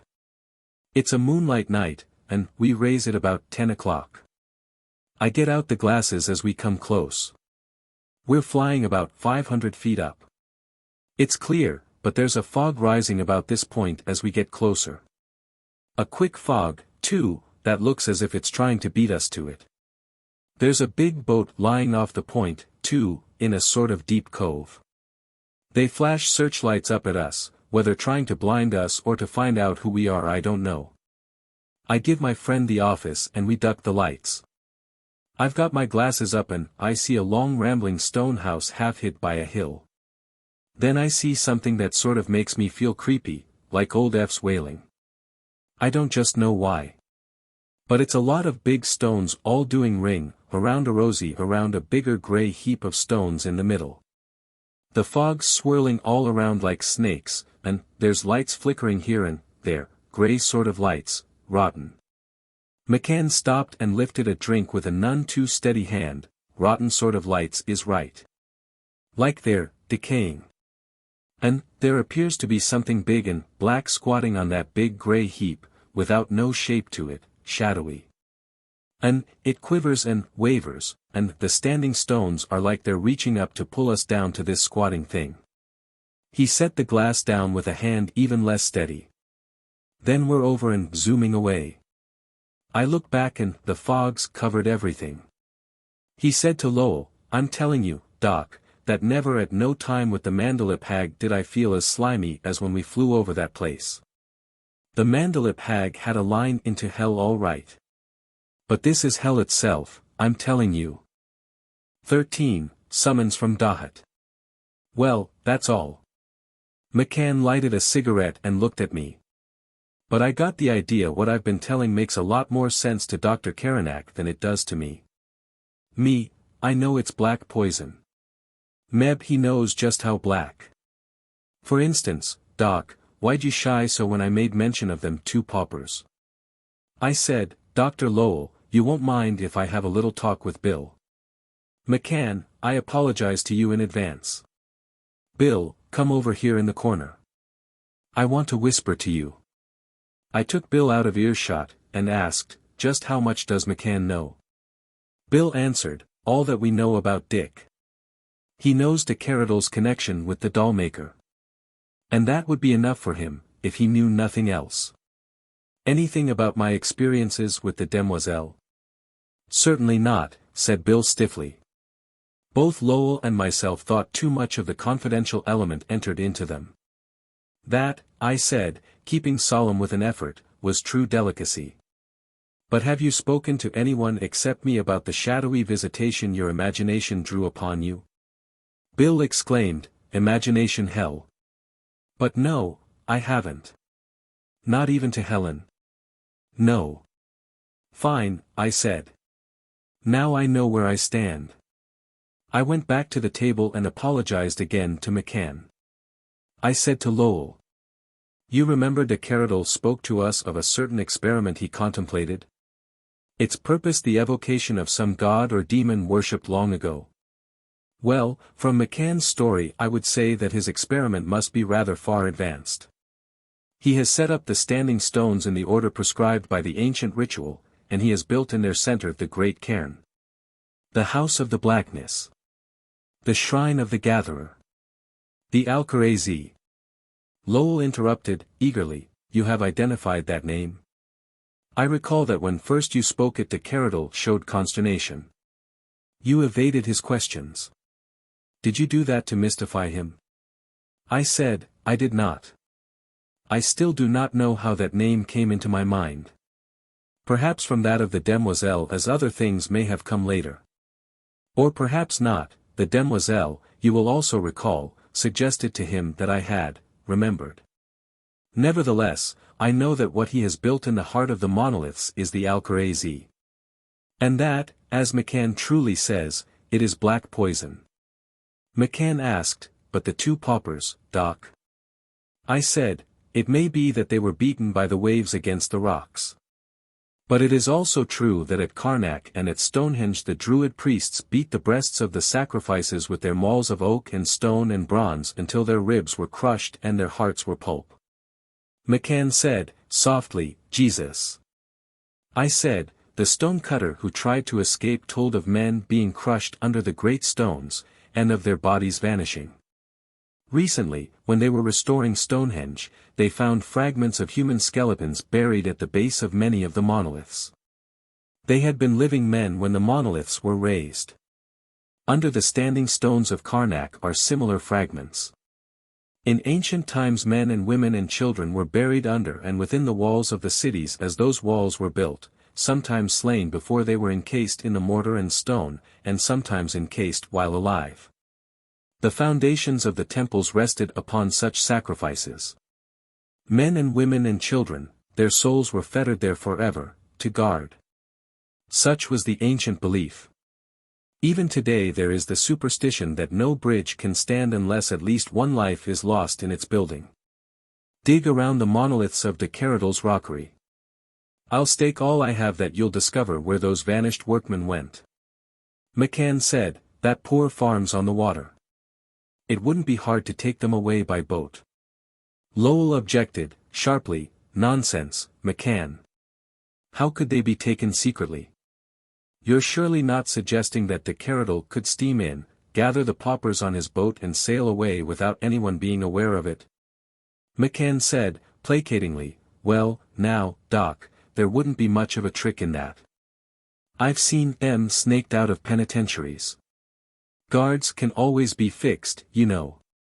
I said, there are other ways. They might slip away of their own volition.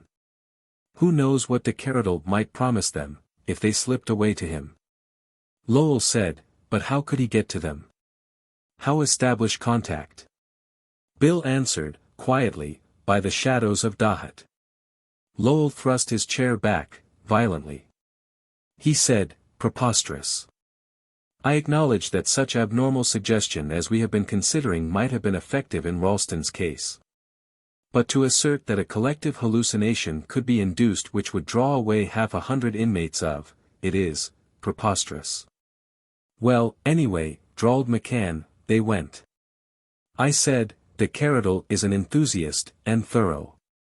Like Napoleon, he knows that you cannot make an omelette without breaking eggs, nor can you have meat without cattle. Nor human sacrifices without humans. How did he get his workmen? He engaged an agent who collected men without family, and therefore with nobody to care whether they turned up again or did not. Also, they came from widely separated parts and they did not know each other. Why? Because that reduced to a minimum any chance of inquiry concerning them. What became of those who were left after they had finished his rockery? Who knows, and who cares? Were any of them allowed to go after they had finished their work? I doubt it. Otherwise, why all these peculiar precautions? Again, who knows and cares? Bill said, you mean he used them for? I interjected, for his experiment, of course. Or as McCann's old goat put it, for his rockery. They were laboratory subjects. Well, the supply runs short. He hasn't enough. For one reason or another he doesn't want to bring in any more that way. Still, he must have more subjects. For a show such as he proposes putting on, he may need quite a crowd. Where could he get them with the least risk? Not by stealing them from around the countryside. That would raise hell. Not from a prison, because even 10 men vanishing from a prison would raise even more hell. Also, he needs women as well as men. What is the least missed person in the world? A pauper.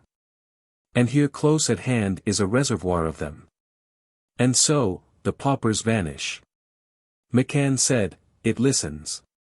But what about them dogs that ain't dogs that scent lias loco?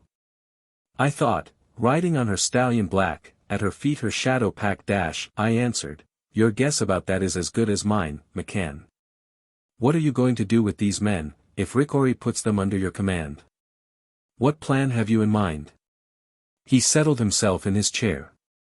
Well, it's this way. If the boss turns him over to me, it means he's going to come back.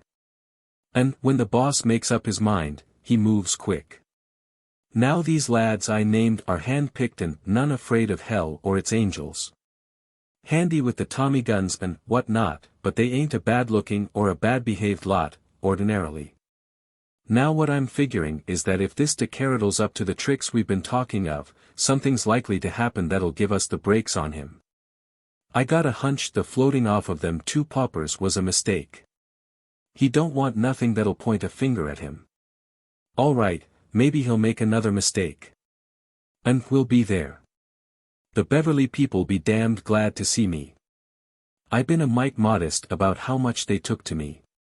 I go back with a couple of the lads and tell F I'll try out for a bit that house he offered me. Then in a day or two the rest filter in, just coming up to stay with McCann for the fishing and the rest. We'll fish around all right, and sort of ride and tramp and scout. By the time the boss gets here we'll have the lay of the land. Then, after you've shown him, he'll tell us what to do further. Dar. Lowell said, McCann, all of this will cost money. I cannot consent to it unless you permit me to defray the expenses. McCann grinned, don't worry about that, document. The house won't cost us nothing. Effin' his friends'll see to that. As for the lads, well, I look after some things for the boss and he's left me plenty funds. The boss'll pay for the party. And should the party get rough, well, there was a lawless glint in McCann's eyes, from what you and Doc Bennett tell me there ought to be good pickings at the Keradel joint. Lowell exclaimed, shocked, McCann. I laughed. Nevertheless I studied McCann. Suddenly I had an uneasy feeling that he might not be so disinterested after all. Straightforward enough he seemed, and his story supported our every suspicion, but wasn't it just a little too pat? He and Rickory had been gangsters and racketeers, operating ruthlessly outside the law. I had no doubt that in the main his story was true, that he had found a village filled with fear and rumor. But this might be nothing more than the gossip of a small community whose curiosity and resentment had been aroused by being barred from a place to which they had enjoyed free ingress for generations. In many parts of rural New England it is a neighborhood affront to pull down the window shades at night. Families have been ostracized and preached against in the churches for doing it. Unless you are doing something wrong, why cover the windows so the neighbors can't look in? The same argument might be at the bottom of the Beverly unrest. Their imaginations painted what might be going on behind the Keradel wall. And tale after tale would grow stronger in the telling. How easy for a quick-witted crook to take advantage of such a situation, bring in a gang and set up headquarters in this house between the village and the isolated Keradel place. Then, on some manufactured evidence or without it, under pretense of ridding the villagers of their terror, with their rear protected by these superstitious allies, to storm the wall, raid the house and loot it. Its guards once overcome, there would be none to interfere. Perhaps McCann had information as to the extent of the pickings beyond Bill's surmises as to what had been secured from Ralston and the others. Perhaps he had already apprised Rickory of the opportunity, and the cable he had induced Lowell to send was only a blind. These thoughts ran through my mind in a fraction of the time it has taken to tell them. I said. It sounds first-rate. But what you need is somebody inside the place who will keep in touch with you. McCann said, emphatically, that's one thing can't be done. I said, wrong. I know somebody who will do it. He grinned, yeah. Who? I said, me.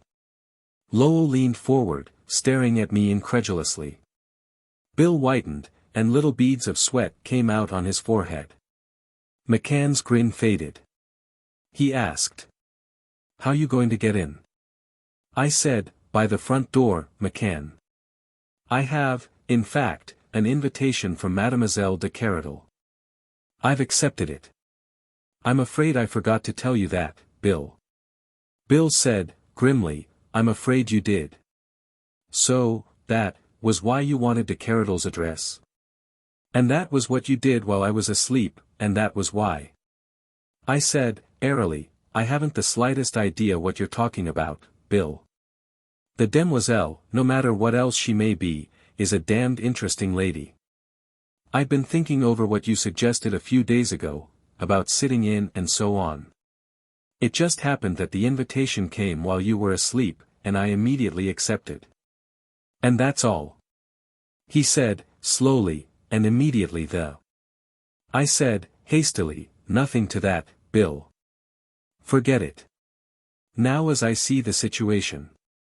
McCann interrupted, his eyes narrowed and face hardened, seems to me you know this de Keradel gal better'n anybody told me, Dr. Caranac. Seems to me you know a hell of a lot you've not come clean with. I said, cheerfully, a hell of a lot is right, McCann. And that's the way it stays. Take me or leave me. You'll have your gang outside the wall. I'll be inside. If you want me to cooperate, fine. If you don't, I'd just as soon play a lone hand. What are you afraid of? He flushed, and his hands went down to his hips in a swift stiff motion. He drawled, I ain't afraid, but I like to know the brand of who I work for. I laughed, take it from me, McCann, whatever it is, it's not the double-cross. But you'll have to leave it at that. Bill said, still sweating, I can't let you do that, Alan. I said, listen. Either de Keradel and the demoiselle brought about the suicide of Dick and the others, or they did not. If they did, they accomplished it by some dark knowledge they possess, or by hypnotic suggestion. In either case, no evidence could be brought against them that any court would consider. So that's out. But if de Keradel is actually carrying on that devilish experiment he hinted, and if he is luring, stealing or otherwise securing human sacrifices to complete that experiment, then he's leaving himself open to perfectly tangible evidence and a charge of murder. He's bending his neck to the noose. And so, I winced at the thought, is the demoiselle. The only place to get that evidence is up there in Rhode Island. McCann's plan is good, but he's outside the wall, and he could not have the advantages that someone inside would have for observation. It happens that I am not only invited to go inside, but uniquely fitted for doing so. I couldn't help giving Bill a sardonic grin at that. Also, Bill, if there is danger, I have a real conviction that I run less risk by accepting the demoiselle's invitation than I do by refusing it. And that was true enough, I thought. If I obeyed Dahut's summons, I'd probably lose Helen forever. But if I didn't, well, I would just as probably lose her anyway. And I didn't like to think of what might happen to her and to Bill in the process. At that time incredulity and absolute conviction of the demoiselle's unholy powers revolved in my mind like a two-sailed windmill. And sometimes so fast that I found myself both believing and disbelieving at the same time. Bill said, you were always a rotten bad liar, Alan. McCann stuck out his hand, okay, Doc, I'm sorry I said it. You don't need tell me nothing more. What you want me to do? I was really moved by that. I took his hand and said, "I'm sorry, too, McCann." McCann asked, "What for?" I said, "For something I'd been thinking. Come down to the club with me and we'll map out some line. We won't talk here because from now on I want Dr. Bennitt to keep out of this." Bill said, hotly, "The hell I will. When McCann goes up there I go with him." I said, "I know what I'm talking about. I'll play this game with McCann. And with Rickory, if he comes over. But you're out of it, Bill. I don't want you even to talk to Rickory. Let Dr. Lowell do all the explaining." Bill said, stubbornly, "I go with McCann." I said, "You poor boob, do you think it's you I'm considering? It's Helen." He dropped at that, and again I saw his face whiten and the little beads of sweat come out on his forehead. He said, slowly, "So, that's it." I said, "That's exactly it. Think it over and see how right I am." "Nothing doing, Bill. You're out." I turned to Dr. Lowell. "I have the best of reasons for what I am saying. I am hoping you will support me. I don't think there's much danger for you. But for Helen and Bill, a lot." Lowell said, very gravely, "I understand you, Alan. I will not fail you." I got up, I looked at Bill and laughed. I said, "You've the look of somebody who sees his best friend pacing from the condemned cell toward that little green door from which none returneth. It's nothing of the sort, Bill. I'm going to visit a charming lady and her perhaps insane but nevertheless brilliant father. I expect to have a most interesting time. And if Papa gets too crazy I have McCann to fall back on. If I want you, I'll call on you. There are mails and telephone. Come on, McCann." We went down, the four of us, to the hall. I said, "Also, Bill, don't tell Helen anything about this until I give you the word." And just then the door opened and Helen came in. Her eyes widened, and she looked distressed and she said, "Hello, darling. Why didn't somebody tell me you were coming tonight? I'd not have gone out." She put her arms around my neck and kissed me. Her lips were soft and warm, and there was a fragrance about her, not like some unknown sea bloom but flowers blossoming on a breast of earth. I said, "I didn't know it myself until after you'd gone, Angel." She said, "Well, you're coming right back. I've a lot to talk to you about." I wanted to be with Helen, right enough, but some way, tonight, I didn't want to talk to her.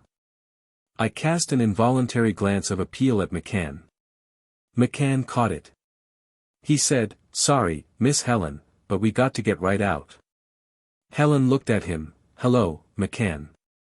I didn't notice you. What are you going to do with this man of mine?" "Anything you say, Miss Helen." McCann was grinning, but I had the idea he was speaking absolute truth, and that whatever Helen ordered he would certainly do his best to accomplish. Bill said, "Alan has to go, Helen." She took off her hat and smoothed the copper helmet of her hair. She asked, quietly, "The Keradel affair, Alan?"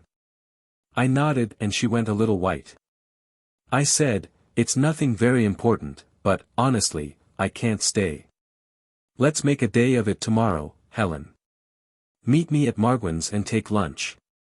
Then we'll ride around a bit and get supper and go to some show or other. I haven't been to a theater for 3 years." She looked at me for a long minute or two, then rested her hands on my shoulders. "All right, Alan. I'll meet you there, at 2. But, be there." As I went out I swore to myself that come hell or high water, I'd be there. Summons from Dahut notwithstanding. If Bill had to entertain one of her shadows for a few hours, well, he'd have to stand it. Down at the club, McCann and I had a few drinks and I told him a few more things. I said I thought both Keradel and his daughter were a bit crazy, and the reason I'd been invited down was because she had a wild idea we'd been in love with each other a few thousand years ago. He listened, silently. When I was done, he said, "The shatters, document. You think they're real?" I said, "I don't see how they can be. But certainly the people who see them think they are. He nodded, absently. Well, they got to be treated as if they're real. But how can you put the heat on a shadow? The people responsible for them are real, though. And you can always put the heat on them. He said, shrewdly. This de Keradel gal, now. How do you feel about her? I hear she's mighty ornamental. Feel safe, going down there? I flushed at that. I said, coldly, when I need a guardian, McCann, I'll let you know. He answered as coldly, I didn't mean it that way.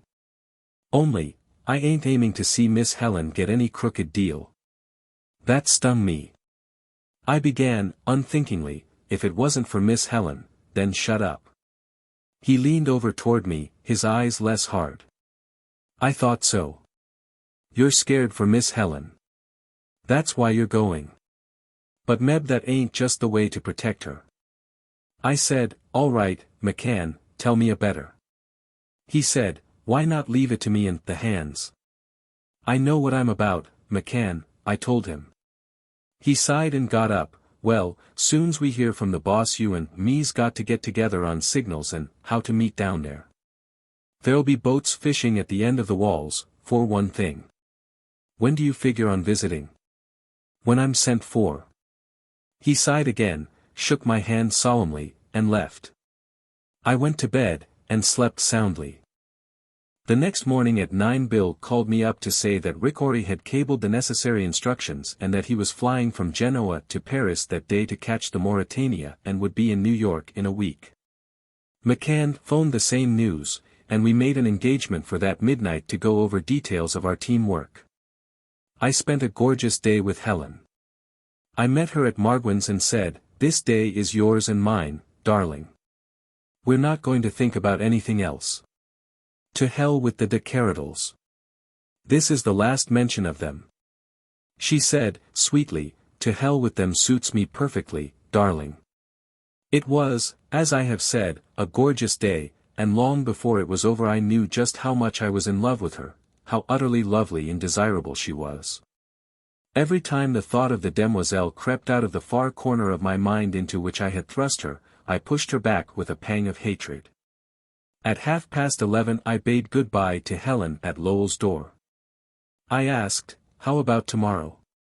She said, all right, if you can. I asked, why the devil couldn't I? She said, this day's over, Alan.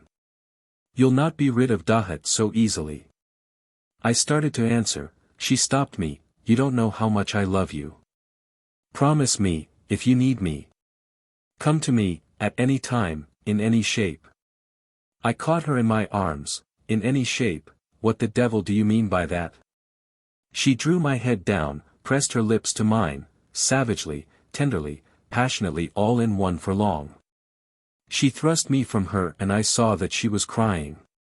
She threw open the door, then turned for a moment. You don't know how much I love you. She closed the door. I went down to the waiting cab and rode to the club, cursing the demoiselle more comprehensively than I had since ancient YS, if and when that had been. McCann hadn't arrived, but a telegram had. It was from Dahut and read. The yacht will be waiting for you at the Larchmont Club at noon tomorrow. Her name is Bridie's. I will meet you. Sincerely hope you will come prepared for indefinite stay. Well, that was that. I did not miss the nuance of the name, nor the mockery in that indefinite stay. Helen was reality, and Dahut was shadow. But I knew that now shadow had become the true reality. With a sinking of the heart. With forebodings against which I raged, impotently, with sorrow for Helen as though I were bidding her farewell forever, with cold hatred against this woman who was contemptuously summoning me, I knew I could do nothing but obey her. 14. Behind the Keradels' wall. I had one of my valises packed when McCann was announced. He squinted at it with surprise. You ain't going away tonight, Doc? With sudden impulse toward frankness, I pushed over to him the demoiselle's telegram. He read it stolidly, looked up, this just come. Thought you told Doc Bennett you'd already had an invitation. This, I explained patiently, is merely a confirmation of an engagement previously made, setting a definite time for one left indefinite before, as you will see if you read it over again carefully. I began to pack the other valise. McCann reread the telegram, watched me silently for a while, then said mildly. Doc Bennett had one of them shatters trailing him, didn't he? I turned to him sharply. What makes you think that? He went on, as though he had not heard me, and he lost it down here with you, didn't he? McCann, I said, you're crazy. What gave you that idea? He sighed, and said, when you and him was arguing tonight about you going down and setting in with this to Keradel, I got a mite puzzled. But when I see this telegram, I ain't puzzled no more. I get the answer.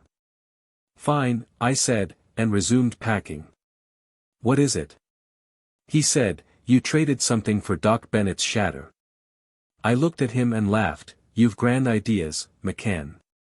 What have I to trade, and with whom and for what? McCann sighed again, and put a finger on the demoiselle's name. With her, he pointed to the indefinite stay, and said, and you traded this for his shatter. McCann, I went over to him. He did think a shadow was following him. But that may have been only because he has been thinking too much about this whole queer matter. And he has much the same idea as you about how B was relieved of the obsession. I want you to promise me that you will say nothing of your own suspicions to him, and especially nothing to Miss Helen. If one or the other should speak to you about it, do your best to discourage the notion. I have good reasons for asking this, believe me I have. Will you promise? He asked. Miss Helen don't know nothing about it yet? Not unless Dr. Bennett has told her since we left, I answered. Uneasily I wondered whether he had, and cursed my stupidity for not getting his promise that he wouldn't. He considered me for a time, then said, okay, document. But I've got to tell the boss when he comes. I laughed, and said, okay, McCann.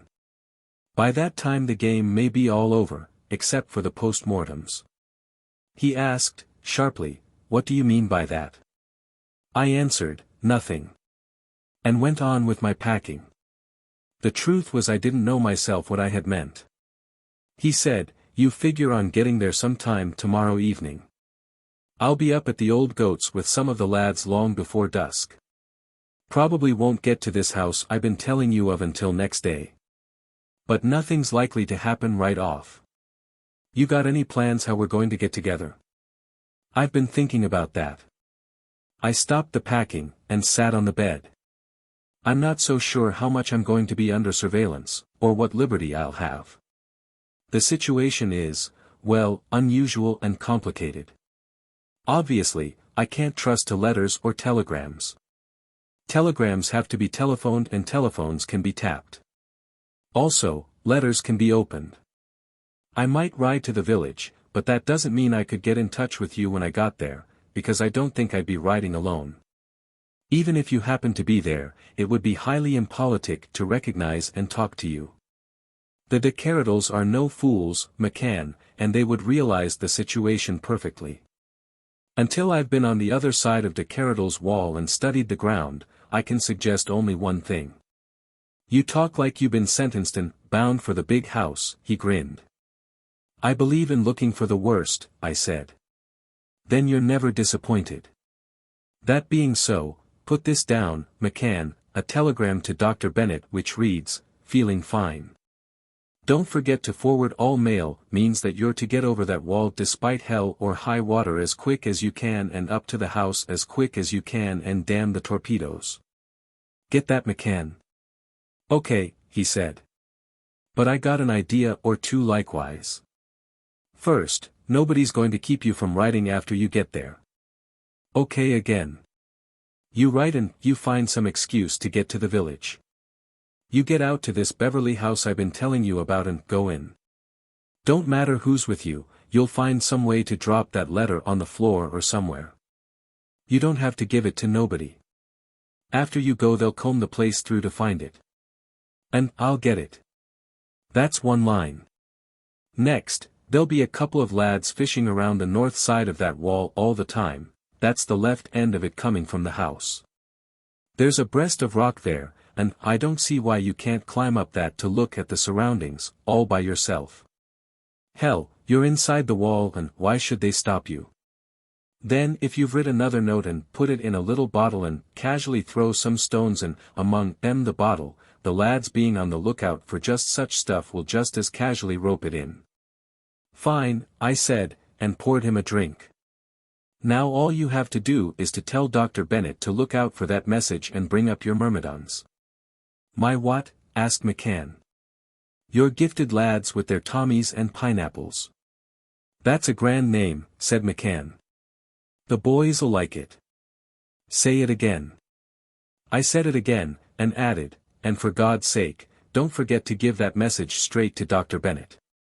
He said, then you ain't going to talk to him before you go? I said, no. Nor to Miss Helen either.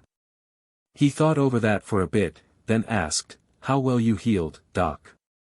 I showed him my .32 automatic. He shook his head, this is better, document.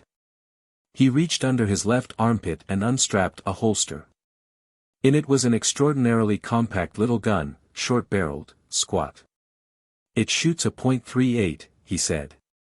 Ain't nothing under armor plate stands up against that, document tote your other but stick this under your arm. Keep it there, asleep or awake. Keep it hid. There's a few extra clips in that pocket of the holster. I said, thanks, Mac. And threw it on the bed. He said, no. Put it on and get used to the feel of it. All right, I said. And did so. He took another drink, leisurely. He said, gently, of course, there's one straight easy way out of all this, document. All you need do when you sit at the table with the Keradel and his gal is to slip that little cannon loose and let 'em have it. Me and the lads'd cover you. I said, I'm not sure enough for that, Mac. Honestly, I'm not. He sighed again, and arose, you got too much curiosity, document. Well, play your hand your own way. At the door he turned, anyway, the boss'll like you. You got guts. He went out. I felt as though I'd been given the accolade. I dropped a brief note to Bill, simply saying that when one had made up one's mind to do something, there was no time like the present and that therefore I was making myself one of the de Keradel menage on the morrow. I didn't say anything about the Demoiselle's telegram, leaving him to think I was on my way solely of my own volition. I told him McCann had a message that was damned important, and that if and when he received it from me to forward it quick, according to directions. I wrote a little letter to Helen. The next morning I left the club early, before the letters could be delivered. I taxied leisurely to Larchmont, arrived at the club shortly before noon and was told that a boat from the British was awaiting me at the landing stage. I went down to the boat. There were 3 men on it, Bretons or Basques, I couldn't tell which, oddly enough. Rather queer-looking, stolid faces, the pupils of their eyes unusually dilated, skin sallow. One turned his eyes up to me and asked, tonelessly, in French. The Sieur de Caranac? I answered, impatiently, Dr. Caranac. And took my place in the stern. He turned to the 2, the Sieur de Caranac. Go. We shot through a school of small fry and headed for a slim grey yacht. I asked, the British? The helmsman nodded. She was a sweet craft, about 150 feet overall, schooner rigged and built for speed. I doubted McCann's estimate of her ocean-going capabilities. The Demoiselle was standing at the head of the ladder. Considering the manner of my last parting with her, there were obvious elements of embarrassment in this meeting. I had given them considerable thought and had decided to ignore them, or pass them over lightly, if she would let me. It was no picture of a romantic hero I had made sliding down from her tower, and I was still somewhat sensitive as to its undignified aspects. I hoped her arts, infernal or otherwise, hadn't enabled her to reconstruct that spectacle. So when I had climbed the ladder, I simply said with cheerful idiocy. Hello, Dahut. You're looking beautiful. And so she was. Nothing at all like the Dahut of ancient YS, nothing at all like a shadow queen, nothing at all like a witch. She had on a snappy white sport suit, and there was no aureole, evil or otherwise, about her pale gold hair. Instead there was a tricky little green knit hat. Her great violet eyes were clear and ingenuous with not a trace of the orchid hell sparks. In fact, to outward appearance only an extraordinarily beautiful woman with no more high explosive about her than any beautiful woman would naturally carry. But I knew different, and something whispered to me to be doubly on my guard. She laughed, and held out her hand. "Welcome, Alan." She glanced at my 2 bags with a small enigmatic smile, and led me down to a luxurious little cabin. She said, matter-of-factly, "I'll wait for you on deck. Don't be long. Lunch is ready." And she was gone. The yacht was already underway. I looked out of the port and was surprised to see how far we were from the club. The British was speedier than I had surmised. In a few minutes I went up on deck and joined the Demoiselle. She was talking to the captain whom she introduced to me by the good old Breton name of Braz, and me to him as the Sieur de Carnac. The captain was of stockier build than the others I had seen, but with the same stolid expression and the same abnormally dilated eyes. I saw the pupils of his eyes suddenly contract, like a cat's, and a curiously speculative gleam come into them. Almost as though it were recognition. I knew then that what I had taken for stolidity was not that at all. It was withdrawal. This man's consciousness lived in a world of its own, his actions and responses to the outer world instinctive only. For some reason that consciousness had looked out from its inner world into this under the spur of the ancient name. From its own world, or from another's into which it had been sent. And were the other men upon this boat under that same strange duress? I said, "But Captain Braz, I prefer to be called Dr. Caranac, not the Sieur de Carnac." I watched him closely.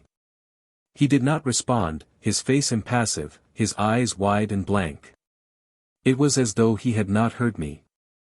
The Demoiselle said, "The Lord of Carnac will make many voyages with us." He bent and kissed my hand. He answered, tonelessly as had the boatman, "The Lord of Carnac does me great honor." He bent to the Demoiselle and walked away. I watched him, and felt a creep along my spine. It was exactly as though an automaton had spoken, an automaton of flesh and blood who had seen me not as I was but as someone else had bidden him. The Demoiselle was regarding me with frank amusement. I said, indifferently, "You have perfect discipline, Dahut." Again she laughed, "Perfect, Alan. Let us go to lunch." We went to lunch. That, too, was perfect. Somewhat too perfect. The 2 stewards who served us were like the others I had seen, and they served us on bent knees. The Demoiselle was a perfect hostess. We talked of this and that. And steadily I forgot what she probably was, and thought of her as what she seemed to be. Only toward the last did that which was buried deep in both our minds crop out. The blank-eyed stewards had knelt, and gone. I said, half to myself, "Here feudal and the modern meet." She answered, quietly, "As they do in me. But you are too conservative in naming feudal times, Alan. My servants go further back than that. As do I." I said nothing. She held her wine glass against the light, turned it to catch the colors, and added, casually, "As do you." I lifted my own glass, and touched hers with its rim, to ancient YS. "If so, I drink to it." She answered gravely, "To ancient YS." And we drink to it. We touched glasses again, and drank. She set down her glass and looked at me, faint mockery in her eyes and, when she spoke, within her voice. "Is it not like a honeymoon, Alan?" I said, coldly, "If so, it would be somewhat lacking in novelty, would it not?" She flushed a little at that. She said, "You are rather brutal, Alan." I said, "I might feel more a bridegroom if I felt less like a prisoner." Her straight brows drew together, and for a moment the hell sparks danced in her eyes. She dropped her eyes and said, demurely, although the angry flush still stained her cheeks. "But you are so elusive, my beloved. You have such a gift for disappearance. There was nothing for you to fear that night. You had seen what I had willed you to see, done as I had willed, why did you run away?" That stung. The sleeping wrath and hate against her that I had known since I met her flared up. I caught her wrists. "Not because I feared you, white witch. I could have strangled you while you slept," she asked, tranquilly, and tiny dimples showed beside her lips. "Why didn't you?" I dropped her hands. "I may still. That was a wonderful picture you painted in my sleeping mind." She stared at me, incredulously. "You mean? You do not think it was real? That was not real? No more real, Dahut, than the world in which the minds of the men on this boat live. At your command, or your father's?" She said, somberly, "Then I must convince you of its reality." I said, rage still hot within me, "Nor more real than your shadows, Dahut." She said, yet more somberly, "Then of those, too, you must be convinced." The moment I had said that about the shadows I was sorry for it. Her reply did nothing to reassure me. I cursed myself. This was no way to play the game. There was no advantage to be gained by quarreling with the demoiselle. It might, indeed, bring down upon those I was trying to protect precisely what I was trying to save them from. Was that the meaning behind her promise to convince me? She was pledged so far as Bill was concerned, and here I was in payment, but she had made no pledges as to Helen. If I was to play my game, it must be to the limit, convincingly, with no reservations. I looked at Dahut and thought, with a sharp pang of compunction, for Helen, that if the demoiselle were a willing partner it would have its peculiar compensations. And then I thrust Helen out of my mind, as though she might read that thought. And there was only one way to convince a woman. I stood up. I took the glass from which I had drunk, and I took Dahut's glass and threw them to the cabin floor, splintering. I walked to the door and turned the key. I went to Dahut and lifted her from the chair and carried her to the divan beneath the port. Her arms clung round my neck, and she raised her lips to mine, her eyes closed. I said, "To hell with and to hell with its mysteries. I live in today." She whispered, "You love me?" I answered, "I do love you." "No," she pushed me away. "In the long ago you loved me. Loved me even though you killed me. And in this life it was not you but the Lord of Caranac who for a night was my lover. Yet this I know, again in this life you must love me. But must you again kill me? I wonder, Alan. I wonder." I took her hands, and they were cold. In her eyes there was neither mockery nor amusement, there was vague puzzlement and vague dread. Nor was there anything of the witch about her. I felt a stirring of pity. What if she, like the others upon this boat, were victim of another's will? The Keradels who called himself her father. Dahut who lay there looking at me with the eyes of a frightened maiden, and she was very beautiful. She whispered, "Alan, beloved, better for you and better for me if you had not obeyed my summons. Was it because of that shadow I was forced to send your friend, or had you other reasons?"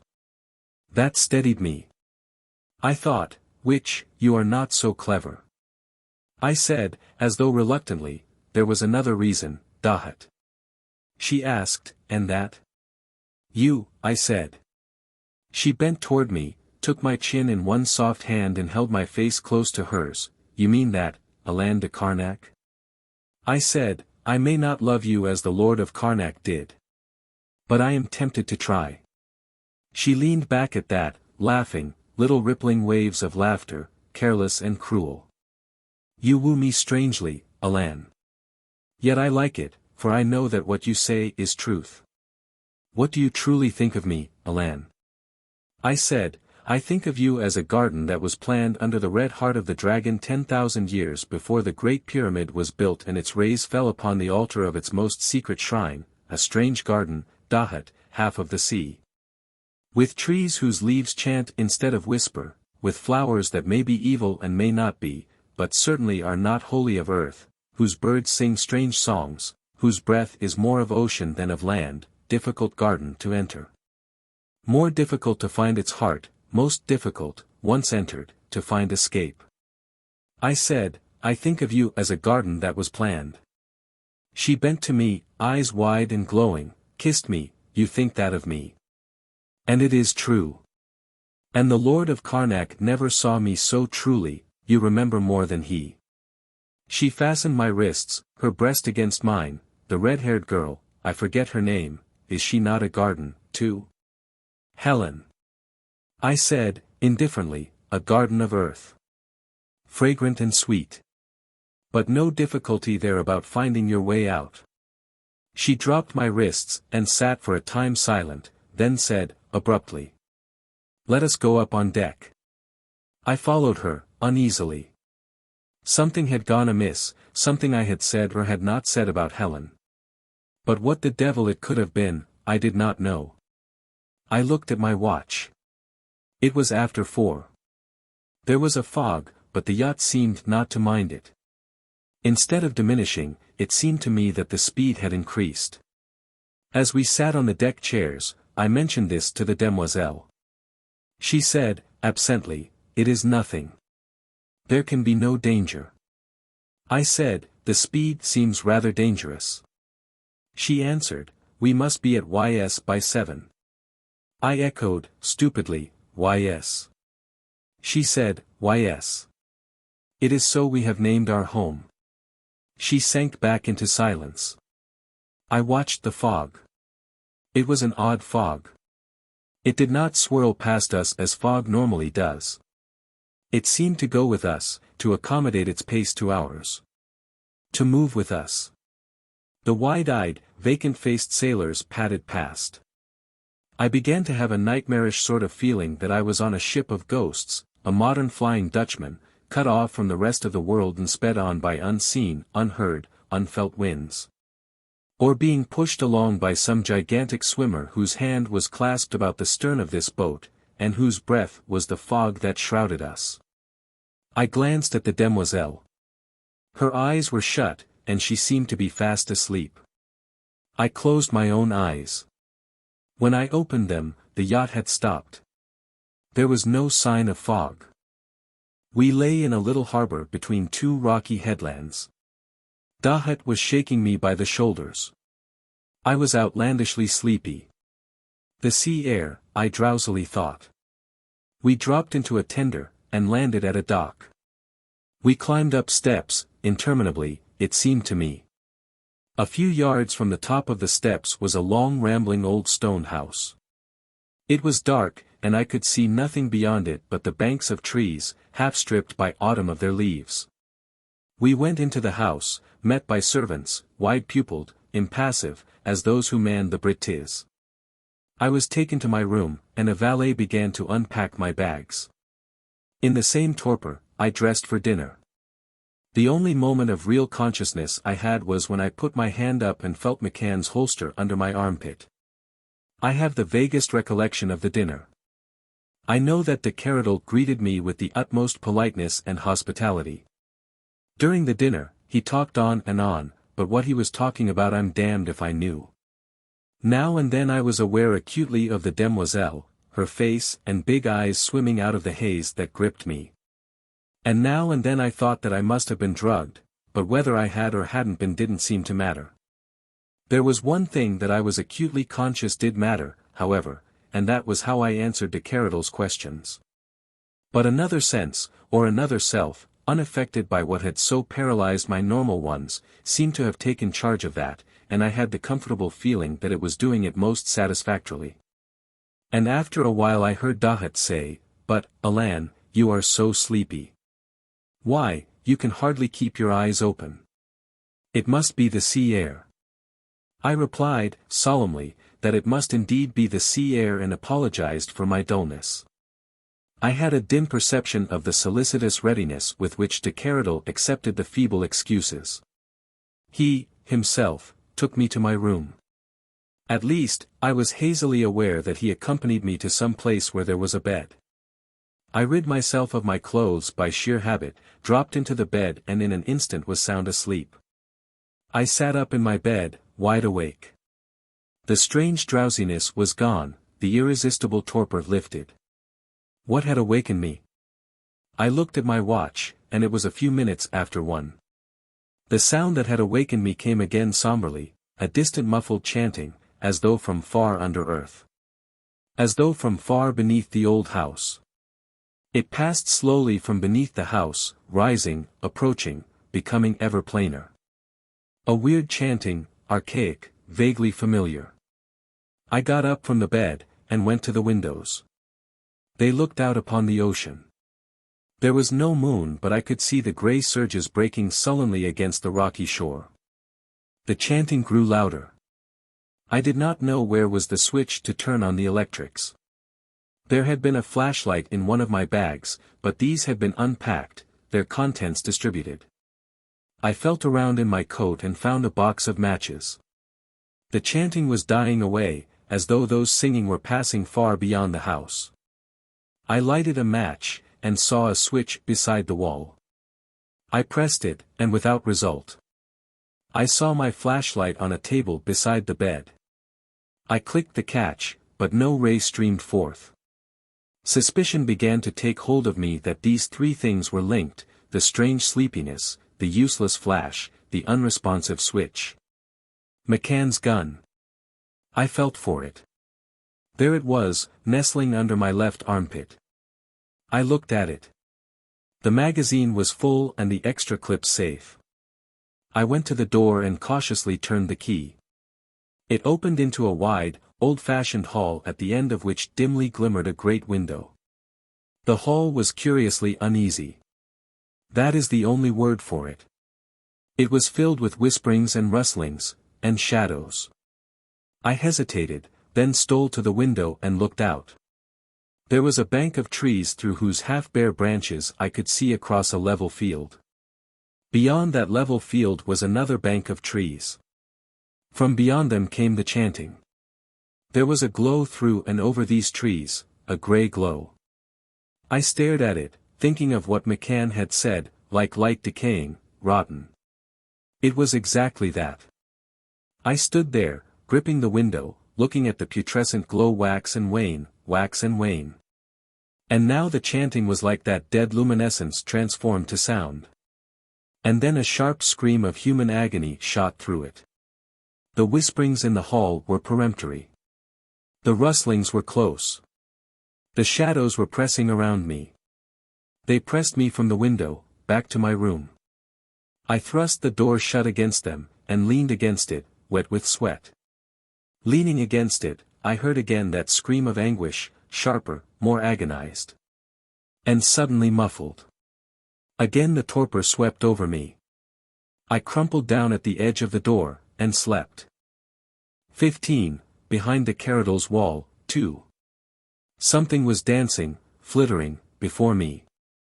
It had no shape, but it had a voice. The voice was whispering, over and over, "Dahut, beware of Dahut. Alan, beware of Dahut, give me release, Alan.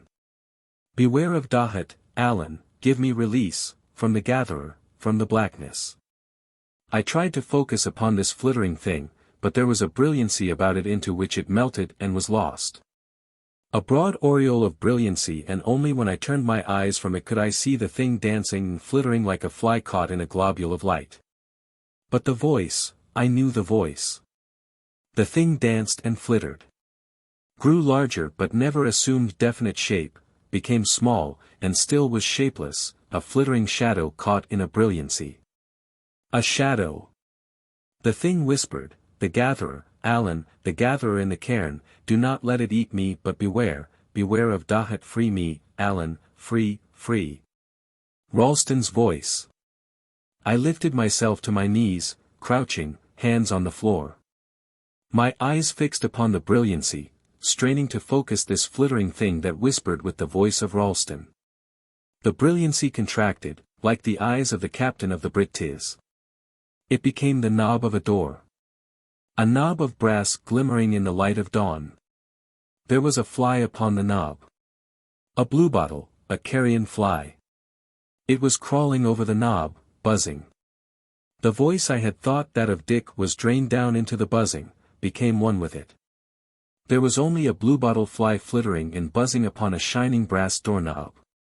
The fly left the knob, circled me and was gone. I staggered to my feet. I thought, whatever you did to me there on the boat, Dahut, it was a first-class job. I looked at my wristwatch. It was a few minutes after 6. I opened the door, cautiously. The hall was shadowless, tranquil. There was not a sound in the house. It seemed to sleep, but I didn't trust it. I closed the door quietly. There were great bolts at top and bottom which I dropped into place. There was a queer emptiness in my head, and I could not see clearly. I made my way to the window and drew deep breaths of the sharp morning air, the tang of the sea strong within it. It made me feel better. I turned and looked at the room. It was immense, paneled in old wood. Tapestries, colors softened by centuries, fell here and there. The bed was ancient, carved and postered and canopied. It was the chamber of some castle in Brittany, rather than that of a New England manse. At my left was an armoire, ancient as the bed. Idly, I opened a drawer.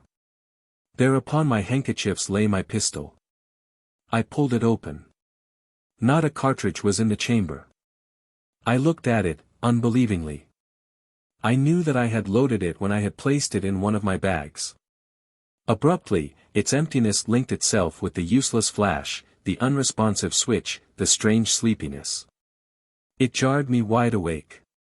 I put the gun back in the drawer and went and lay down on the bed. I hadn't the slightest doubt that something other than natural cause had induced the stupor. Whether it had been suggestion by Dahut while I lay asleep on the deck, or whether she had given me some soporific drug with my lunch, made no difference. It had not been natural. A drug? I remembered the subtle drug the Tibetan lamas administer, the drug they name master of the will, which weakens all resistance to hypnotic control and renders the minds of those to whom it is given impotent against command. Wide open to hallucination. All at once the behavior, the appearance, of the men on the boat, the servants in this house, fell into an understandable pattern. Suppose that all were being fed with such a drug, and moved and thought only as the demoiselle and her father willed them to move and think. That I was surrounded by human robots, creatures who were reflections, multiplications, of the Keradels. And that I, myself, was in imminent peril of the same slavery. Belief that something like this was the truth became stronger the more I thought over it. I strove to recall the conversation with Keradel the night before. I could not, but I still retained the conviction I had passed the ordeal successfully, that the other sense or self which had taken charge had not allowed me to be betrayed. Deep within, I felt that assurance. Suddenly, as I lay there, I felt other eyes upon me, knew that I was being watched. I was facing the windows. I drew a deep breath, sighed as one does in deep sleep, and turned with arm over face. Under its cover, with scarcely opened lids, I watched. In a few moments a white hand stole from behind a tapestry, drew it aside, and Dahut stepped into the room. Her braids fell below her waist, she wore the sheerest of silken negligées and she was incomparably lovely. She slipped to the bottom of the bed, soundlessly as one of her shadows, and stood studying me. I forced myself to breathe regularly, as though in soundest slumber. She was so lovely that I found it rather difficult. She came to the side of the bed and leaned over me. I felt her lips touch my cheek as lightly as the kiss of a moth. Then, as suddenly, I knew she was gone. I opened my eyes. There was another scent, unfamiliar, mingling with the breath of the sea. It was oddly stimulating. Breathing it, I felt the last traces of lethargy vanish. I sat up, wide awake and alert. There was a shallow metal dish on the table beside the bed. Piled on it was a little heap of fern-like leaves. They were smoldering, and from their smoke came the invigorating scent. I pressed out the sparks and instantly smoke and scent disappeared. Evidently this was an antidote to whatever had induced the other condition, and quite as evidently there was no suspicion that I had not slept uninterruptedly throughout the night. And possibly, it occurred to me, the shadow-crowded, rustling hall and the bluebottle fly that had buzzed with the voice of Ralston might have been by-products of this hypothetical drug. The subconsciousness fantastically picturing under its influence, as it does in dream, chance sounds in terms of what has been engrossing the consciousness. Maybe I really had slept through the night. Maybe I had only dreamed I had gone out into the shadow-crowded hall, and had fled from it and dropped down beside the door, had only dreamed the chanting. But if there had been nothing they had wanted me to be deaf and blind to, then why had they bundled me up in that blanket of sleep? Well, there was one thing I knew I had not dreamed. That was Dahut slipping into the room with the leaves. And that meant I hadn't acted precisely as they had expected, else I wouldn't have been awake to see her. There was one lucky break, whatever the cause. I would be able to use those leaves later, if they repeated the bundling. I went over to the tapestry and raised it. There was no sign of opening, the paneling seemingly solid. Some secret spring existed, of course, but I postponed hunting for it. I unbarred the door. The bars were about as much a guarantee of privacy as one wall in a room with the other three sides open. I took what was left of the leaves, put them in an envelope and tucked them in McCann's holster. Then I smoked half a dozen cigarettes and added their ashes to those on the dish. They appeared about the same, and they were about what would have remained if all the leaves had burned. Maybe nobody would bother to check, but maybe they would. By then it was 7 o'clock. I wondered whether I ought to get up and dress. How long was it supposed to be before the antidote took effect? I had no means of knowing and no desire to make the least mistake. To sleep too long would be far safer than to wake too soon. I crawled back into bed. And I did go to sleep, honestly and dreamlessly. When I awakened there was a man laying out my clothes, the valet. The dish that had held the smoking leaves was gone. It was 8:30. I sat up and yawned, and the valet announced with antique humility that the Lord of Carnac's bath was ready. Despite all that the Lord of Caranac had on his mind, this combination of archaic servility and modern convenience made me laugh. But no smile answered me. The man stood, head bent, wound up to do and say certain things. Smiling had not been in his instructions. I looked at his impassive face, the blank eyes which were not seeing me at all as I was, nor the world in which I lived, but were seeing me as another man in another world. What that world might be, I suspected. I threw a robe over my pajamas and locked the bathroom door against him, unstrapped McCann's holster and hid it before bathing. When I came out I dismissed him. He told me that breakfast would be ready a little after 9, and bowing low, departed. I went to the armoire, took out my gun and snapped it open. The cartridges were in place. Furthermore, the extra clips lay orderly beside where it had been. Had I also dreamed that it had been emptied? A suspicion came to me. If I were wrong, I could explain it as an accident. I carried the gun to the window, aimed it at the sea and touched the trigger. There was only a sharp crack as the cap exploded. In the night the cartridges had been made useless and, without doubt, had been restored to the pistol during my later sleep. Well, here was warning enough, I thought grimly, without any buzzing bluebottle, and put the gun back. Then I went down to breakfast, cold with anger and disposed to be brutal if I had the chance. The demoiselle was waiting for me, prosaically reading a newspaper. The table was laid for two, so I judged her father had business otherwhere. I looked at Dahut, and as always admiration and a certain tenderness reluctantly joined my wrath and my rooted hatred of her. I think I have mentioned her beauty before. She was never more beautiful than now, a dewy freshness about her, like the dawn, her skin a miracle, clear-eyed, just the right touch of demureness, not at all the murderous, harlot, and which I knew her in my heart to be. Clean. She dropped the paper and held out her hand. I kissed it, ironically. She said, "I do hope you slept soundly, Alan." And that had just the right touch of domesticity. It irritated me still more. I dropped into my chair, spread my napkin over my knees, soundly, Dahut. Except for a big bluebottle fly that came and whispered to me. Her eyes narrowed at that, and distinctly I saw her tremble. Then she dropped her eyes, and laughed. You're joking, Alan. I said, I am not.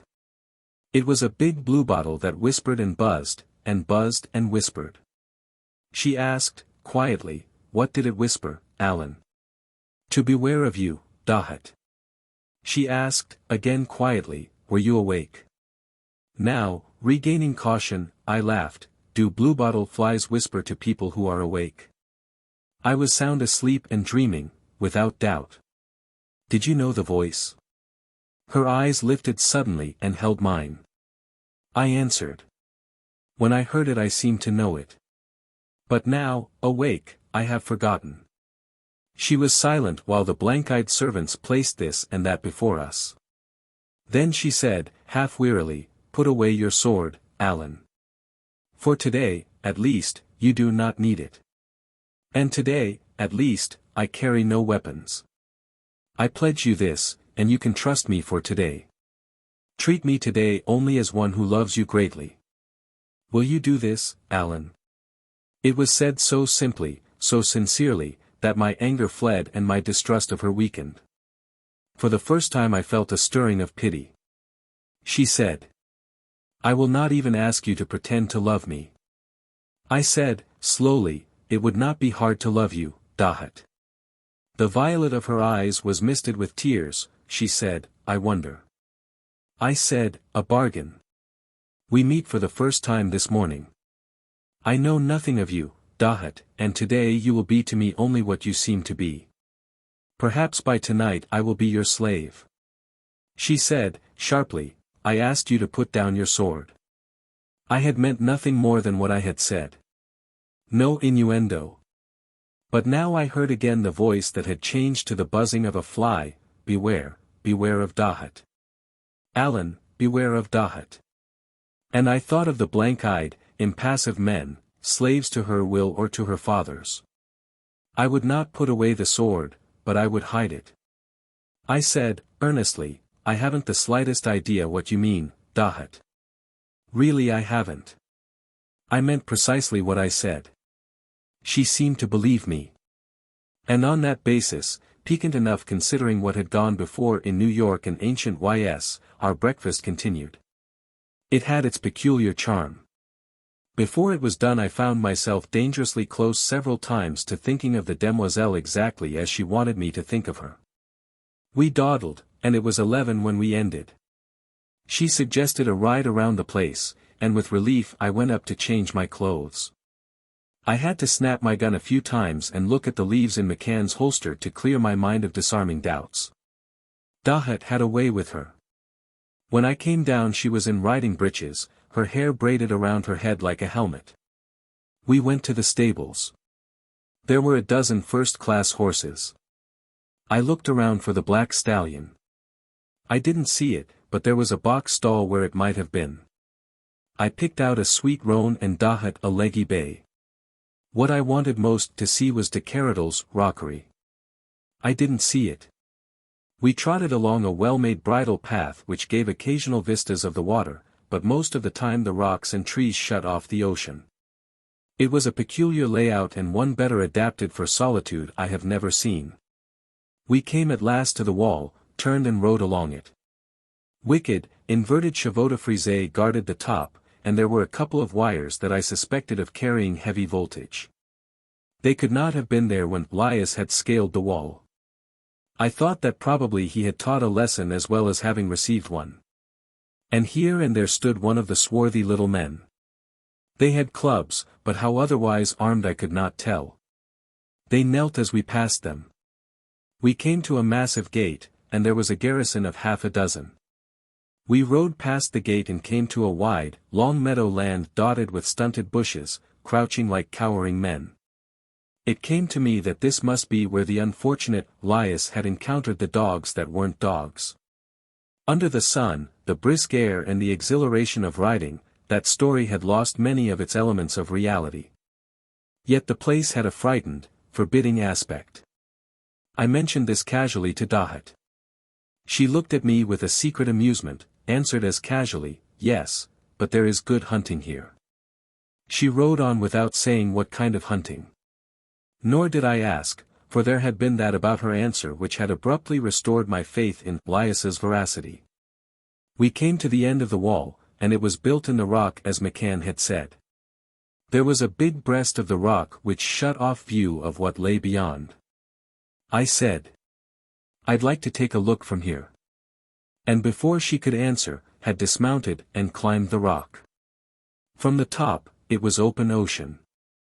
A couple of 100 yards from shore were two men in a small fishing boat. They raised their heads as they saw me, and one drew out a hand net and began dipping with it.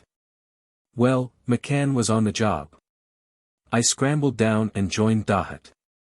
I asked, how about riding back and going out the gate for a canter? I'd like to see more of the countryside. She hesitated, then nodded. We rode back and through the garrison and out upon a country road. In a little while we sighted a fine old house, set well back among big trees. A stone wall protected it from the road, and lounging beside one of its gates was McCann. He watched us come imperturbably. Dahut passed without a glance. I had hung back a few paces, and as I went by McCann I dropped a card. I had hoped for just this encounter, and I had managed to scribble on it. Something very wrong but no definite evidence yet. About 30 men, think all well armed. Barbed and charged wires behind wall. I drew up beside the demoiselle and we rode on a mile or so. She halted, and asked, "Have you seen enough?" I said, "Yes," and we turned back. When we went by McCann he was still lounging beside the gate as though he had not moved. But there was no paper on the road. The garrison had seen us coming, and the postern was swinging open. We returned to the house the same way we had gone. I had gotten not a glimpse of the rockery. Dahut was flushed with the ride, full of gaiety. She said, "I'll bathe. Then we'll have lunch on the boat, go for a little cruise." "Fine," I said. "And I hope it doesn't make me as sleepy as it did yesterday." Her eyes narrowed, but my face was entirely innocent. She smiled, "It won't, I'm sure. You're getting acclimated." I said, morosely, "I hope so. I must have been pretty dull company at dinner last night." She smiled again, "But you weren't. You pleased my father immensely." She went into the house laughing. I was very glad I had pleased her father. It had been a thoroughly delightful sail with a thoroughly charming girl. Only when one of the tranced crew knelt as he passed did I feel the sinister hidden undertow. And now I sat at dinner with the Keradel and the demoiselle. The Keredel's conversation was so fascinating that he had made me forget that I was a prisoner. I had discussed with him much that I had wished to on the night Bill had persuaded me to be so objectionable. If at times his manner was irritatingly too much like that of a hierophant instructing a neophyte in elementary mysteries, or if he calmly advanced as fact matters which modern science holds to be the darkest of superstitions, investing them with all the authenticity of proven experience, it made no difference to me. The man's learning was as extraordinary as his mind, and I wondered how in one short life he could have acquired it. He spoke of the rites of Osiris, the black worship of Typhon whom the Egyptians also named Set of the Red Hair, the Eleusinian and the Delphic mysteries as though he had witnessed them.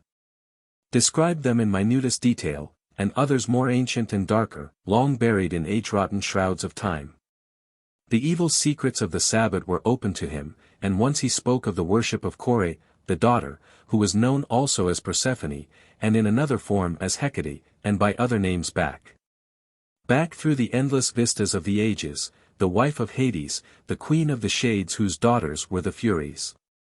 It was then I told him of what I had beheld in the Delphian cave when the Greek priest with the pagan soul had evoked Kore. And I had watched that majestic, that dreadful, form taking shape in the swirls of smoke from what was being consumed upon her thrice ancient altar. He listened intently, without interrupting, as one to whom the story held no surprise. He asked, and had she come to him before? I answered, I do not know. He said directly to the demoiselle, but even if so, the fact that she appeared to Dr. Caranac, is most significant. It is proof that he. Dahut interrupted him, and I thought there was some warning in the glance she gave him, that he is acceptable. Yes, my father. De Keradel considered me, an illuminating experience, indeed. I am wondering, in the light of it, and of other things you have told me, I am wondering why you were so hostile, to such ideas the night we met. I answered, bluntly, I was more than half drunk and ready to fight anybody. He bared his teeth at that, then laughed outright. You do not fear to speak the truth. Neither when drunk nor sober, I said. He scrutinized me silently, for moments. He spoke, more as though to himself than to me, I do not know. She may be right, if I could wholly trust him it would mean much to us. He has curiosity, he does not shrink from the dark wisdom, but has he courage? I laughed at that, and said, baldly, if I did not have, would I be here? Quite true, my father. Dahut was smiling maliciously. De Keradel struck down his hand like one who has come at last to a decision. Caranac, I spoke to you of an experiment in which I am deeply interested. Instead of being a spectator, willing or unwilling, or no spectator, whichever I might decide. He paused as though to let the covert menace of this sink in. I invite you to participate with me in this experiment. I have good reason to believe that its rewards, if successful, will be incalculably great. My invitation is not disinterested. I will admit to you that my experiment has not as yet met with full success. I have had results, but they have not been what I hoped. But what you have told me of Kore proves that you are no barrier to the materialization of these beings, powers or presences, or if you prefer, discarnate, unknown energies which can take shape, become substance. In accordance with laws discoverable to man, and discovered. Also, you have within you the ancient blood of Caranac, and the ancient memories of your race. It may be that I have missed some slight detail that your stimulated memory will recall. It may be that with you beside us this being I desire to evoke will appear in all its power, and with all that implies of power for us. I asked, what is that being? He said, you, yourself, named it. That which in one of its manifold shapes came to the Alcarazi of ancient Karnak as it came to the temples of my own people ages before Ys was built or the stones of Karnak raised, the gatherer in the cairn, the blackness. If I felt cold creep along my skin he did not know it. It was the answer I had been expecting and I was prepared. I looked long at Dahut, and he, at least, misinterpreted that look, as I had hoped he would. I struck my own hand down upon the table. De Keradel, I am with you. After all, wasn't that why I had come there? 16. The Mael Bennique. De Keradel said, we drink to that. He dismissed the servants, unlocked a closet and took from it a decanter half filled with a green liqueur. The stopper was clamped and difficult to withdraw. He poured 3 small glasses and quickly clamped the stopper down. I raised my glass. He checked me, wait. There were little bubbles rising through the green drink, like atoms of diamonds. Like splintered sun rays shot back by crystals bottoming still shallows. They rose more and more quickly, and suddenly the green drink fumed, then became quiescent, pellucid. De Keradel lifted his glass. Caranac, you join us of your own will. The demoiselle said, her glass close to mine, it is of your own will you join us, Alan de Caranac? I answered, of my own will. We touched glasses and drank. That was a strange drink. It tingled through brain and nerve, and immediately there was born of it an extraordinary sense of freedom, swift sloughing of inhibitions. A blowing away of old ideas as though they had crumbled to dust and, like dust, had been puffed from the surface of consciousness. As though I were a serpent which had, abruptly, shed an outworn skin. Memories grew dim, faded away, readjusted themselves. I had an indescribable sense of liberation. I could do anything, since, like God, there existed for me neither good nor evil. Whatever I willed to do that I could do, since there was neither evil nor good but only my will. De Keradel said, "You are one with us." The demoiselle whispered, "You are one with us, Alan." Her eyes were closed, or seemed to be. The long lashes low upon her cheeks. Yet I thought that beneath them I saw a glint of purple flame. And de Keradel's hands covered his eyes, as though to shield them, but between his fingers I thought I saw them gleaming. He said, "Caranac, you have not asked me what is this gatherer, this being I would evoke in its completeness. Is it because you know?" "No," I answered, and would have followed by saying that I did not care except that suddenly I knew I did care. That of all things that was what I thirsted to know. He said, "A brilliant Englishman once formulated perfectly the materialistic credo. He said that the existence of man is an accident. His story a brief and transitory episode in the life of the meanest of planets. He pointed out that of the combination of causes which first converted a dead organic compound into the living progenitors of humanity, science as yet knows nothing. Nor would it matter if science did know. The wet nurses of famine, disease, and mutual slaughter had gradually evolved creatures with consciousness and intelligence enough to know that they were insignificant. The history of the past was that of blood and tears, stupid acquiescence, helpless blunderings, wild revolt, and empty aspirations. And at last, the energies of our system will decay, the sun be dimmed, the inert and tideless earth be barren. Man will go down into the pit, and all his thoughts will perish. Matter will know itself no longer. Everything will be as though it never had been.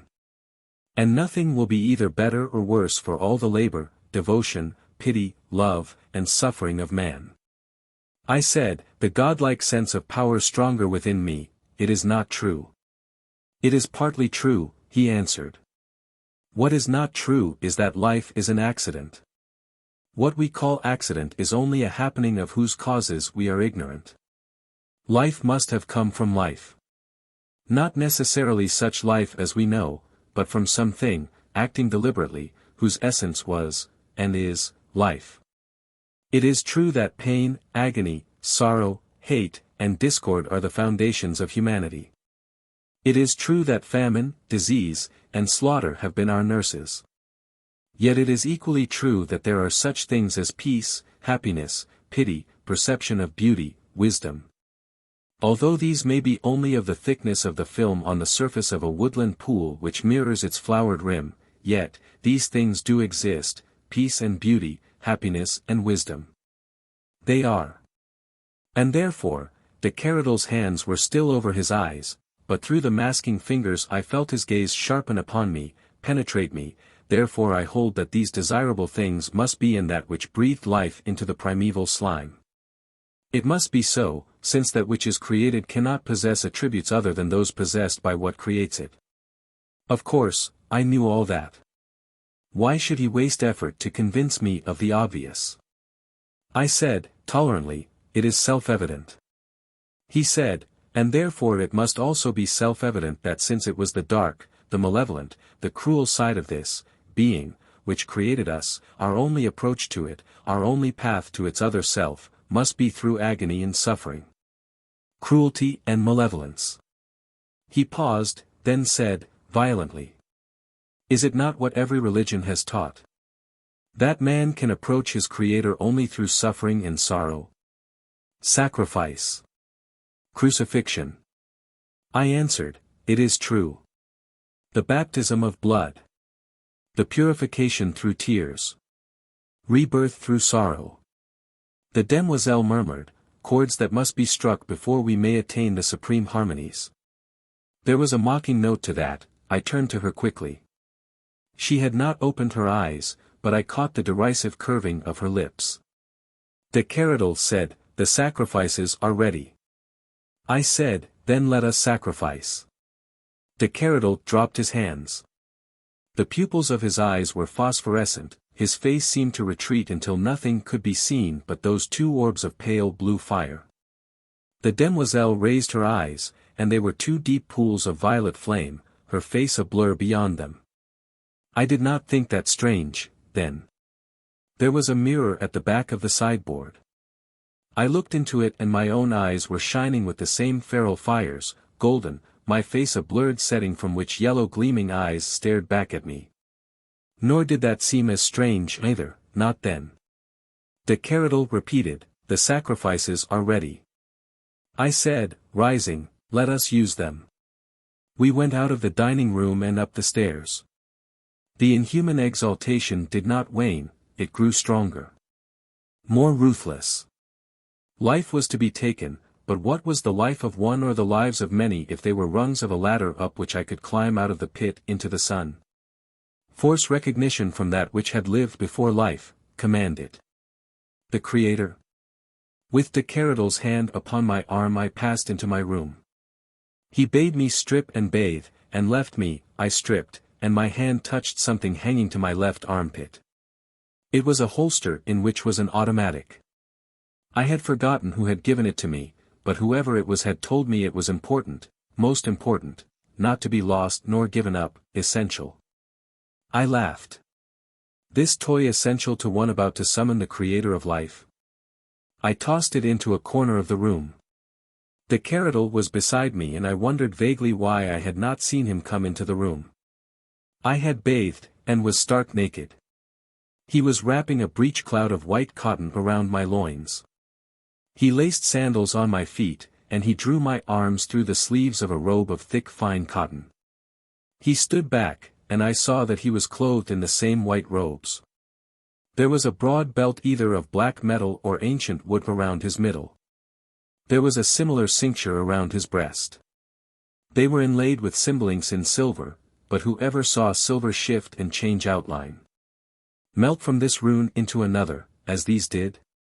Around his forehead was a black chaplet of oak leaves, and from his belt swung a long black knife, a black maul, a black and oval bowl, and a black ewer. Dahut was watching me, and I wondered why I had not seen her enter. She wore the robe of thick white cotton, but the girdle around her waist was of gold and on it the shifting symbols were red. And of red gold was the fillet that bound her hair and the bracelets upon her arms. In her hand was a golden sickle, razor-edged. They fastened around my waist another black and silver symboled belt, and set upon my head a chaplet of the black oak leaves. De Keradel drew from his belt the maul and put it in my hand. I shrank from its touch and dropped it. He picked it up and closed my fingers around it. I tried to unclose them and could not, although the touch of the maul was loathsome. I raised the maul and looked at it. It was heavy and black with age, like the belt, like the chaplet. It was shaped all of one piece as though carved from the heart of oak, shaft in center, ends of its massive head blunt.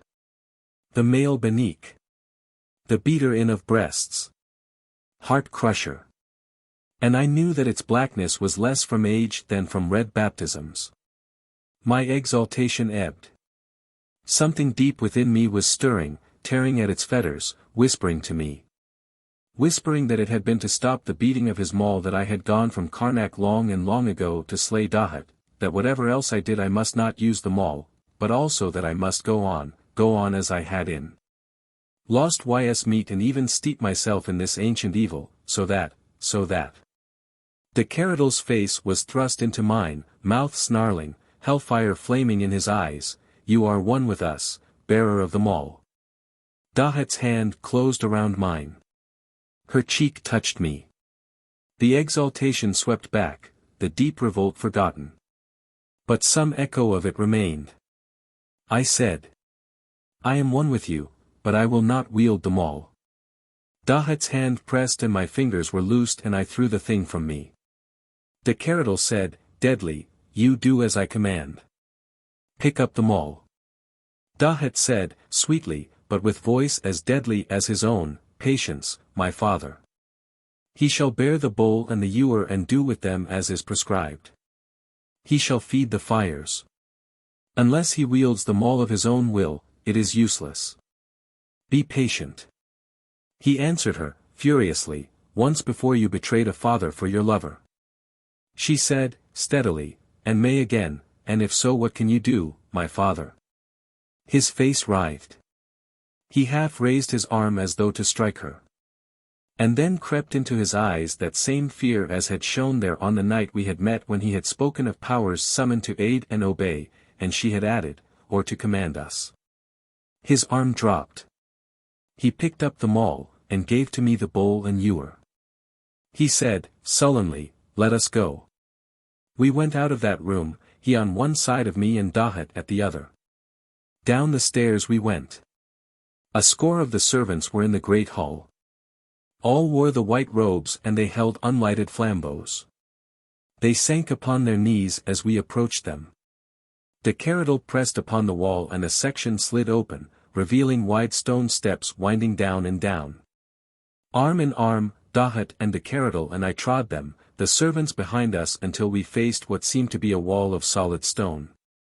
Here again the Keradel pressed, and a part of the wall raised slowly and silently like a curtain.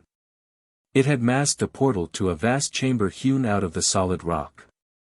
Through the portal stole a penetrating pungent odor, and from beyond it came the murmur of many voices.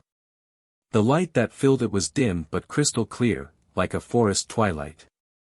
There were 100 or more men and women facing us, and their eyes wide-pupilled and blank, rapt, looking into another world. But they saw us. There were cubicles all around the cavern, and others came out of them, women who carried babies in their arms, women at whose skirts children clung. Babies and children were wide-eyed too, small faces rapt and impassive, dreaming. And men and women wore that ancient dress. The Keradel raised the maul and shouted to them. They answered the shout and rushed toward us, throwing themselves upon their faces as we drew near. Crawling to and kissing my feet, the feet of the Keradel, the slim and sandaled feet of Dahut. The Keradel began a chant, low-voiced, vibrant, archaic. Dahut joined him, and my own throat answered, in that tongue I knew and did not know.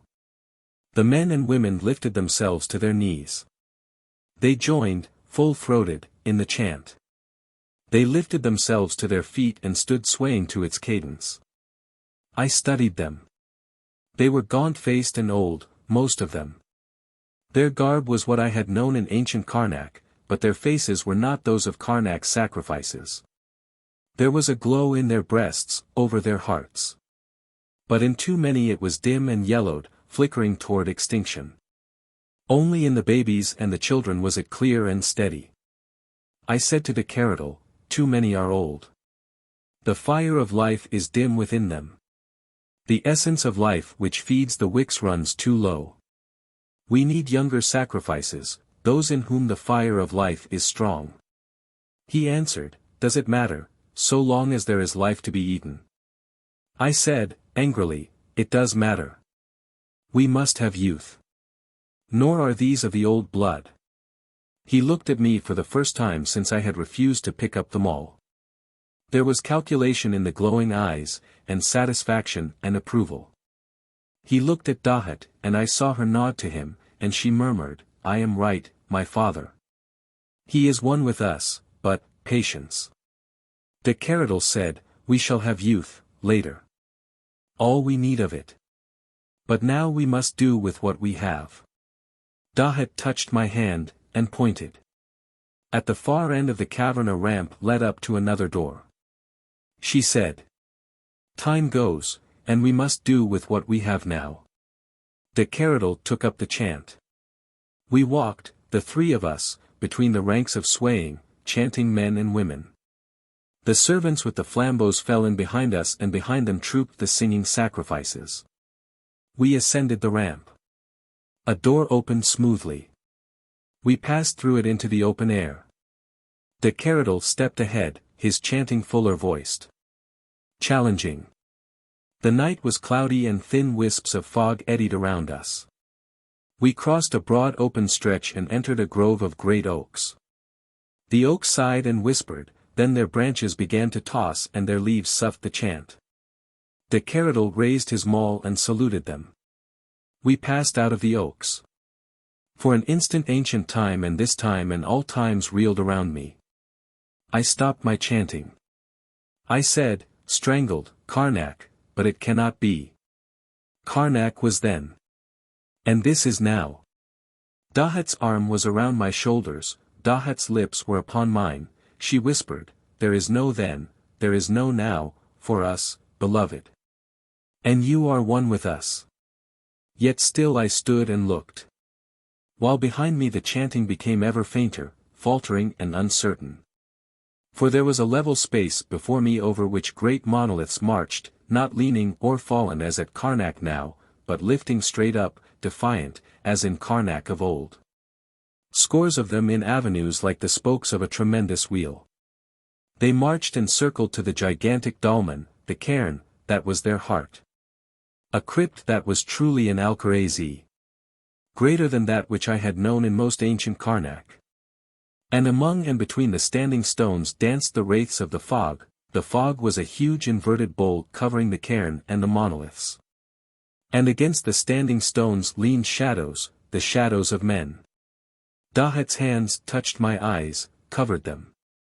And abruptly all strangeness, all comparisons of memory, were gone. The Keradel had turned, facing the sacrifices, roaring out the chant, black maul raised high, the cymbals on black belt and cincture dancing like quicksilver. I raised the bowl and ewer and roared the chant. The faltering voices gathered strength, roared out to meet us. Dahut's lips were again on mine. "Beloved, you are one with us." The oaks bent and waved their boughs and shouted the chant. The servants had lighted their flambeaux and stood like watching dogs on the fringes of the sacrifices. We entered the field of the monoliths. In front of me strode the Keradel, maul held high, raised to the cairn as the priest raises the host to the altar. Dahut was beside me, singing, her golden sickle uplifted. Thicker grew the walls of the great inverted bowl of the fog above and around us, and thicker grew the fog wraiths dancing among and circling the monoliths. Darker became the shadows guarding the standing stones. And the sacrifices were circling the monoliths, dancing around them in the ancient measures as though hand in hand with the fog wraiths. The servants had quenched their torches, for now the corposants had begun to glimmer over the standing stones. The witch lights. The lamps of the dead. Faintly at first, but growing ever stronger. Glimmering, shifting orbs of grey phosphorescence of the greyness of the dead. Decaying lights, and putrescent. And now I stood before the great cairn. I looked into its vault, empty, untenanted, as yet. Louder was the chanting as the sacrifices danced between and around the monoliths. Coming ever closer. And more lividly gleamed the corposants, lighting the path of the gatherer. The chanting muted, became a prayer, an invocation. The sacrifices pressed upon me, swaying, murmuring, rapt eyes intent upon the cairn, and seeing, what? There were 3 stones close to the entrance to the chamber of the cairn. The middle one was a slab of granite, longer than a tall man, and at about where the shoulders of a man lying upon it would be there was a rounded ridge of stone like a pillow. It was stained, like the maul, and the stains ran down its sides. At its left was another stone, lower, squat, hollowed shallowly and channeled at its lower end as though to let some liquid escape from it. And at the right of the long slab was a more deeply hollowed stone black with fire. There was a curious numbness creeping through me, a queer sense of detachment as though a part of me, and the most vital part, were stepping aside to watch some play in which another and less important self was to be an actor. At the same time, that lesser part knew perfectly well what it had to do. 2 of the white-robed servants handed me small bunches of twigs, small bundles of leaves, and 2 black bowls in which were yellow crystals and lumps of resinous gum. With the twigs I built the fire on the blackened altar as the ancient rites prescribed.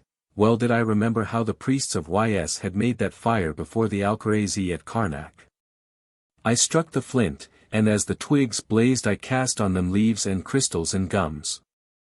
The strangely scented smoke arose and wound around us and then went streaming into the cairn as though sucked by a strong draught. Dahut glided past me. There was a woman close by with a child in her arms. Dahut drew the child from her, unresisting, and glided back to the squat altar.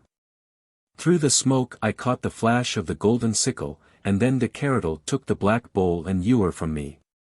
He set them beneath the gutter of the squat altar. He gave them to me, and they were filled. I dipped my fingers into the bowl and sprinkled what filled it over the threshold of the cairn. I took the ewer and poured what it held from side to side of that threshold. I went back to the altar of the fire and fed it from red hands.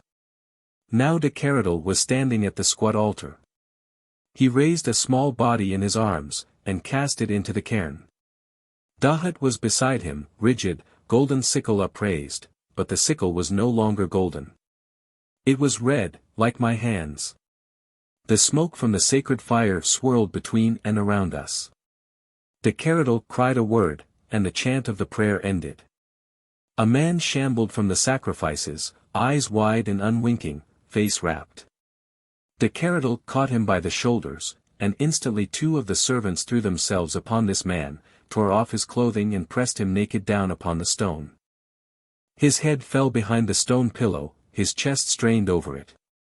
Swiftly de Keradel pressed upon a spot on the neck, and over the heart, and under the thighs. The sacrifice lay limp upon the slab, and de Keradel began to beat upon the naked lifted breast with the black maul. Slowly at first. Then faster and faster, harder, to the ancient prescribed rhythm. There was a shrilling of agony from the man on the stone. As though fed by it, the corpuscents flared wanly. They pulsed and waned. The sacrifice was silent, and I knew that de Keradel had pressed fingers against his throat. The agony of the sacrifice must not be articulate, since agony that is voiceless is hardest to bear, and therefore most acceptable to the gatherer. The maul crashed down in the last stroke, splintering ribs and crushing heart. The smoke from the fire was swirling into the cairn. De Keradel had raised the body of the sacrifice from the slab, held it high over his head. He hurled it into the cairn, while fast upon its fall came the thud of a smaller body, hurled after it. From the hands of Dahut. And they were stained red and dripping, like my own. He gave them to me, and they were filled. There was a buzzing within the cairn, like hundreds of carrion flies. Over the cairn the fog blackened. A formless shadow dropped through the fog and gathered over the cairn. It had no shape, and it had no place in space. It darkened the fog and it squatted upon the cairn, yet I knew that it was but a part of something that extended to the rim of the galaxy, of which our world is a mote, our sun a spark, and beyond the rim of the galaxy, beyond the universe.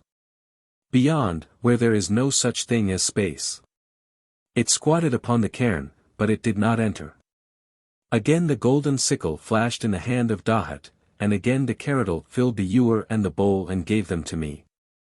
And again, numbly, I walked through the smoke of the altar fire and sprinkled the red drops from the bowl into the cairn, and poured the red contents of the ewer from side to side of its threshold. De Keradel held up the black maul, and cried out once more.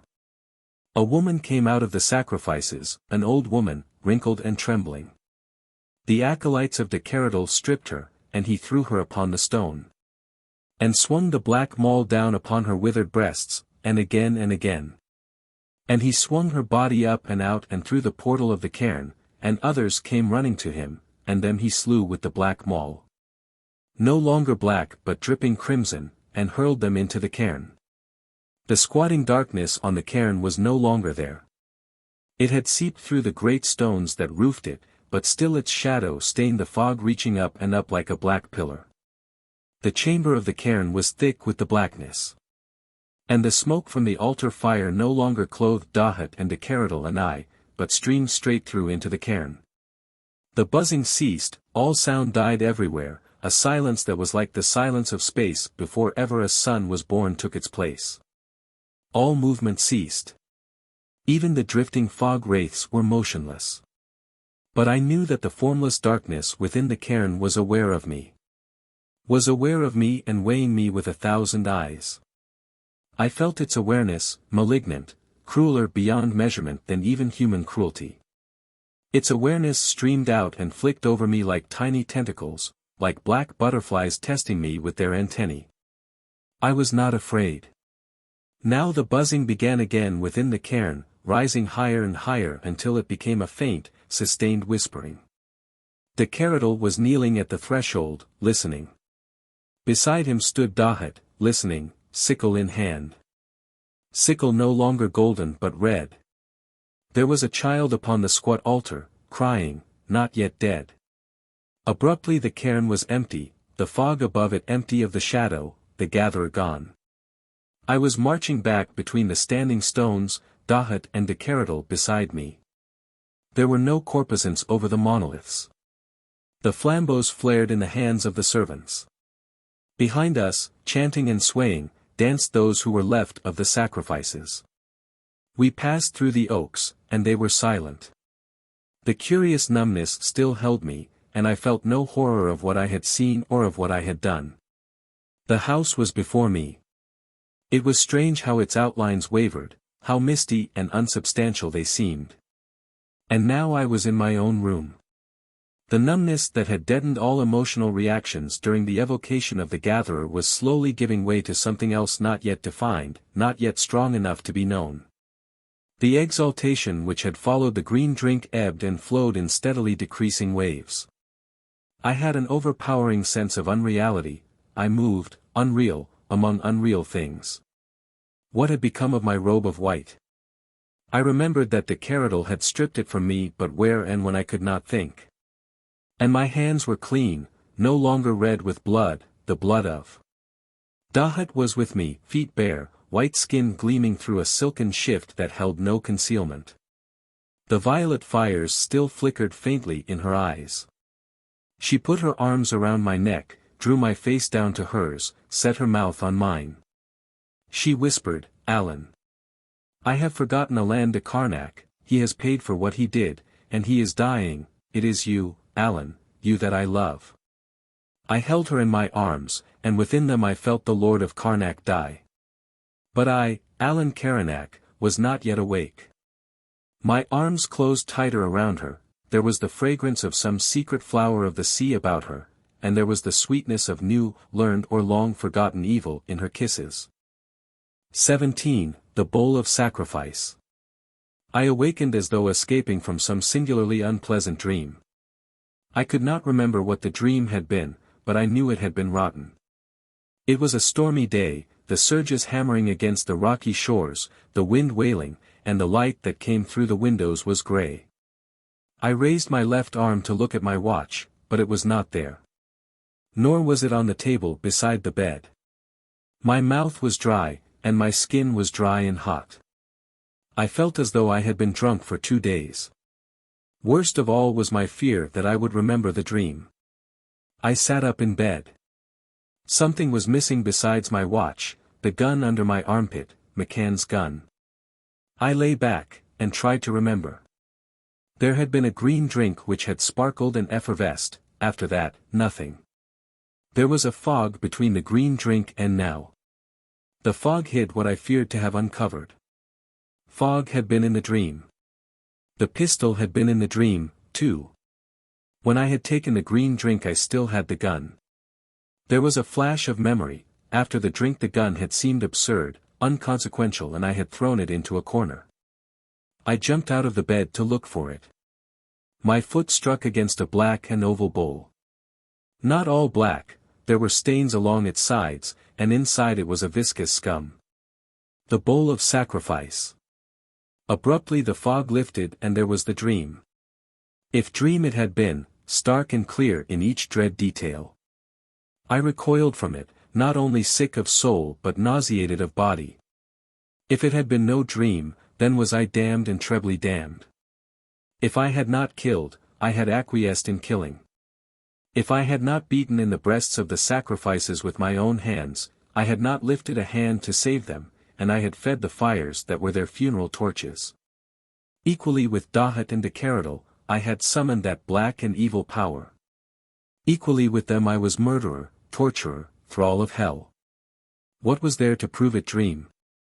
Illusion suggested by de Keradel and Dahut while my will lay quiescent under the spell of the green drink? Desperately out of the damning memories I tried to sift some evidence that it had been only dream. There had been the flaring of the feral phosphorescence in their eyes, and in mine. A physiological peculiarity which man does not commonly possess, nor could any drink create the layer of cells which causes it. Nor does humanity bear within its breasts, over its hearts, perceptible lumens bright in youth and dimmed and yellow in age. Yet they had glowed in the breasts of the sacrifices. Nor where except in dream do oaks chant as though their leafed boughs had voices. But, there was the blood-stained bowl.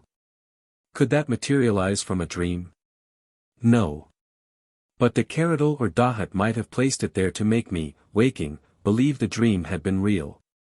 And dream or no dream, I was tainted with their evil. I got up and searched for the automatic. I found it in the corner of the room where I had tossed it. Well, that much had been true. I strapped the holster under my arm. My head felt like a hive, my brain a honeycomb in and out of which lame bees of thought went buzzing aimlessly. But a cold, implacable hatred, a loathing of de Keradel and his witch daughter held steady in the shaken fabric of my mind. The rain lashed the windows, and the gale cried around the old house.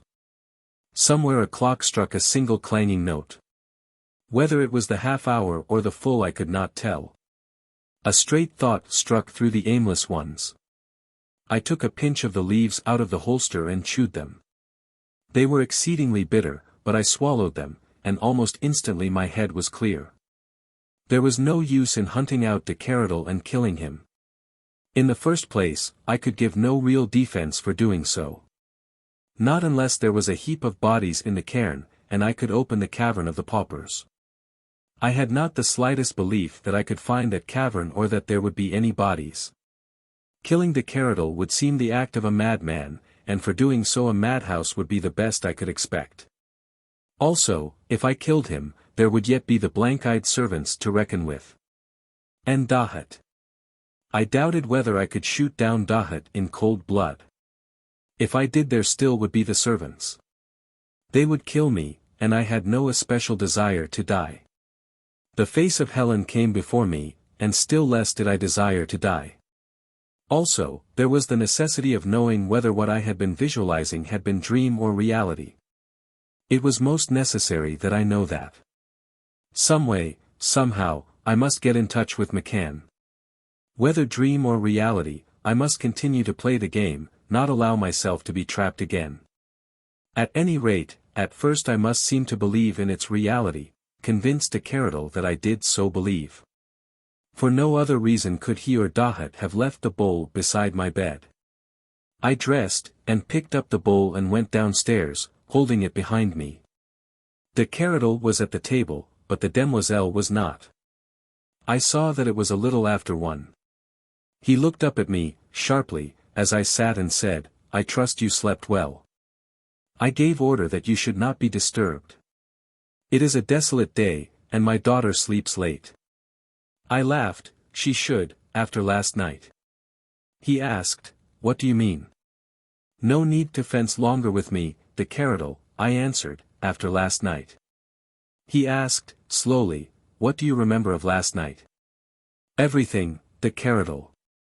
Everything, from your convincing disquisition upon the dark begetting of life, its darker delivery, its darkest evolution, and the proof of it in what we summoned to the cairn." He said, "You have dreamed." Did I dream this? I set the stained bowl upon the table. His eyes widened, he looked from it to me and back again to the bowl. He asked, "Where did you find that?" I answered, "Beside my bed. When I awoke not long ago." The veins upon his temples swelled and began to throb. He whispered, "Now why did she do that?" I said, "Because she is wiser than you. Because she knows I should be told the truth. Because she trusts me." He said, "As once before she trusted you, and to her cost and to her father's. When I was Lord of Caranac, I laughed. The Lord of Caranac died last night. She told me so." He looked at me, long. "How did the Lord of Caranac die?" I answered, brutally, "In your daughter's arms. And now she prefers me." He pushed back his chair, walked to the window and stared out at the driving rain. He came back to the table and sat quietly down. "Caranac, what did you dream?" I said, "A waste of time to answer that. If it was a dream, you dictated it, and therefore no. If it was no dream, you were there." He said, nevertheless, I ask you to tell me. I studied him. There was something strange about this request, made apparently in all sincerity. It threw a totally unexpected monkey wrench of doubt into the simple machinery of my deductions. I sparred for time. After I've eaten, I answered. Not once while I breakfasted did he speak to me, nor, when I looked at him, were his eyes on me. He seemed deep in not particularly pleasant thoughts. I tried to fish the monkey wrench out of my calculations. His surprise and anger when I produced the bowl had seemed genuine.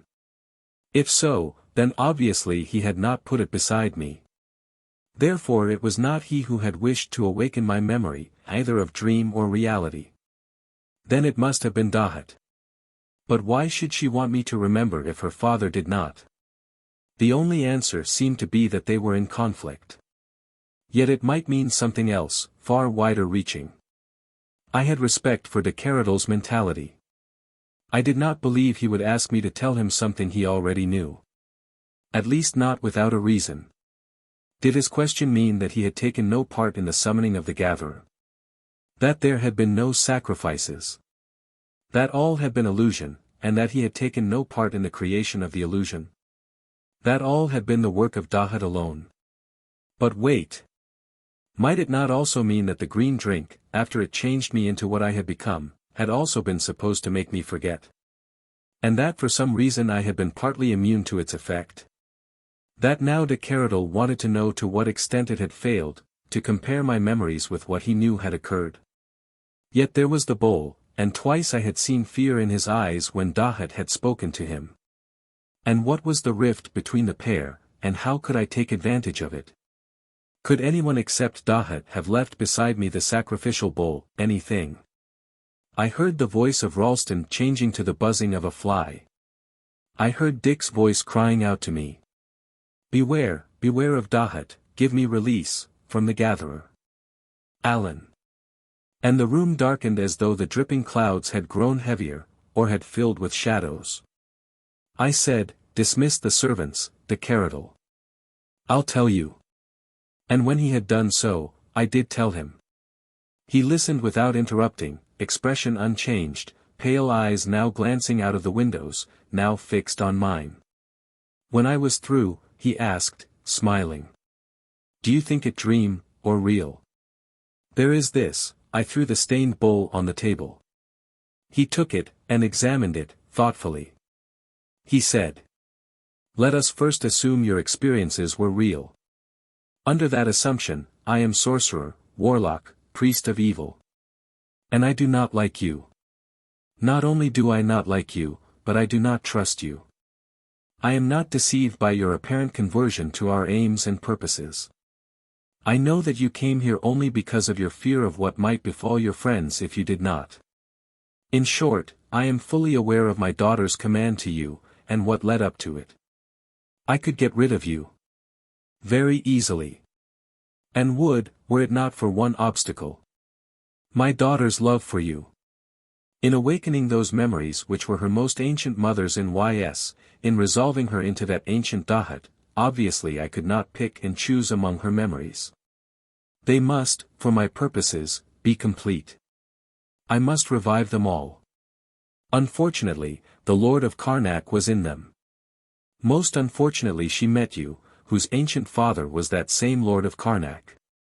To destroy you would mean a complete and most probably abortive rearrangement of all my plans. It would infuriate her. She would become my enemy. Therefore you, continue to be. Is this plain? Admirably so, I said. What then, still assuming I am what you think, am I to do? Obviously, make you particeps criminis. A partner in my crimes. You cannot denounce me without denouncing yourself. I give you a certain drink which deadens your inhibitions against this and that.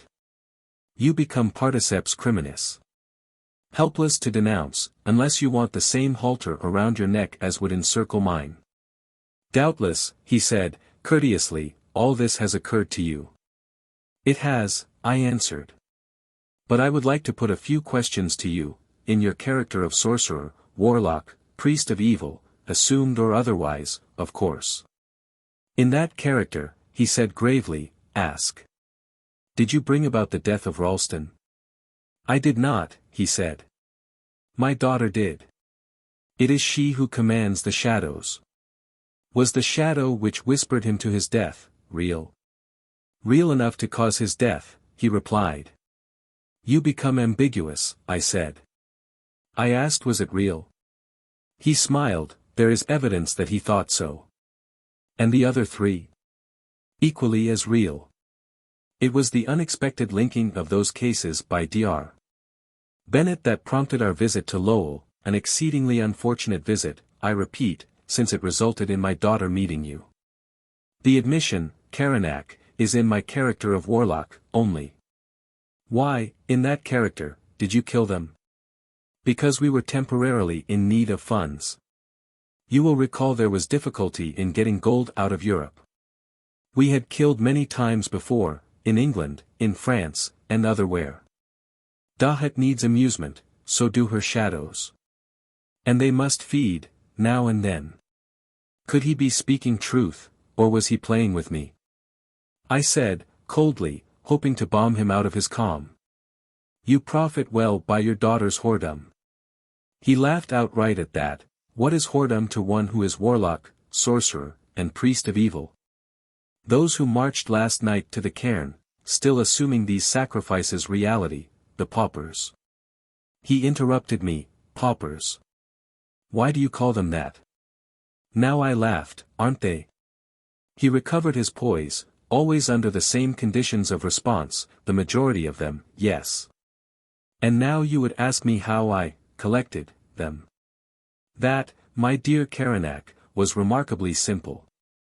It involved only the bribing of an orderly or two, the administering to the paupers of a certain drug, a little whispering to them by my daughter's shadows.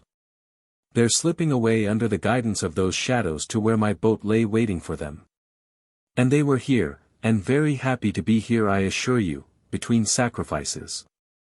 He asked, suavely, have I given tangible form to the vaguest of your suspicions, hardened into certainty those not so vague?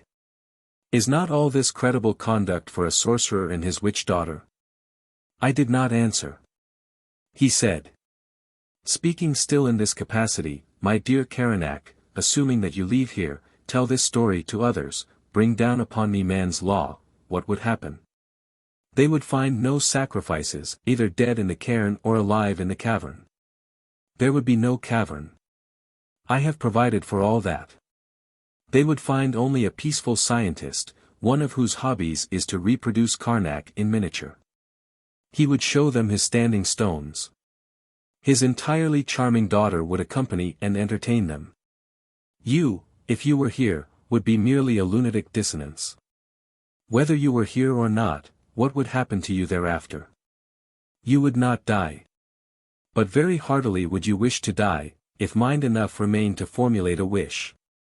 His lips were smiling, but his eyes were pale blue ice. I am still speaking as sorcerer, of course. I asked, why did you come here for your experiment, the Keradel? Could you not have carried it on better in Karnak, before the ancient cairn, the path to which the gatherer knew well? He answered, all paths are known to the gatherer.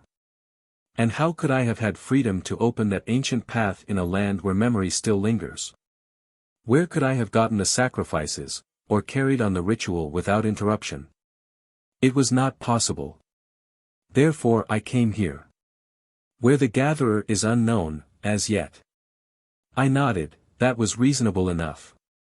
I asked, bluntly. What do you expect to gain? He laughed, you are too naive, Caranac. That I will not tell you.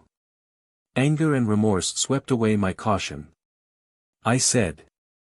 You'll never have my aid again in that black work, the Keradel. So, he said, slowly. So. And so I thought. But I will not need you again, Caranac. The rapprochement last night was almost perfect. So perfect. That I may not even need, again. Dahut. He had said that last musingly, more as though sealing by words a secret thought than speaking to me. And once more I had the feeling of dissension between the two, and fear of Dahut driving him. Driving him to what? He leaned back and roared laughter, his eyes and lips both laughing, without malice or evil. That is one side of the matter, Dr. Caranac. And now I give you the other side, the common-sense side. I am an able psychiatrist, and adventurous. I am an explorer, but not of the jungles nor the deserts of this world. I explore the brains of men, which are thousands of worlds. Mostly, I admit, they are distressingly similar. Yet now and then there is one sufficiently different to justify the labor of exploration. Let us suppose that I have heard of you. As a matter of fact, Caranac, I know the history of your family better than you do yourself. Still, I have no desire to meet you until I read your interview in the case of this Ralston, whom I knew not at all. It arouses my curiosity, and I decide to explore you. What is my best approach without exciting your suspicions? The most favorable, unguarded entrance into the particular territory of your brain which I wish to survey? I read that you are a friend of Dr. Bennet, who has interesting ideas upon the death of this same Ralston and others. I read that he is with Dr. Lowell, a brother psychiatrist upon whom I have long been intending to call. So I do call upon him, and what more natural that I should receive a dinner invitation from myself and my daughter. And, as I expect, there are you and Dr. Bennet. Very well, then. You are a connoisseur of warlocks, a student of sorcery. I turn the conversation in that direction. You have spoken to the pressman of shadows, and to my delight I find that Dr. Bennet is obsessed by the same idea. Better still, he is half convinced of sorcery's reality. You two are so thoroughly en rapport that not only do I find entrance to your mind doubly easy, but is also open to me. He paused as though inviting comment. I made none. Something of the amiability faded from his face. He said, I have called myself an explorer of minds, Caranac. I can cut my trails through them even as other explorers cut theirs through the jungles. Better. Because I can control the vegetation. Again he paused, and when again I made no comment, asked with edge of irritation, You understand me? I nodded, I follow you perfectly. I did not add that not only did I follow him but was a bit ahead of him, a thought was forming in my mind. He said, I now suggest to you, in my character of psychiatrist, Caranac, not of sorcerer, that my whole experiment has been centered upon awakening those memories which have come down to you from ancestors who did make sacrifices to a demon god. Those very sacrifices in which last night it seemed to you that you participated. That what you thought you saw upon the cairn and within the cairn was the image of that demon god the imaginations of your ancestors created long centuries ago. That, and nothing more. I suggest that from the moment we met, little which has seemed reality to you has been wholly so, a tapestry of dark ancestral memories and innocent realities of which I have been the weaver. There is no gatherer. There are no creeping shadows, no hidden lair beneath this house. My daughter, who shares in my experiments, is in truth what sometimes she has seemed to you to be. A woman of today's world, sophisticated, certainly, but no more witch nor harlot than the Helen you called your antique coin. And finally, that you are a guest here, only.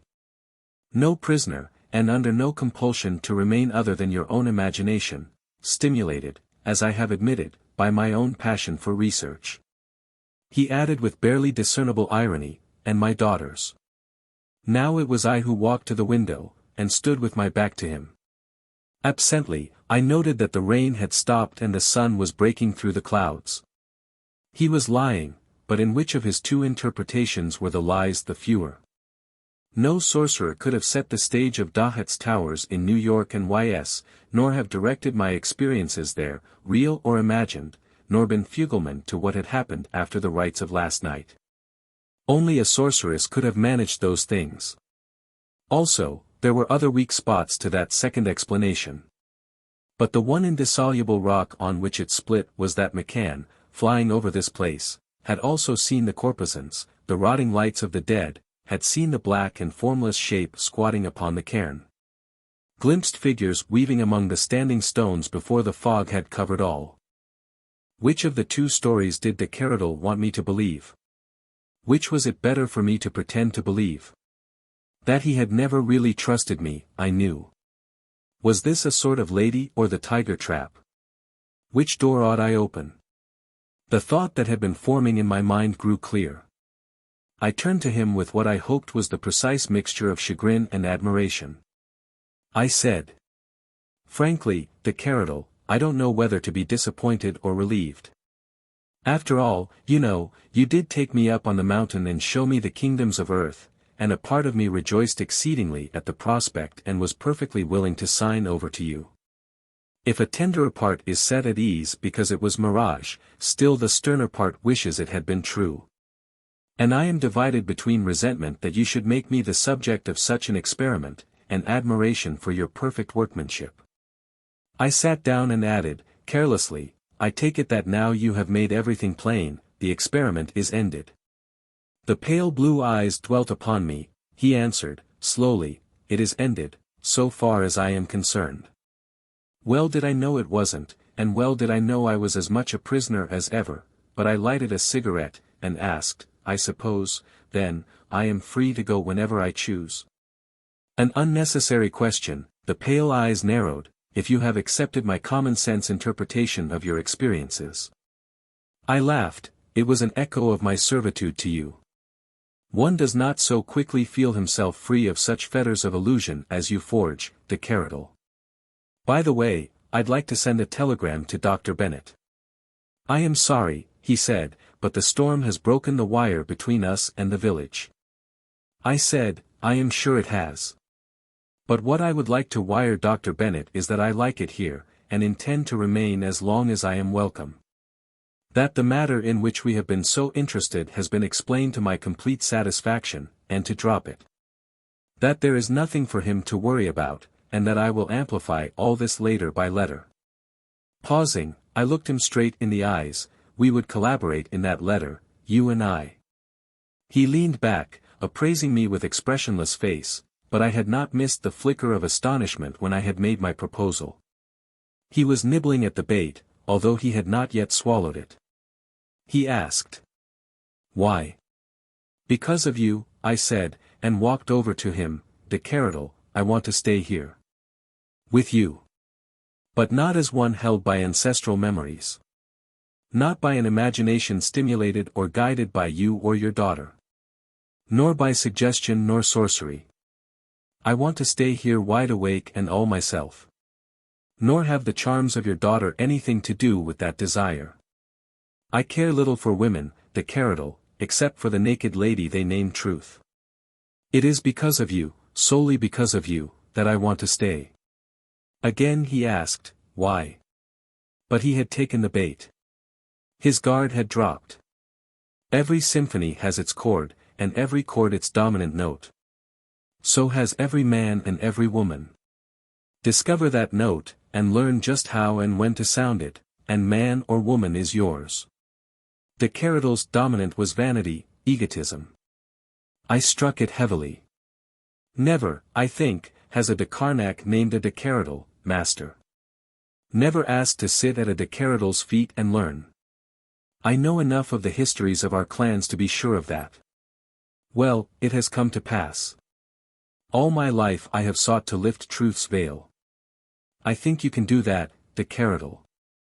Therefore, I would stay. He asked, curiously, which of my two stories do you believe? I laughed, both and neither. Otherwise would I deserve to be your acolyte? He said, almost wistfully, I wish I could trust you. Alan de Caranac. There is much that we could do together. I answered, whether you trust me or do not, I cannot see how I, being here, can harm you. If I should disappear or, for example, appear to have killed myself or seem to have gone insane, that, of course, might harm you. He shook his head, absently, with a chillingly convincing indifference. I could be rid of you very easily, de Caranac, and there would be no necessity of explanations, but I wish I could trust you.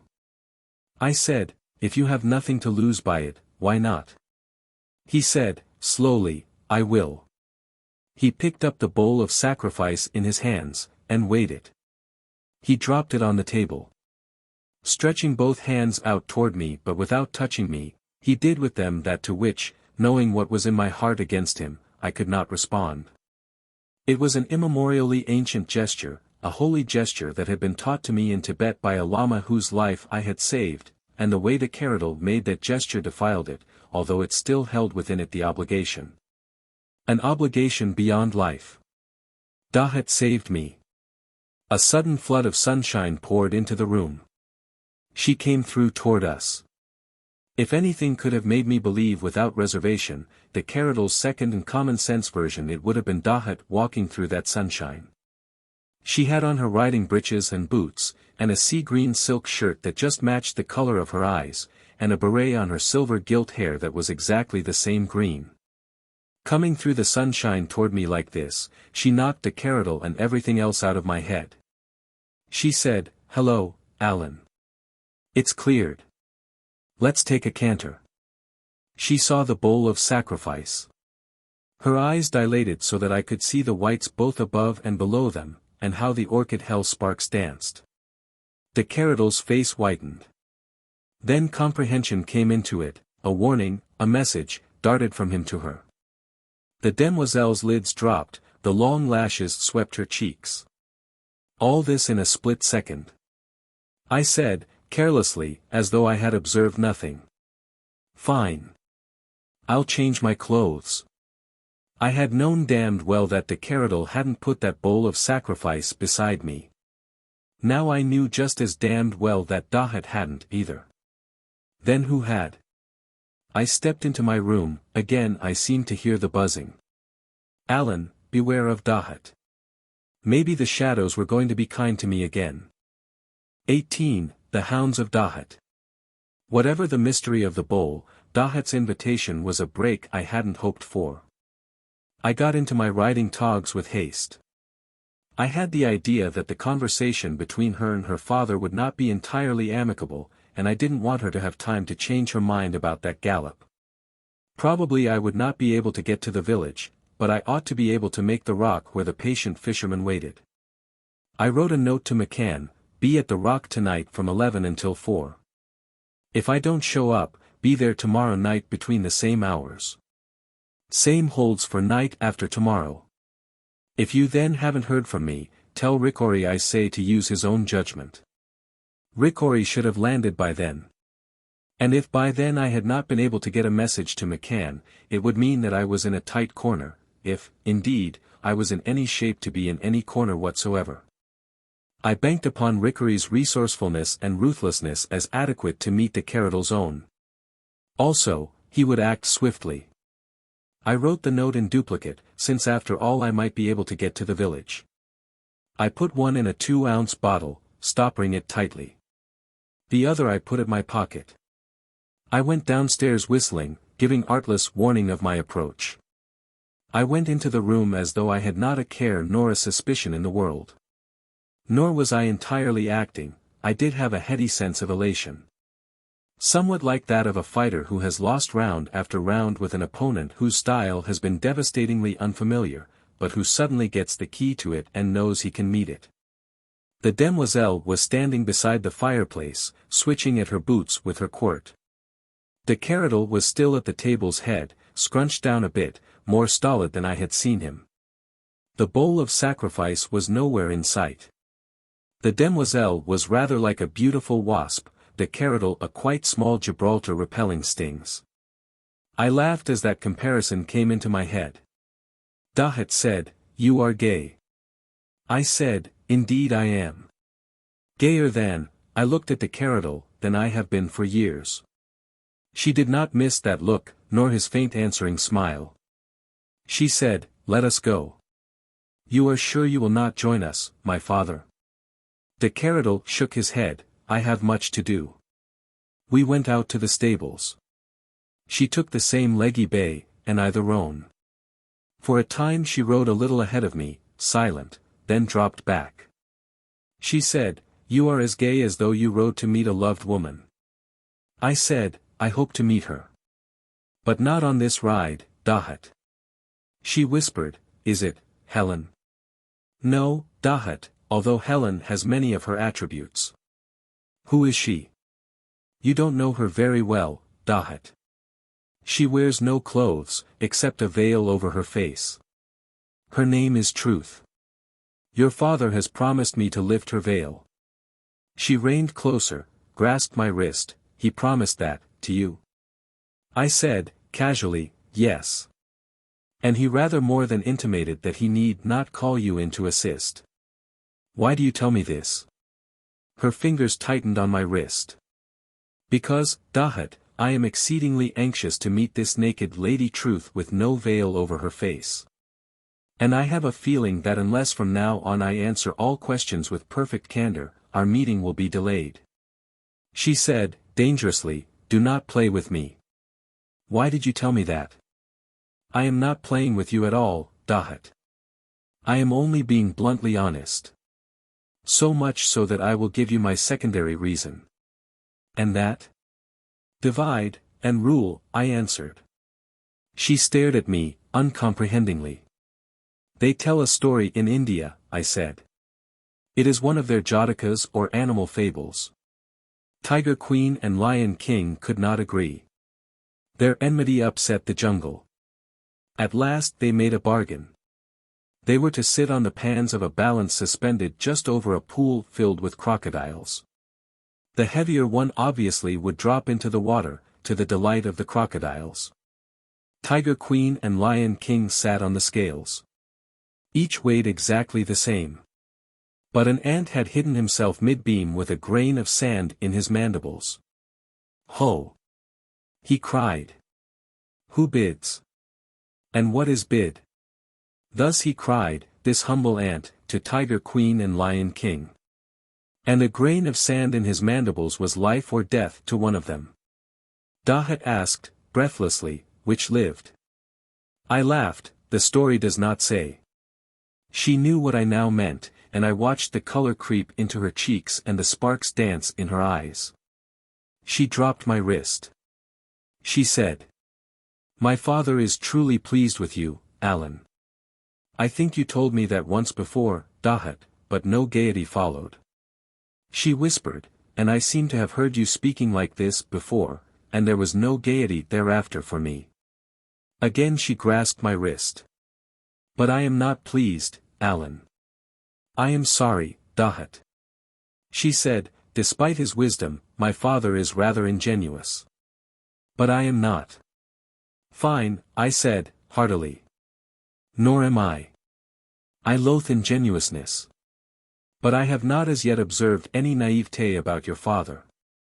Her grip upon my wrist tightened. This Helen, how much does she resemble the naked but veiled lady of your quest? My pulse leaped, I could not help it, she felt it. She said, sweetly, you do not know. You have had no opportunity, I take it, for comparison. There was mercilessness in the rippling of the little waves of her laughter. Continue to be gay, my Alan. Perhaps, some day, I shall give you that opportunity. She tapped her horse with her crop, and cantered off. I ceased feeling gay. Why the devil had I allowed Helen to be brought into the talk? Not choked mention of her off at the beginning. I followed close behind Dahut, but she did not look at me, nor speak.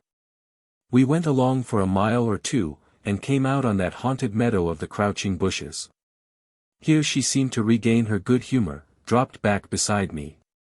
She said, divide, and rule. It is a wise saying, that. Whose is it, Alan? I said, so far as I know, some old Romans. Napoleon quoted it. The Romans were wise, very wise. Suppose I told my father that you had put this thought into my head? I said, indifferently, why not? Yet if it has not already occurred to him, why forearm him against yourself? She said, thoughtfully, you are strangely sure of yourself today. If I am, I answered, it is because there is nothing but the truth in me. So if there are any questions upon the tip of your lovely tongue whose truthful answers might offend your beautiful ears, do not ask them of me. She bent her head, and went scudding over the meadow. We came to the breast of rock which I had scaled on our first ride. I dropped from my horse and began to climb.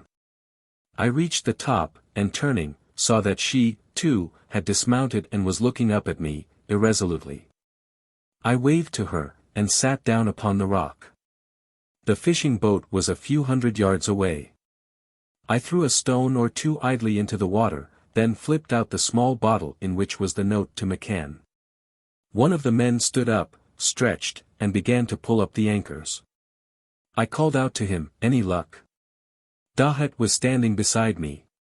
A ray of the setting sun struck the neck of the small bottle, and it glinted. She watched it for a moment, looked at the fisherman, then at me. I said, "What is that? A fish?"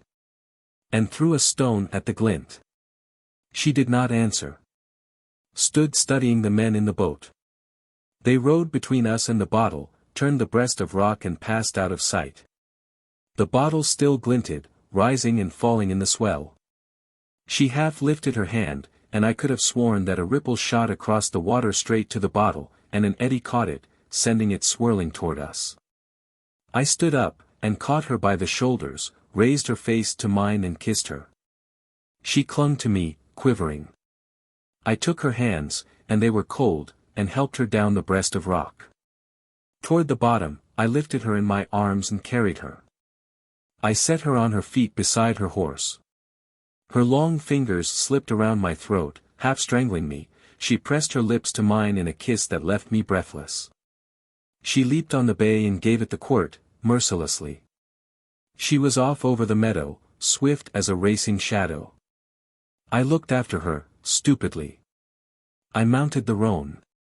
I hesitated, wondering whether to ascend the breast again to see if McCann's men had come back and retrieved the bottle. I decided I'd better not risk it, and rode after Dahut.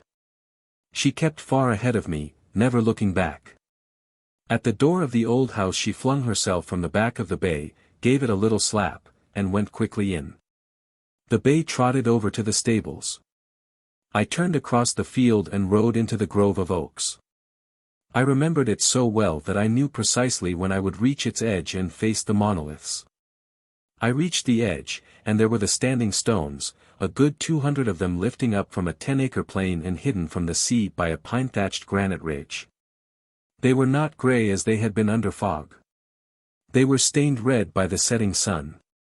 In their center squatted the cairn, sullen, enigmatic, and evil.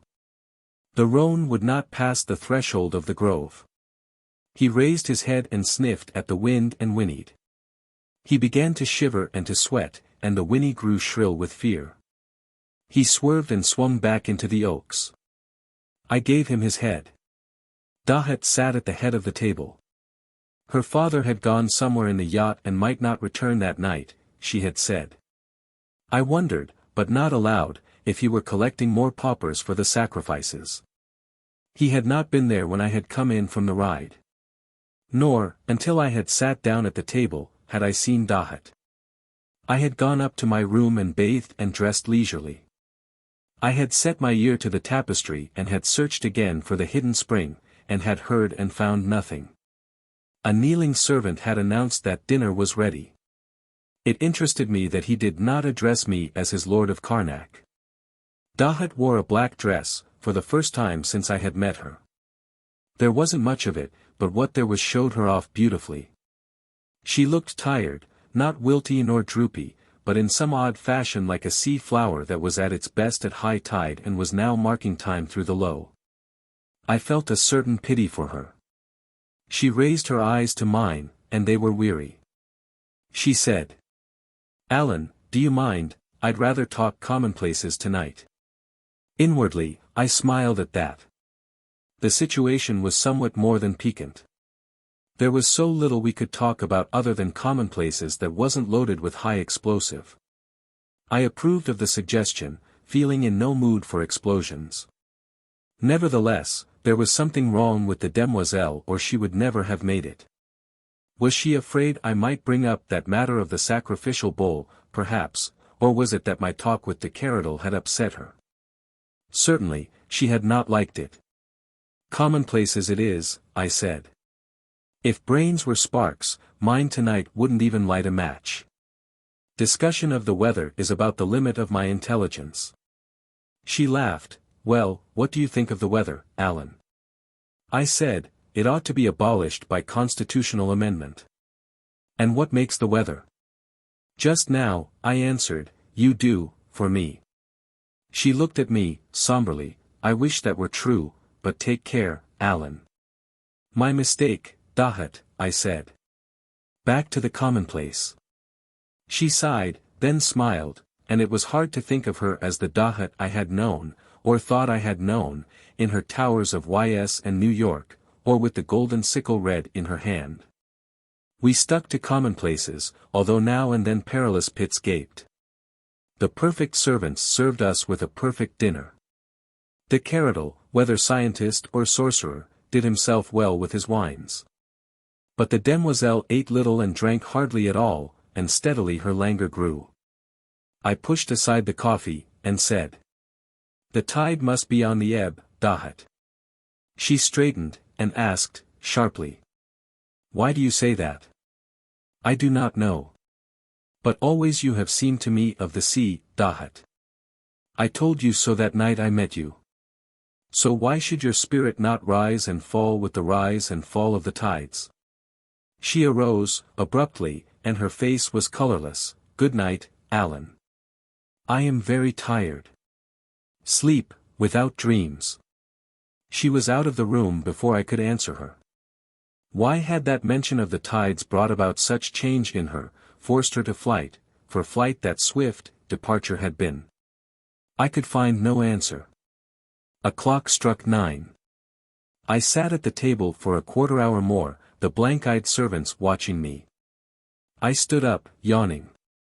I smiled drowsily at the butler and said to him in the Breton, tonight I sleep. He had been among the van of those who with their flambeaux had herded the sacrifices. He bowed low, no slightest change of expression to betray that he sensed the true significance of what I had said. He held the curtains open for me, and I felt his gaze upon me as I slowly went up the stairs to my room. I paused for a moment in the hall and looked out the window. There was a rack of thin clouds over the sky, half veiling the moon, now a few nights past its full. It was a dimly luminous night, and a very silent one. There were no shadows in the wide, old-fashioned hall, whispering and rustling. I entered my room, undressed and went to bed. It was close to 10. An hour went by while I lay there feigning sleep. Then that for which I had been waiting happened. Someone was in the room, and by the faint strange fragrance I knew it was Dahut, and that she stood close beside my bed. I felt her bend over me and listen to my breathing. Then her fingers, light as the touch of a moth, upon the pulse in my neck and upon the pulse in my wrist. I sighed, and turned, and seemed to sink again in deepest slumber. And I heard her sigh, and felt a touch upon my cheek that was not of fingers. The fragrance stole away, soundlessly. Yet I knew Dahut had paused before the tapestry, listening. For long minutes she stood there, and then there was the faintest of clicks, and I knew that she had gone. Nevertheless, I waited until the hands upon my watch face pointed to 11 before I slipped out of bed, and drew on breeches, shirt, dark sweater, and sneakers. The driveway to the house ran straight to the guarded gates, a mile and a half away. I did not believe this was patrolled, and I purposed to follow it to within half a mile of the gates, strike off to the left, reach the wall and skirt it to the rock where McCann would be awaiting me. True, the keeper of the inn had said the breast could not be scaled from the water, but I had no doubt McCann would find a way. I should make it in half an hour, easily.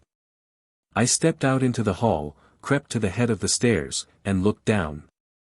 A faint light was burning, but there was no sign of servants. I stole down the stairs and reached the front door. It was unlocked and unbolted. I closed it behind me and merged into the shadow of a rhododendron, getting my bearings. Here the driveway made a wide curve, unprotected by shrubbery.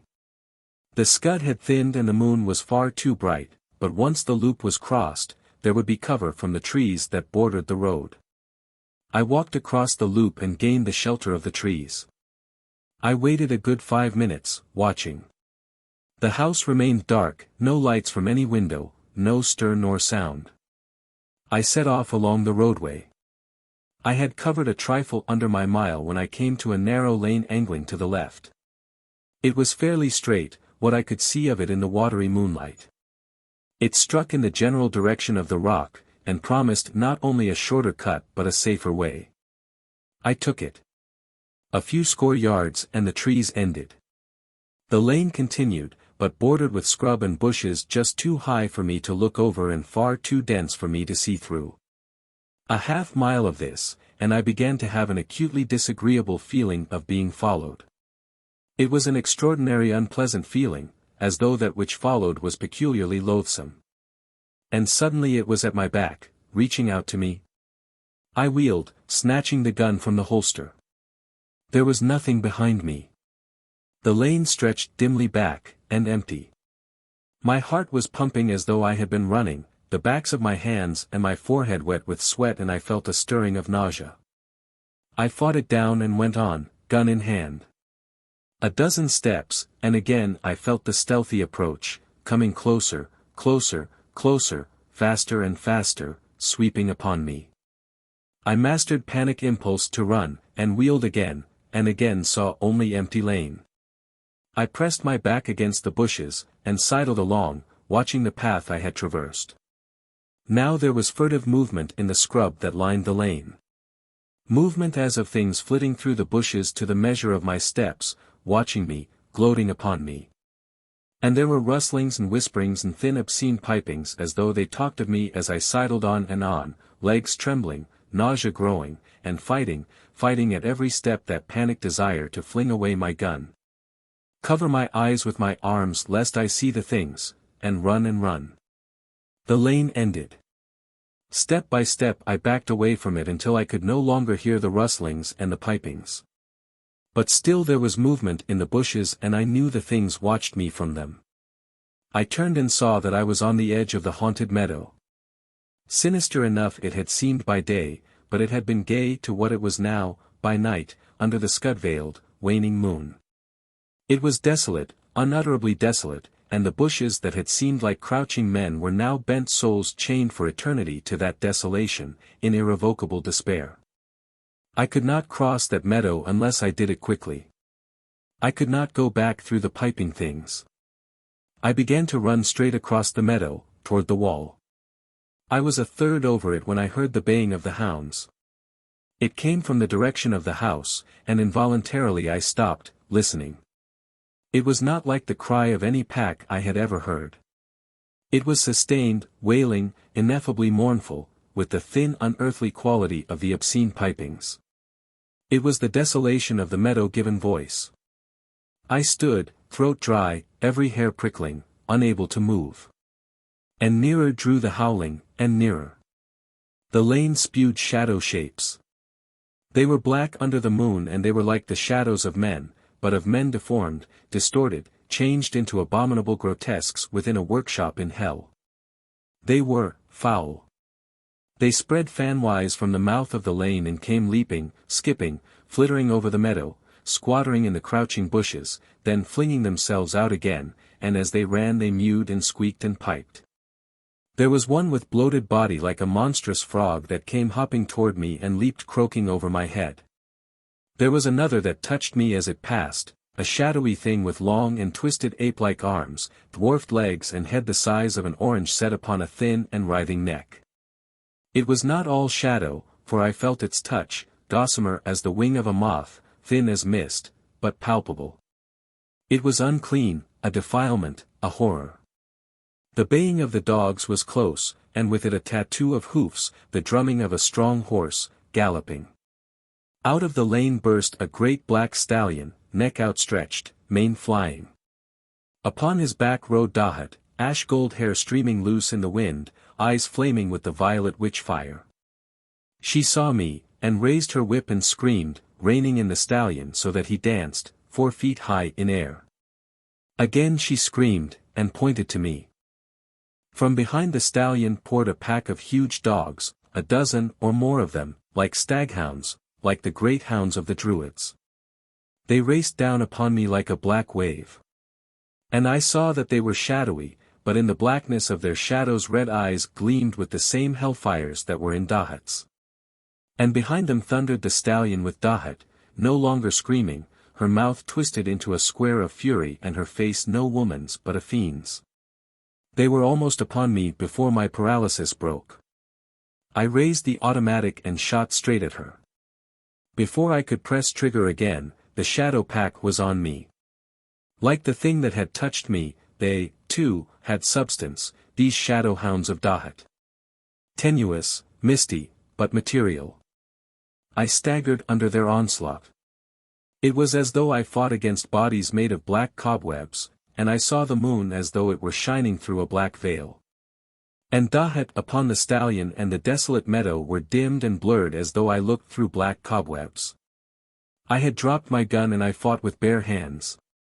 Their touch had not the vileness of the ape-arm thing, but from them came a strange and numbing cold. They tore at me with shadowy fangs, tore at my throat with red eyes burning into mine, and it was as though the cold poured into me through their fangs. I was weakening. It was growing harder to breathe. The numbness of the cold had my arms and hands so that now I could only feebly struggle against the black cobwebs. I dropped to my knees, gasping for breath. Dahut was down from the stallion and I was free from hounds. I stared up at her and tried to stagger to my feet. The fury had gone from her face, but in it was no mercy and out of its whiteness the violet flames of her eyes flared. She brought her whip down across my face, a brand for your first treachery. She lashed. A brand for your second. A third time again. A brand for this time. I wondered, dazedly, why I did not feel the blows. I felt nothing, all my body was numb, as though the cold had condensed within it. Slowly it was creeping into my brain, chilling my mind, freezing my thought. She said, "Stand up." Slowly, I arose. She leaped upon the stallion's back. She said, "Raise your left arm." I lifted it, and she noosed the lash of the quirt around my wrist like a fetter. She said, "Look. My dogs feed." I looked. The shadow hounds were coursing over the meadow and the shadow things were running, hopping from bush to bush, squeaking, piping in terror.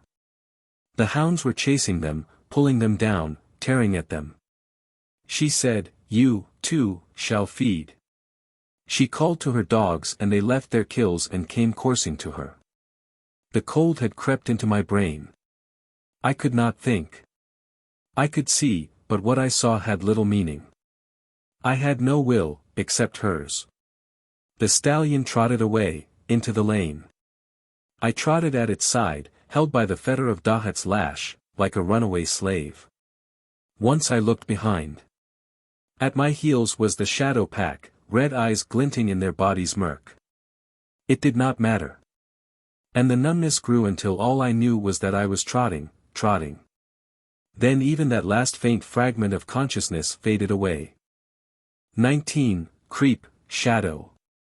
There was no feeling in my body, but my mind was awake and alert. It was as though I had no body. The icy venom from the fangs of the shadow hound still numbed me, I thought. But it had cleared from my brain. I could see and I could hear. All that I could see was a green twilight, as though I lay deep in some ocean abyss looking upward through immense spaces of motionless, crystal-clear green water. I floated deep within this motionless sea, yet I could hear, far above me, its waves whispering and singing.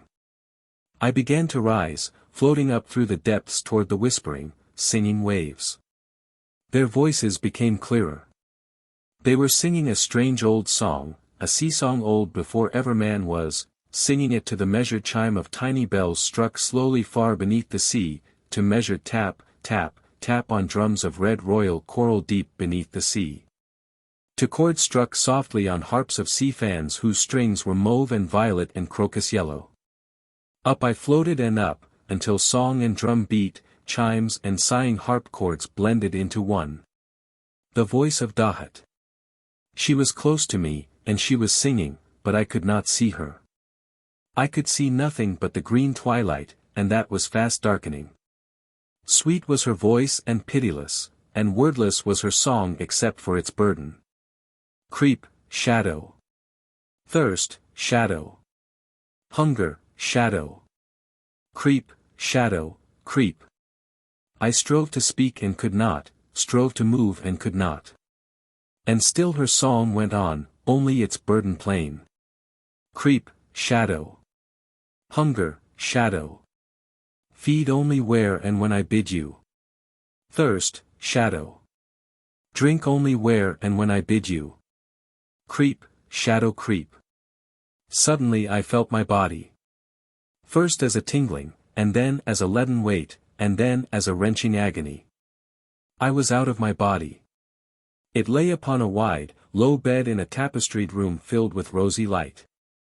The light did not penetrate the space in which I was, crouching at my body's feet. On my body's face were 3 crimson welts, the marks of Dahut's whip, and Dahut stood at my body's head, naked, 2 thick braids of her pale gold hair crossed between white breasts. I knew that my body was not dead, but Dahut was not looking at it. She was looking at me, whatever I was, crouched at my body's feet. Creep, shadow, creep, creep. Creep, shadow, creep. The room, my body, and Dahut faded, in that precise order. I was creeping, creeping, through darkness. It was like creeping through a tunnel, for solidity was above and below and on each side of me, and at last, as though reaching a tunnel's end, the blackness before me began to gray. I crept out of the darkness. I was at the edge of the standing stones, on the threshold of the monoliths. The moon was low, and they stood black against it. There was an eddy of wind, and like a leaf it blew me among the monoliths. I thought, what am I to be blown like a leaf in the wind? I felt resentment, rage. I thought, a shadow's rage. I was beside one of the standing stones. Dark as it was, a darker shadow leaned against it. It was the shadow of a man, although there was no man's body to cast it. It was the shadow of a man buried to the knees. There were other monoliths near, and against each of them leaned a man's shadow, buried to the knees. The shadow closest to me wavered, like the shadow cast by a wind-shaken candle flame. It bent to me and whispered, "You have life. Live, shadow, and save us." I whispered, "I am shadow, shadow like you, how can I save you?" The shadow against the standing stone swayed and shook. "You have life, kill her, kill him." The shadow on the stone behind me whispered, "Kill her, first." From all the monoliths rose a whisper, "Kill, kill, kill." There was a stronger eddy of the wind, and on it I was whirled like a leaf almost to the threshold of the cairn. The whispering of the shadows fettered to the circling monoliths grew locust shrill, beating back the wind that was whirling me into the cairn, shrilling a barrier between the cairn and me, driving me back, out of the field of the monoliths. The cairn and the monoliths were gone. The moon was gone and gone was the familiar earth. I was a shadow, in a land of shadows. There were no stars, no moon, no sun. There was only a faintly luminous dusk which shrouded a world all wan and ashen and black. I stood alone, on a wide plain. There were no perspectives, and no horizons.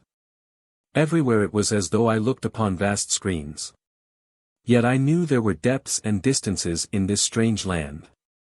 I was a shadow, vague and unsubstantial. Yet I could see and hear, feel and taste. I knew that because I clasped my hands and felt them, and in my mouth and throat was the bitter taste of ashes. Ahead of me were shadow mountains, stacked against each other like gigantic slices of black jade, lamellar, distinguishable from each other only by their varying darknesses. It seemed that I could reach out a hand and touch them, yet I knew they were far and far away. My eyes, my sight, whatever it was that functioned as sight in this shadow that was I, sharpened. I was ankle-deep in somber, shadowy grass starred by small flowers that should have been gay blue instead of mournful gray. And shadowy livid lilies that should have been golden and scarlet swayed in a wind I could not feel. I beard above me a thin trilling, plaintively sweet. Shadowy birds were winging over me toward the distant mountains. They passed, but the trilling lingered, shaped itself into words into the voice of Dahut. Creep, shadow. Hunger. Thirst. My way was toward the mountains, the shadowy birds had pointed it. I had a swift moment of rebellion, I thought, I will not take it. This is illusion. Here I stay. The voice of Dahut, pitiless, creep, shadow. Learn whether it is not real. I began to walk, through the somber grass, toward the black mountains. There was a muted beat of hoofs behind me. I turned. A shadowy horse was driving down upon me, a great grey destrier, armored. The shadow who rode it was armored, the shadow of a big man, wide of shoulder and thick of body, unvisored, but chainmailed from neck to feet, in his belt a battle-axe and across his shoulders a long two-edged sword. The destrier was close, yet the sound of its hoofs was faint, like distant thunder. And I saw that far behind the armored man raced other shadowy horsemen, leaning forward over the necks of small steeds. The armored man drew up his horse beside me, looked down at me with faint glint of brown eyes in shadowy face. A stranger. Now by Our Lady I leave no straggler in the path of the wolves I draw. Up, shadow, up. He swung an arm and lifted me. Threw me astride the destrier behind him. Hold fast, he cried, and gave the grey horse the spur swiftly it raced, and soon the slices of the black mountains were close. A defile opened. At its mouth he stopped, and looked back, made gestures of derision and laughed, they cannot catch us now. He muttered, still, I do not know why my horse should be so weary. He stared at me from shadowy face, I do know. You have too much of life, shadow. He who casts you is not, dead. Then what do you hear? He twisted, and lifted me from the horse, and set me on the ground, gently. See, he pointed to my breast. There was a filament of glistening silver, fine as the finest cobweb, floating from it, stretching toward the ravine as though pointing the way I must take, as though it came from my heart, as though it were unwinding from my heart. You are not dead. Shadowy pity was in his regard. Therefore you must hunger, therefore you must thirst, until you feed and drink where the thread leads you. Half shadow, it was a witch who sent me here, Berenice Dawes lies, of Languedoc. But my body has long been dust and I have long been content to feed on shadow fare. Long dust, I say and so suppose, but here one knows no time. My year was 1346 of our Lord. What year was yours? Nigh 6 centuries after, I said. So long. So long, he whispered. Who sent you here? Dahut of Ys. Queen of Shadows. Well, she has sent us many. I am sorry, half shadow, but I can carry you no further. Suddenly he slapped his sides, and shook with laughter, 600 years, and still I have my lemons. Shadowy, 'tis true, but then so am I. And still I can fight. Berenice, to you my thanks. Saint Francis. Let Berenice hereafter toast less hotly in hell, where without doubt she is. He leaned and clapped me on the shoulder, but kill your witch, half-brother, if you can. He rode into the ravine. I followed in his wake, walking. Soon he was out of sight. How long I walked I did not know. It was true that there was no time in this land. I passed out of the ravine. The black jade mountains were palisades circling a garden filled with the pallid lilies. In its center was a deep black pool in which floated other lilies, black and silver and rusty black. The pool was walled with jet. It was there that I felt the first bite of the dreadful hunger, the first pang of the dreadful thirst. Upon the wide jet wall lay 7 girls, dull silver shadows, and exquisite. Naked shadows, one lay with chin cupped in misty hands, glint of deepest sapphire blue eyes in shadowy face. Another sat, dipping slender feet in the black of the pool, and her hair was blacker than its waters, black spume of blacker waves, and as fine, and out of the black mist of her hair eyes green as emeralds but soft with promise glanced at me. They arose, the 7, and drifted toward me. One said, "He has too much of life."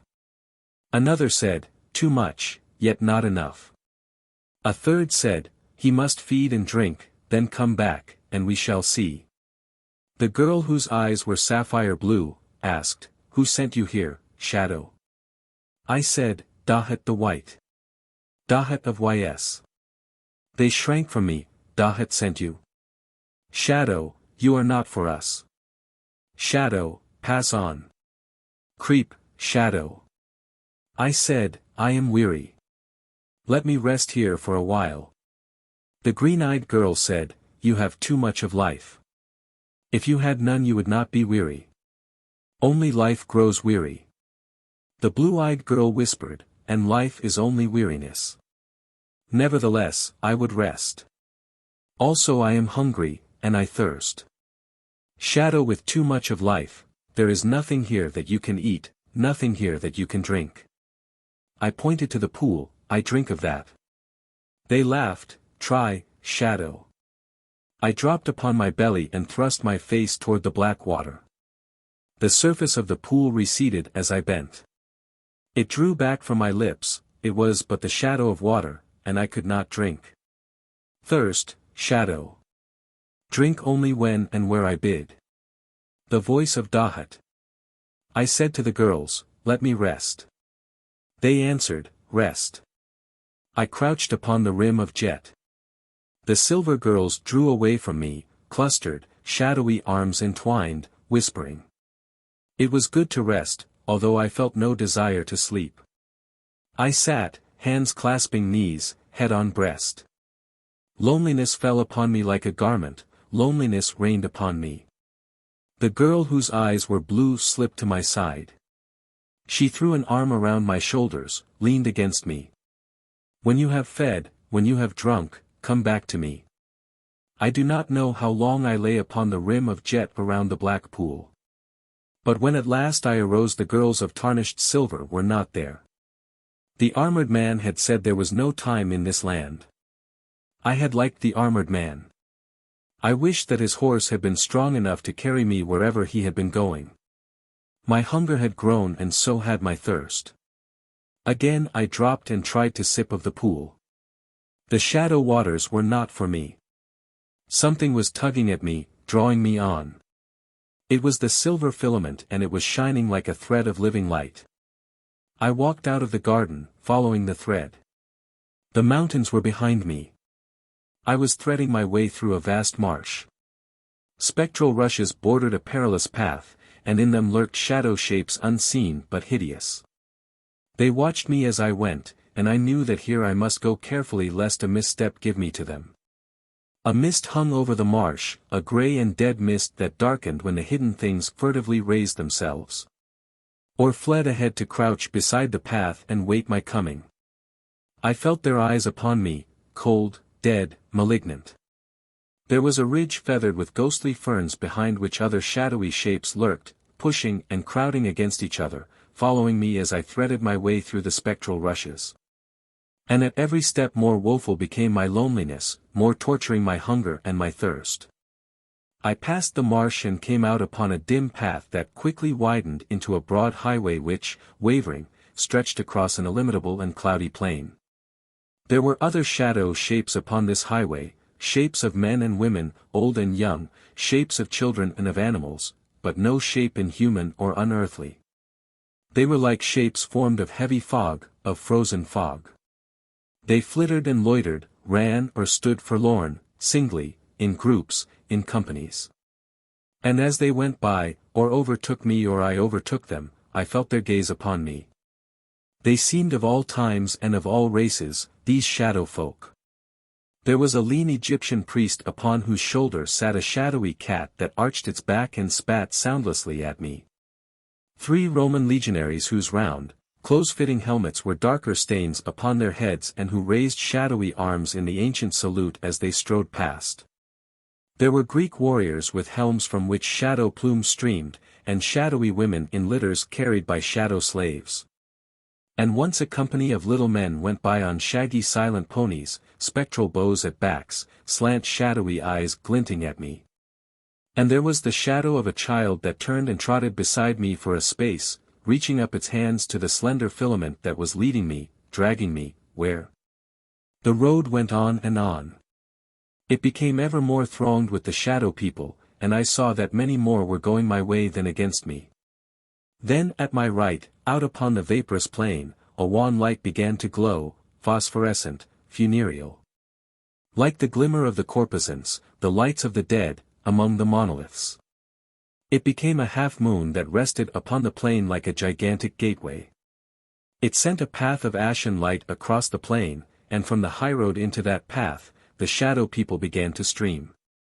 Not all, one that tarried paused beside me, gross of body, with plumed and conical hat and cloak that streamed and wavered in a wind I could not feel, as though by it his gross body were being whipped in tatters. He whispered, "The eater of shadows eats from a full board." I echoed, thinly, "The eater of shadows?" I felt his gaze upon me, intent. He tittered in a voice like the rustling of rotting, poisonous leaves. "Ha ha ha, a virgin. New born into this delectable world. You know nothing of the eater of shadows? Ha ha ha, but he is our only form of death in this world, and many who weary of it go to him. This you do not yet fully perceive, since he has not made himself manifest. They are fools," he whispered, viciously. "They should learn, as I have learned, to take their food in the world from which they came.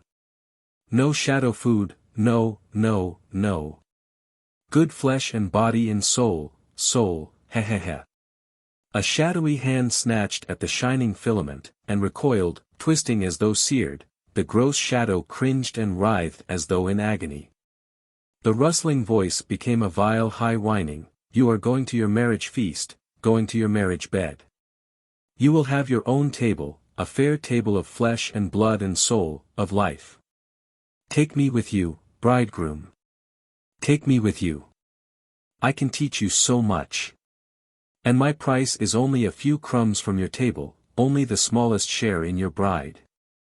Something was gathering in the doorway of the half-moon, something forming upon its glimmering surface. Fathomless black shadows were grouping themselves into a gigantic, featureless face. No, it was not featureless, for there were two apertures like eyes through which the wan phosphorescence shone. And there was a shapeless mouth which gaped while a writhing ribbon of the dead light streamed out of it like a tongue. The tongue licked among the shadows and drew them into the mouth, and the lips closed on them then opened again, and again the tongue licked out. Oh, my hunger! Oh, my thirst and hunger! Take me with you, bridegroom, to your bride. There is so much I can teach you for such a little price. I struck at that gibbering shadow and fled from its dreadful whispering, fled with shadowy arms covering my eyes to shut out vision of that vague and dreadful face. Hunger, shadow. Feed only where and when I bid. Thirst, shadow, drink only where and when I bid. And now I knew.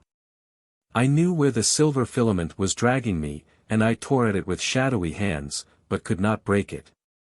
I tried to run back, against it, and it swung me around, dragging me inexorably on. I knew now what the evil, tittering shadow had known, that I was on my way to food and drink, to my marriage feast, to my bride. Helen. It was on her body in blood and life my hunger was to be appeased, my thirst slaked. Upon Helen. The shadowland lightened.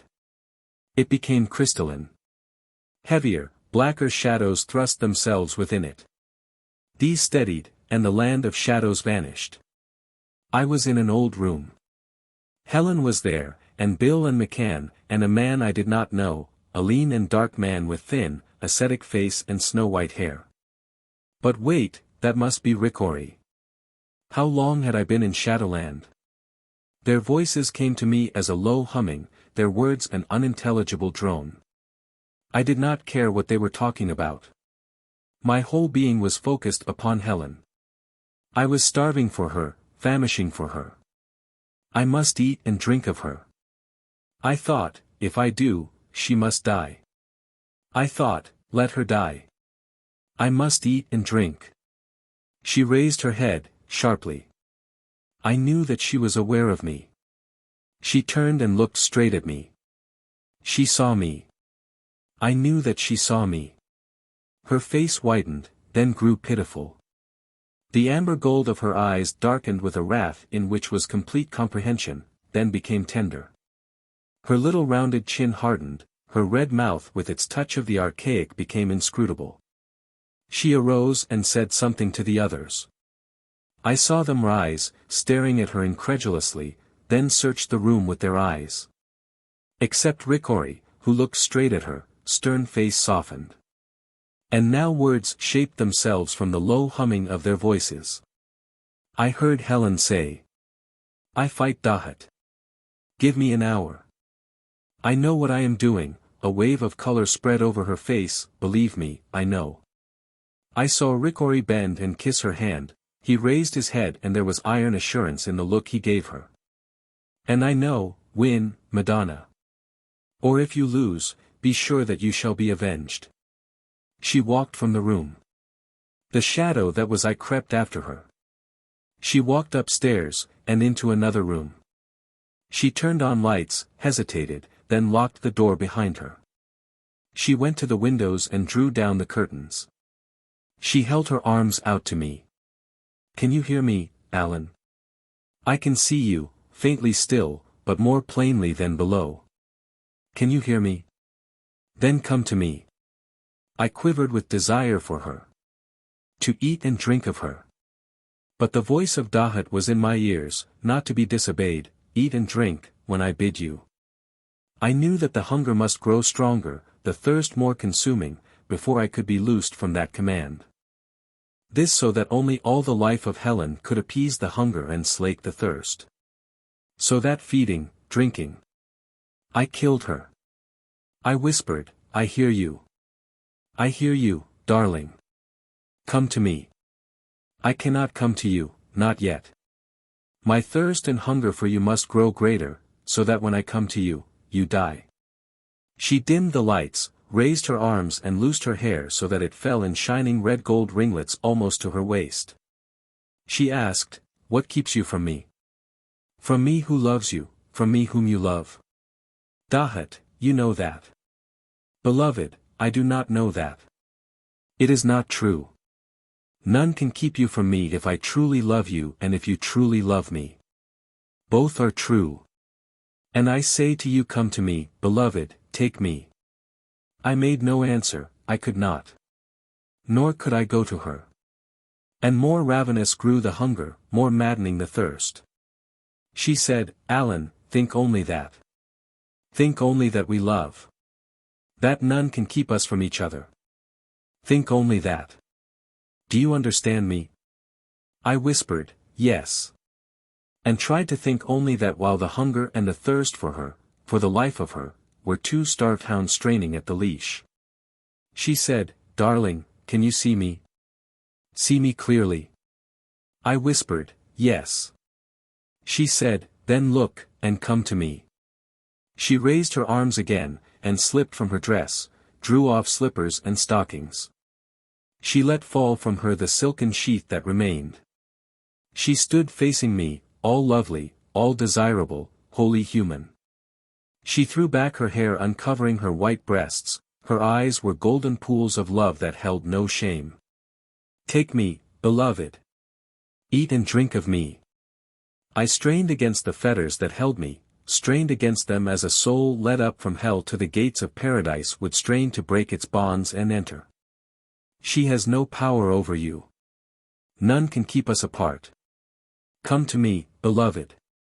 The fetters broke. I was in her arms.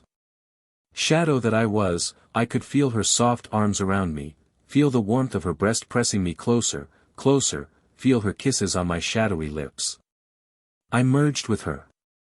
I ate and drank of her life, and felt her life streaming through me, melting the icy venom of the shadow hounds. Releasing me from the shadow bondage. Releasing me from Dahut. I stood beside the bed looking down on Helen.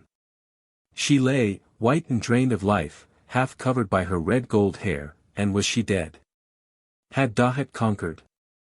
I bent shadowy head to her heart and listened and could hear no beat.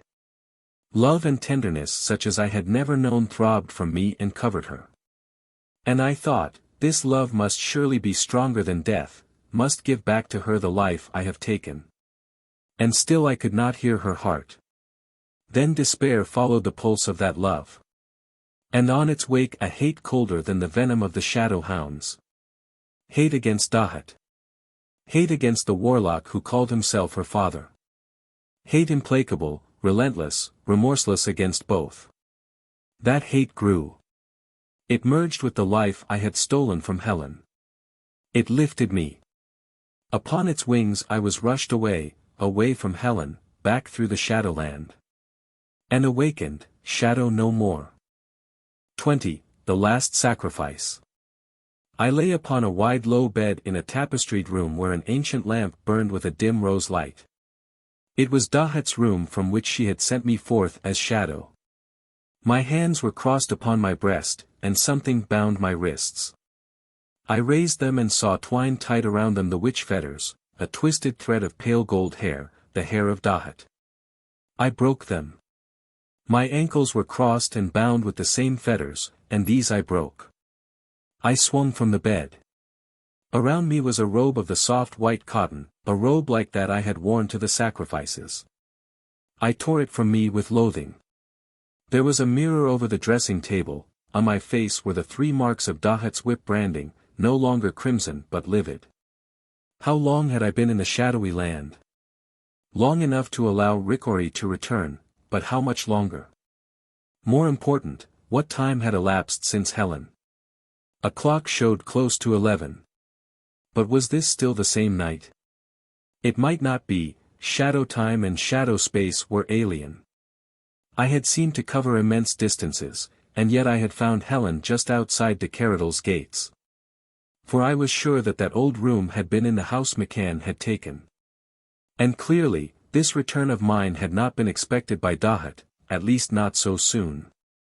I reflected grimly that I always seemed to be a little ahead of schedule so far as Dahut and her father were concerned. I reflected much more grimly that it had never advantaged me greatly. Nevertheless, it must mean that her dark wisdom had its limits, that there had been no shadowy spies to whisper to her my escape, that she believed me still under her sorceries. Still obedient to her will, still held back by her command until my lust for Helen had grown strong enough to kill when loosed. Might that not also mean her purpose had failed, that loosed too soon I had not killed, that Helen was alive? The thought was like strong wine. I walked to the door and saw that the heavy inside bars were down. How could they have been dropped, since only I was in the room? Of course. I was Dahut's prisoner, and she wanted no tampering with my body when she was not beside it. She had barred the door and made use of the secret opening into my room to come and go. Quite evidently she had considered the bars safe from my helpless hands. I lifted them cautiously, and tried the door. It was unlocked. I opened it as cautiously, slowly, and stood peering out into the hall, listening. It was then I first felt the unease, the trouble, the fear, of the old house. It was filled with fear. And with wrath. It came to me not only from the shadowed hall, but from all of the house. And suddenly it seemed to be aware of me, and to focus itself upon me, frantically, as though it were trying to tell me why it was troubled and raging and afraid. So sharp was the impression that I closed the door, let one of the bars fall, and stood with my back to it. The room was unhaunted, unafraid, and shadowless, the faint rose light penetrating to every corner. The house invaded the room, striving to make coherent to me what it was that troubled it. It was as though the ghosts of all those who had lived and loved and died there were in revolt, appalled by something about to happen. Something execrable, abhorrent, an evil something that had been conceived in the old house while its ghosts had watched, impotent to prevent, and now were appealing to me to abort. The house trembled. It was a tremor that began far beneath it and throbbed up through every timber and stone. Instantly that which had feared and had appealed to me withdrew, sweeping down to the source of the trembling, or so it seemed to me. Again the house trembled. trembled in actuality, for the door at my back quivered. The trembling increased and became a shuddering under which the solid old hand-hewn joists creaked and groaned. There followed a distant, rhythmic thudding. It ceased, and the old house quivered, then seemed to settle, and again the joists cracked and groaned. Then a stunned silence. And again the ghosts of the old house were around me, outrage in their wrath, panic in their fear, crying to me to hear them, to understand them. I could not understand them. I walked to the window, and crouched there, peering out. It was a dark night, sultry and oppressive. There was a flashing of lightning from far beneath the horizon and faint distant rumbling of thunder. I went quickly about the room looking for some weapon, but could find none. My intention was to get into my room, clothe myself and then hunt down Dahut and Keradel. Precisely what I was going to do after I found them I did not know, except to end their sorceries. All confusion as to whether these were sorceries or superillusions was gone. They were evil realities belonging to a dark wisdom evilly used, none should be allowed to live to wield this evil power. And they were swiftly mounting to some dreadful climax which must be thwarted at any cost. The ghosts of the old house were silent, I had gotten their message at last. They were silent, but they had lost none of their fear, and they were watching me. I went to the door. Some obscure impulse made me pick up the white robe and throw it around me. I stepped out into the hall. It was filled with shadows but I gave them no heed. Why should I, who myself had been a shadow? As I passed, they clustered and crept behind me.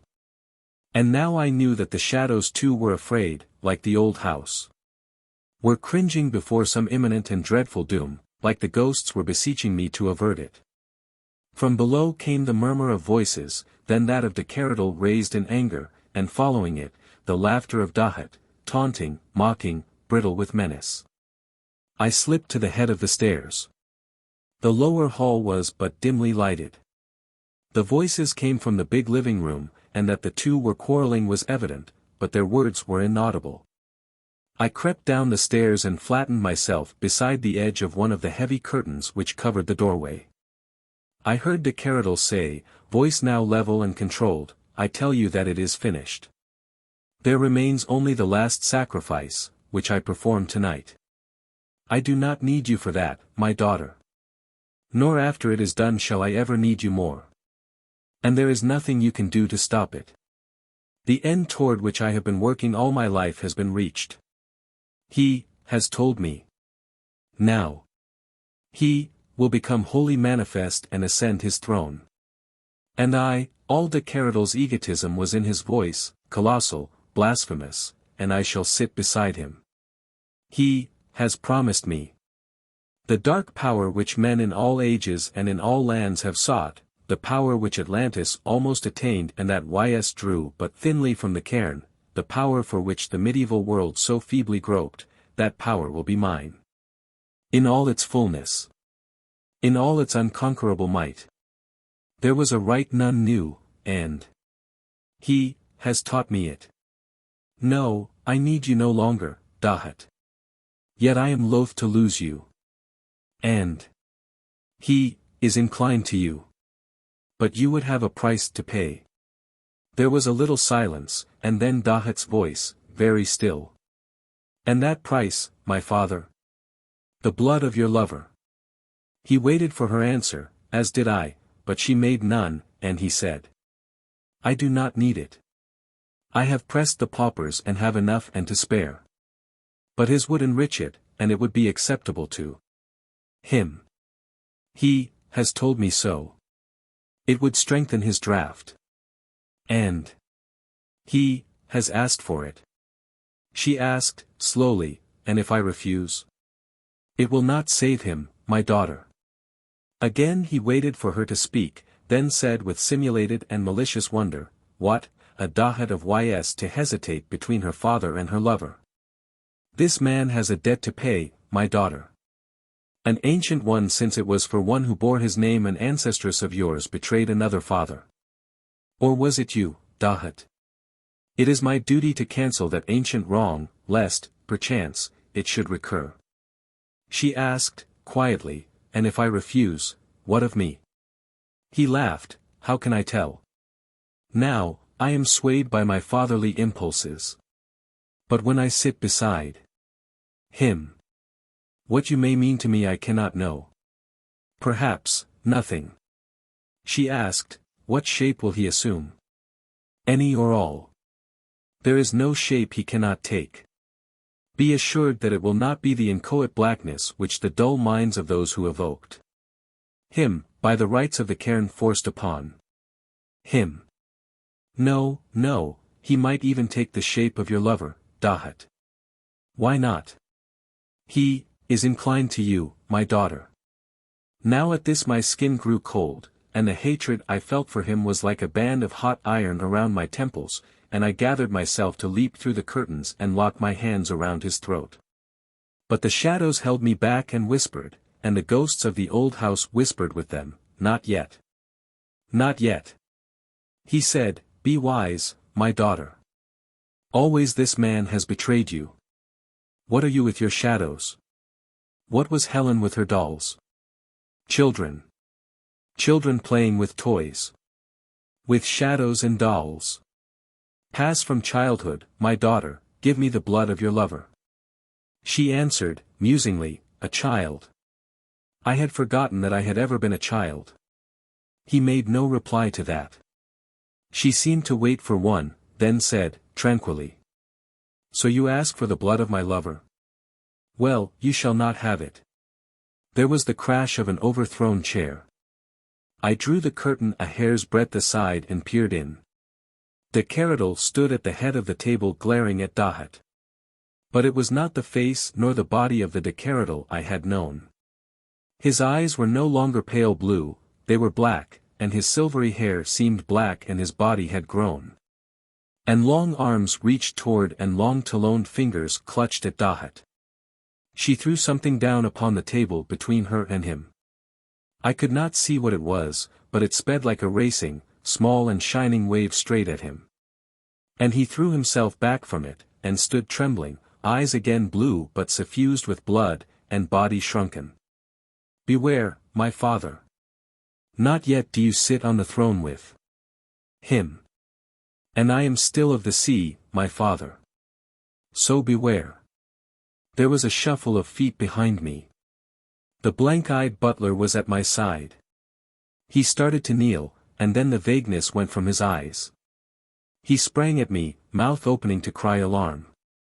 Before he could make a sound, my hands were around his throat, thumbs crushing into his larynx, my knee in his groin. With a strength I had never before known, I lifted him by his neck and held him up from the floor. His legs wrapped round me and I thrust my head under his chin and drew it sharply up. There was a faint snap and his body went limp. I carried it back along the hall and set it noiselessly on the floor. The whole brief struggle had been soundless. His eyes, blank enough now, stared up at me. I searched him. In his belt was a sheath, and in that a long, curved, razor-sharp knife. Now I had a weapon.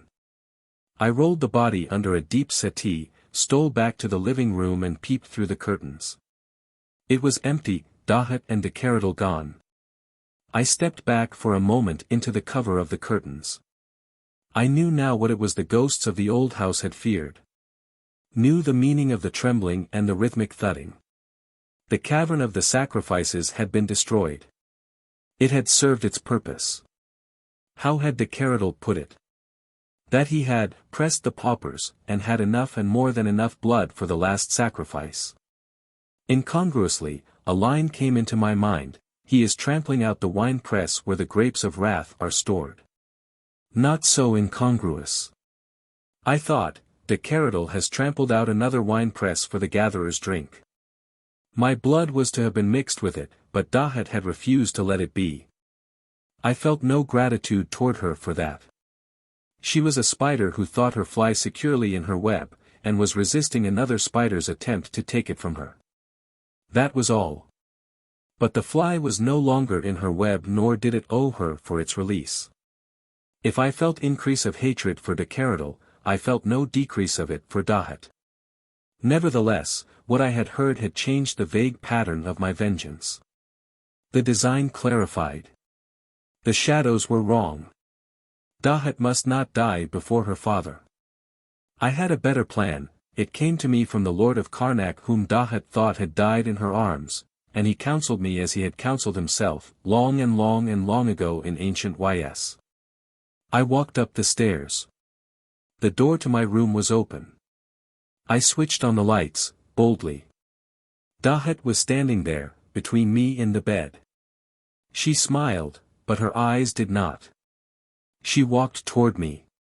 I thrust the point of the long knife toward her.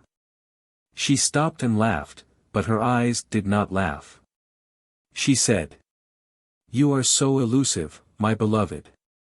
You have such a gift for disappearance. You have told me that before, Dahut.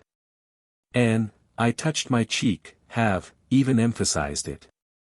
Her eyes misted, welled, and tears were on her cheeks. "You have much to forgive, but so have I, Alan."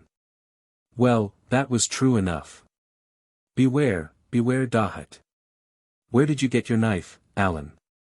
A practical question that steadied me. I answered it as practically, from one of your men whom I killed. And would kill me with it, if I came close. Why not, Dahut? You sent me as a shadow into the shadowy land, and I have learned its lesson. What was that lesson, Alan? To be merciless. But I am not merciless, Alan, else you would not be here. Now I know you lie, Dahut. It was not you who released me from that bondage. She said, I did not mean that, nor do I lie, and I am tempted to try you, Alan. She came toward me, slowly. I held the point of the knife in readiness against her coming. She said, "Kill me if you want to. I have not much love for life. You are all that I love. If you will not love me, kill me." She was close. So close that the point of the knife touched her breast. She said, "Thrust, and end it." My hand dropped. "I cannot kill you, Dahut." Her eyes softened, her face grew tender, but triumph lurked under the tenderness. She rested her hands on my shoulders, then kissed the whipwelts one by one, saying, "By this kiss I forgive, and by this I forgive, and by this I forgive." She held her lips up to me. "Now kiss me, Alan, and with that kiss say that you forgive me." I kissed her, but I did not say that I forgave, nor did I. I let fall the knife. She trembled in my arms and clung to me and whispered, "Say it. Say it." I pushed her away from me and laughed. "Why are you so eager for forgiveness, Dahut? What do you fear that makes my forgiveness so desirable before your father kills me?" She asked, "How did you know he means to kill you?" I heard him say so when he was making that pleasant little demand for my blood not long ago. Bargaining with you for me. Promising you a substitute who would be far more satisfactory. Again I laughed. Is my forgiveness a necessary part of that incarnation? She said, breathlessly, "If you heard that, you must also know that I would not give you to him." I lied, "I do not. Just then your servant forced me to kill him. When I was free to resume my eavesdropping, returned, in fact, to cut your father's throat before he could cut mine, you and he had gone. I suppose the bargain closed. Father and daughter reunited and of one purpose, setting forth to prepare the funeral meats, myself, Dahut, to furnish forth the marriage tables. Thrift, Dahut. She winced under my mockery, whitened. She said, strangled, "I made no bargain. I would not let him have you." "Why not?" She said, "Because I love you." "But why this insistence upon my forgiveness?" "Because I love you. Because I want to wipe away the past. Begin afresh, beloved." For a moment I had the queer feeling of double memory, that I had acted this scene before in minutest detail, had heard the same lines, and realized I had in that dream of ancient Ys, if dream it had been. And now, as then, she whispered piteously, despairingly, "You will not believe me, beloved, what can I do to make you believe?" I answered, choose between your father and me. She said, but I have chosen, beloved. I have told you. Again she whispered. How can I make you believe?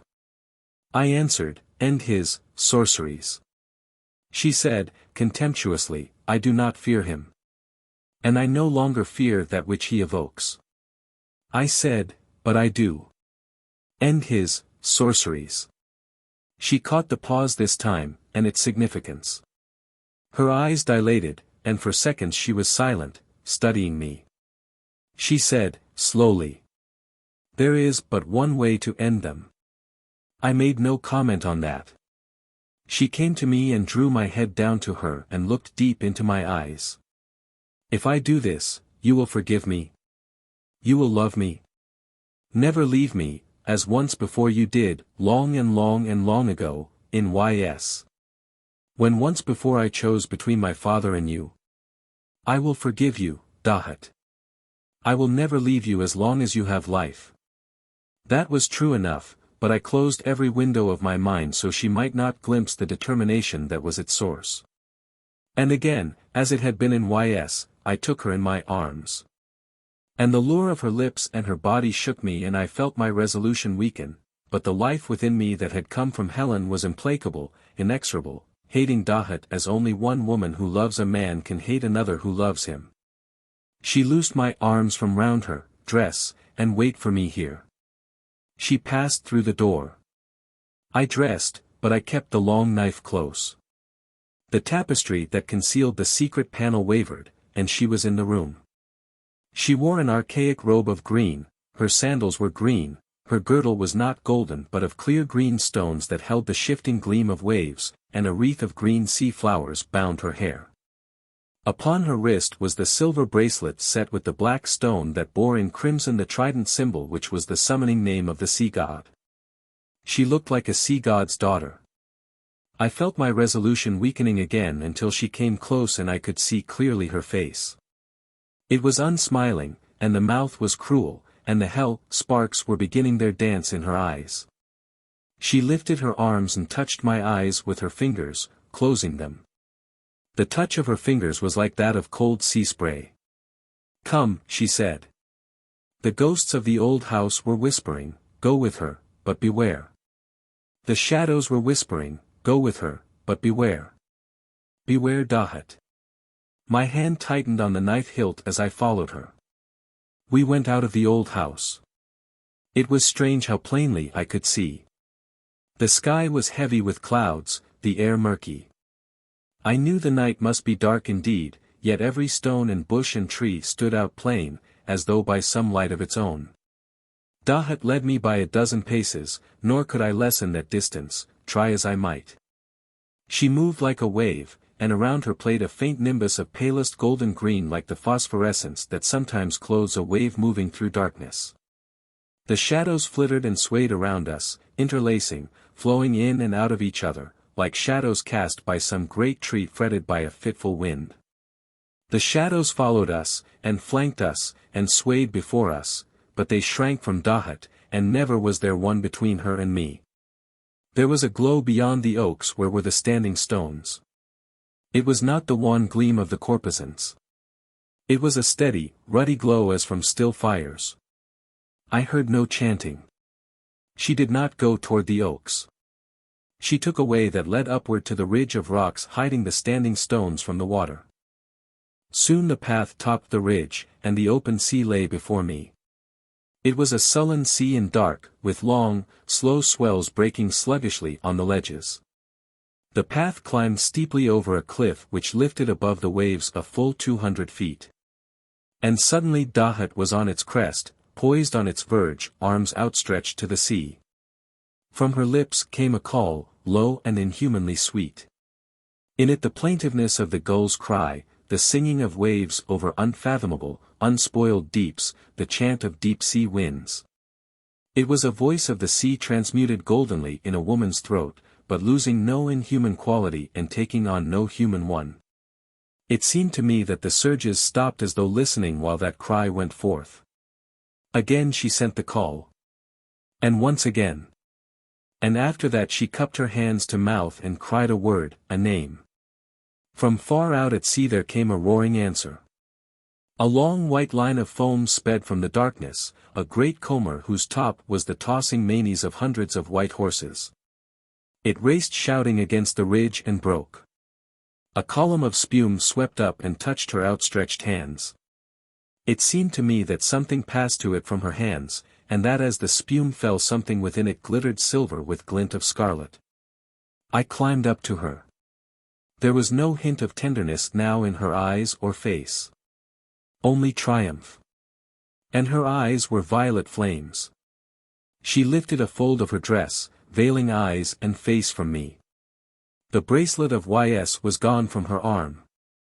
She beckoned, and I followed her. We skirted the ridge, and ever the ruddy glow grew brighter. I saw that the surges were no longer sullen, but that great waves marched with us, clamoring, white banners of foam streaming, white manes of the seahorses tossing. The path ran now below the crest of the ridge. Ahead, on the landward side, was another upthrust of rock, and here again she waited for me. She stood with face averted, still covered by the fold. She pointed to the rock, she said. Climb, and see. Once more the spray-cold fingers touched my eyes. And here, they touched my ears. She was gone. I climbed the rock.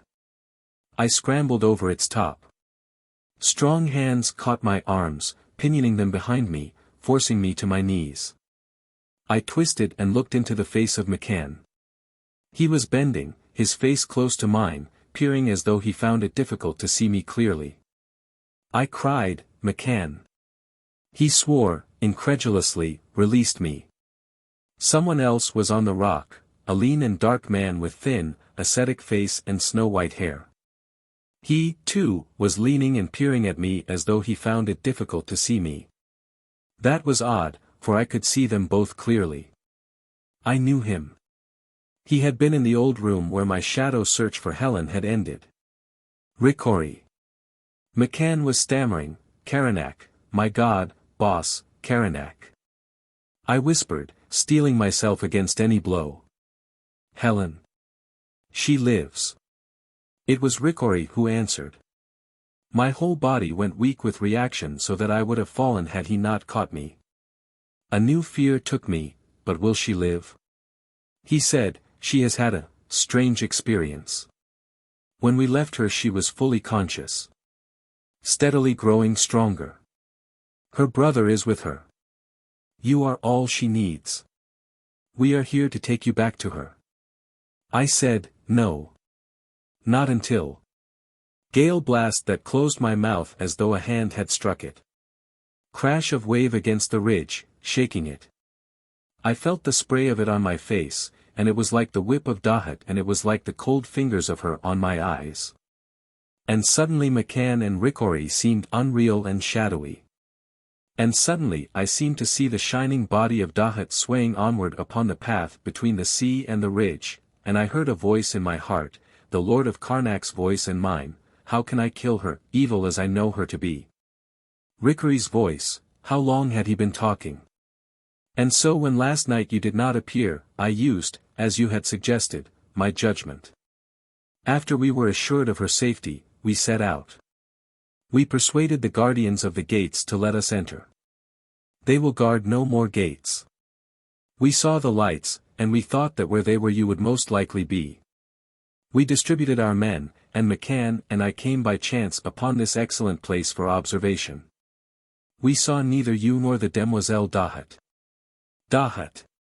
Another wave broke upon the rock, and shook it, then surged back shouting, Dahut.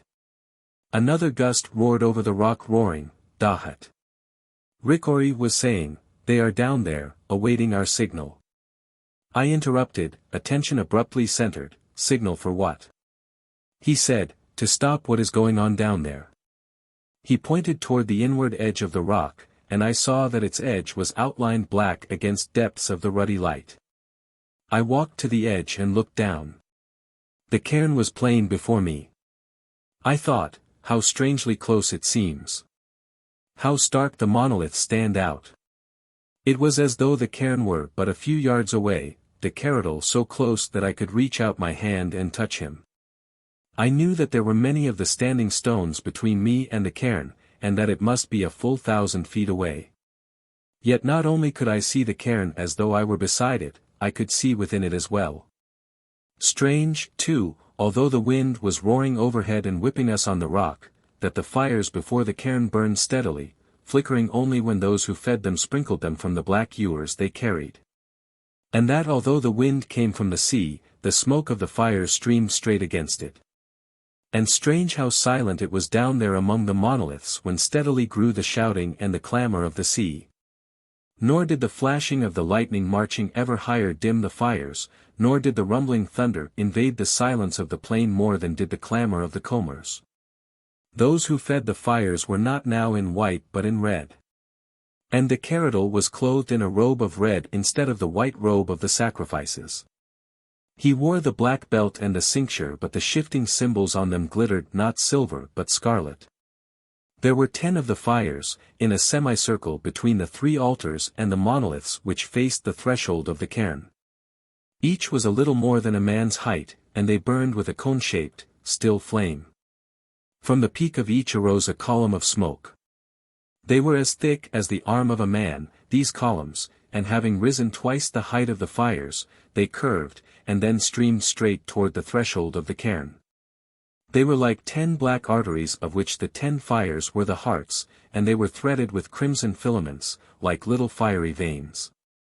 The blackened hollowed stone was hidden by a greater fire which burned not only red but black. Nor was this, like the others, a still flame. It pulsed with slow and rhythmic beat, as though in truth it were a heart. Between it and the great slab of granite upon which he had beaten in the breasts of the sacrifices stood the Keradel. There was something lying upon the stone of sacrifice, covering it. At first I thought it a man, a giant, lying there. Then I saw that it was an immense vessel, strangely shaped, and hollow. A vat. I could look into this vat.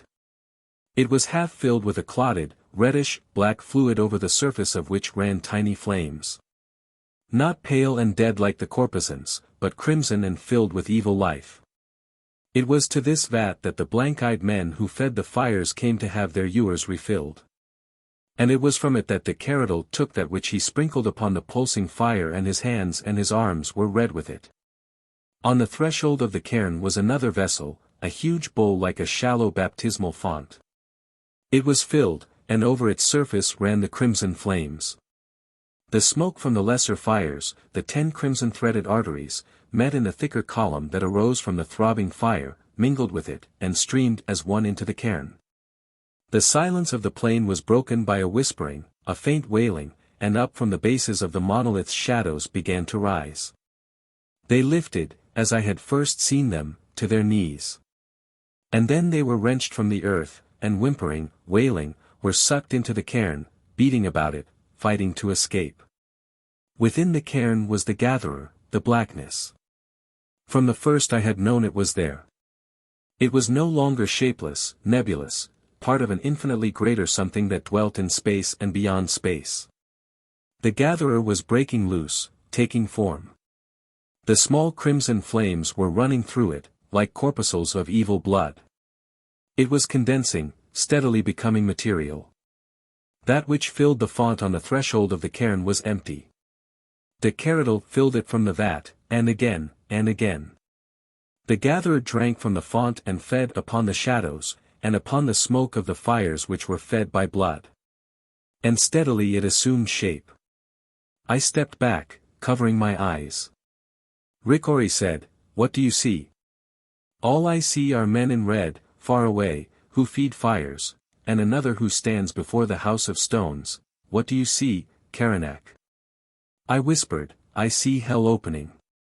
I forced myself to look again at that which was being spawned from the cairn's stone womb, and stood, unable now to look away. I heard a voice, my own voice, screaming, "Dahut! Dahut, before it is too late." As though in answer, there was a lull in the clamor of the sea. Upon the ridge at our left appeared a point of brilliant green light, whether far away or near I could not tell with that strange witch sight Dahut had given me. It became an oval of brilliant emerald. It became Dahut. Dahut, clothed with pale green sea fires, her eyes like violet sea pools and wide, so wide that they were ringed with white, her slim black brows a bar above them. Her face white as foam and cruel and mocking, her hair like spindrift of silver. Far away or not, she seemed as close to me as did the Keradel. It was as if she stood just above the cairn, could reach out, as I, and touch the Keradel. To me that night, as in the shadowy land, there was no such thing as distance. I caught Rickory's wrist, pointed and whispered, Dahut. He said, I saw far away and dimly a shining figure. I thought it a woman. With your hand upon me, I seemed to see her more plainly. What do you see, Caranac? I said, I see Dahut. She is laughing. Her eyes are the eyes of no woman, nor is her face. She is laughing, I say, can't you hear her, Rickory? She calls to the Keradel, how sweet her voice and how merciless, like the sea. She calls, my father, I am here. He sees her, the thing in the cairn is aware of her, the Keradel cries to her, too late, my daughter. He is mocking, contemptuous, but the thing in the cairn is not. It strains, toward completion. Dahut calls again, is my bridegroom born? Is the labor done? Your midwifery successful? My bedfellow delivered? Can't you hear, Rickory? It is as though she stood beside me. He said, I hear nothing. I said, I do not like this jesting, Rickory. It is, dreadful. The thing in the cairn does not like it, although the Keradel laughs. It reaches out from the cairn to the vat on the stone of sacrifice. It drinks. It grows. God. Dahut. Dahut. The shining figure raised hand as though she heard, and bent toward me, and I felt the touch of her fingers on eyes and ears, her lips on mine. She faced the sea and threw wide her arms. She cried the name, softly, and the sea wind stilled, again, like one who summons as of right, and the shouting of the combers waned, a third time, jubilantly. Shouting of the combers, thunder of the surges, roaring of the winds, all the clamor of sea and air, arose in a mighty diapason. It melted into chaotic uproar, elemental bellowing. And suddenly all the sea was covered with the tossing manes of the white sea-horses, armies of the white horses of the sea, the white horses of Poseidon. Line upon endless line racing out of the darkness of ocean and charging against the shore. Beyond the lower line of the ridge between that high rock on which stood Dahut and this high rock on which stood I, arose a mountain of water. Lifting swiftly, yet deliberately. Changing shape as it lifted ever higher, gathering power as it lifted. Up it lifted and up, 100 feet, 200 feet above the edge. It paused, and its top flattened. Its top became a gigantic hammer. And beyond it I seemed to see a vast and misty shape towering to the clouds, its head wreathed with the clouds and crowned with the lightnings. The hammer swung down upon the thing in the cairn. Down upon the Keradel and the red-clad, blank-eyed men, down upon the monoliths. The cairn and the monoliths were covered with waters, boiling, spouting, smashing at the standing stones. Uprooting, overturning them. For an instant I saw the evil fires glare through the waters. Then they were gone. For an instant I heard an unearthly shrilling from the stone womb of the cairn, and saw a blackness veined with crimson flames writhing under the hammer stroke of the waters. Struggling in the myriad arms of the waters. Then it, too, was gone. The waters rushed back. They licked up at us as they passed and a wave swirled round us knee-high. It dropped, chuckling. Again the mountain arose, hammer-topped. Again it swept over the ridge and smote the cairn and the standing stones. And this time the waters rushed on so that the oaks fell before them, and once more they retreated, and once more they lifted and struck and swept on, and now I knew that the old house with all its ghosts was gone. Through all, the sea-fire's shape of Dahut had remained unmoved, untouched. I had heard her merciless laughter above the bellowing of the sea and the crashing of the hammer strokes. Back rushed the last waters. Dahut held her arms out to me, calling. Alan, come to me, Alan. Clearly could I see the path between her and me. It was as though she were close, close. But I knew she was not, and that it was the witch sight she had given me that made it seem so. I said. Good luck, McCann. Good luck, Rickory. Alan, come to me, Alan. My hand dropped on the hilt of the long knife. I shouted, coming, Dahut. McCann gripped me. Rickory struck down at his hands. He said, let him go. Alan, come to me. The waters were rushing back, over the ridge. A swirl swept out. It coiled around Dahut to the waist. It lifted her, high and high. And instantly from over her and from every side of her a cloud of shadows swept upon her, striking at her with shadowy hands, thrusting at her, hurling themselves at her, pushing her back and down, into the sea. I saw incredulity flood her face, then outraged revolt, then terror, and then despair.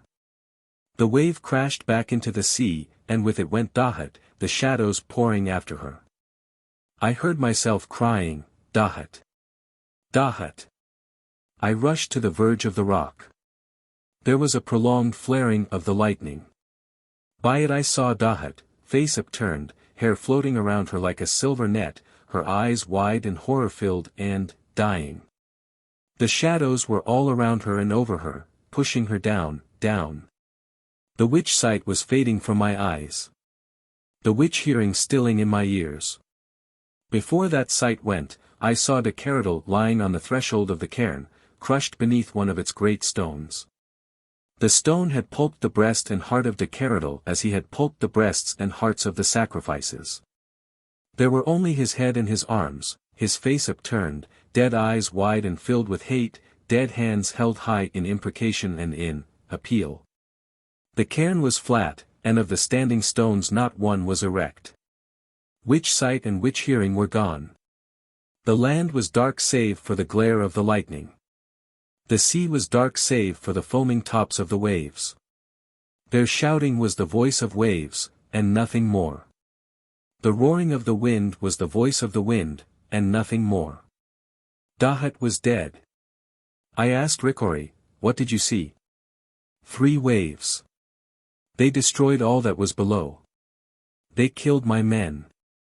I saw much more than that, Rickory. Dahut is dead. It is ended, Rickory. Dahut is dead and her witchcraft ended. We must wait here till morning. Then we can go back to Helen. Dahut was dead.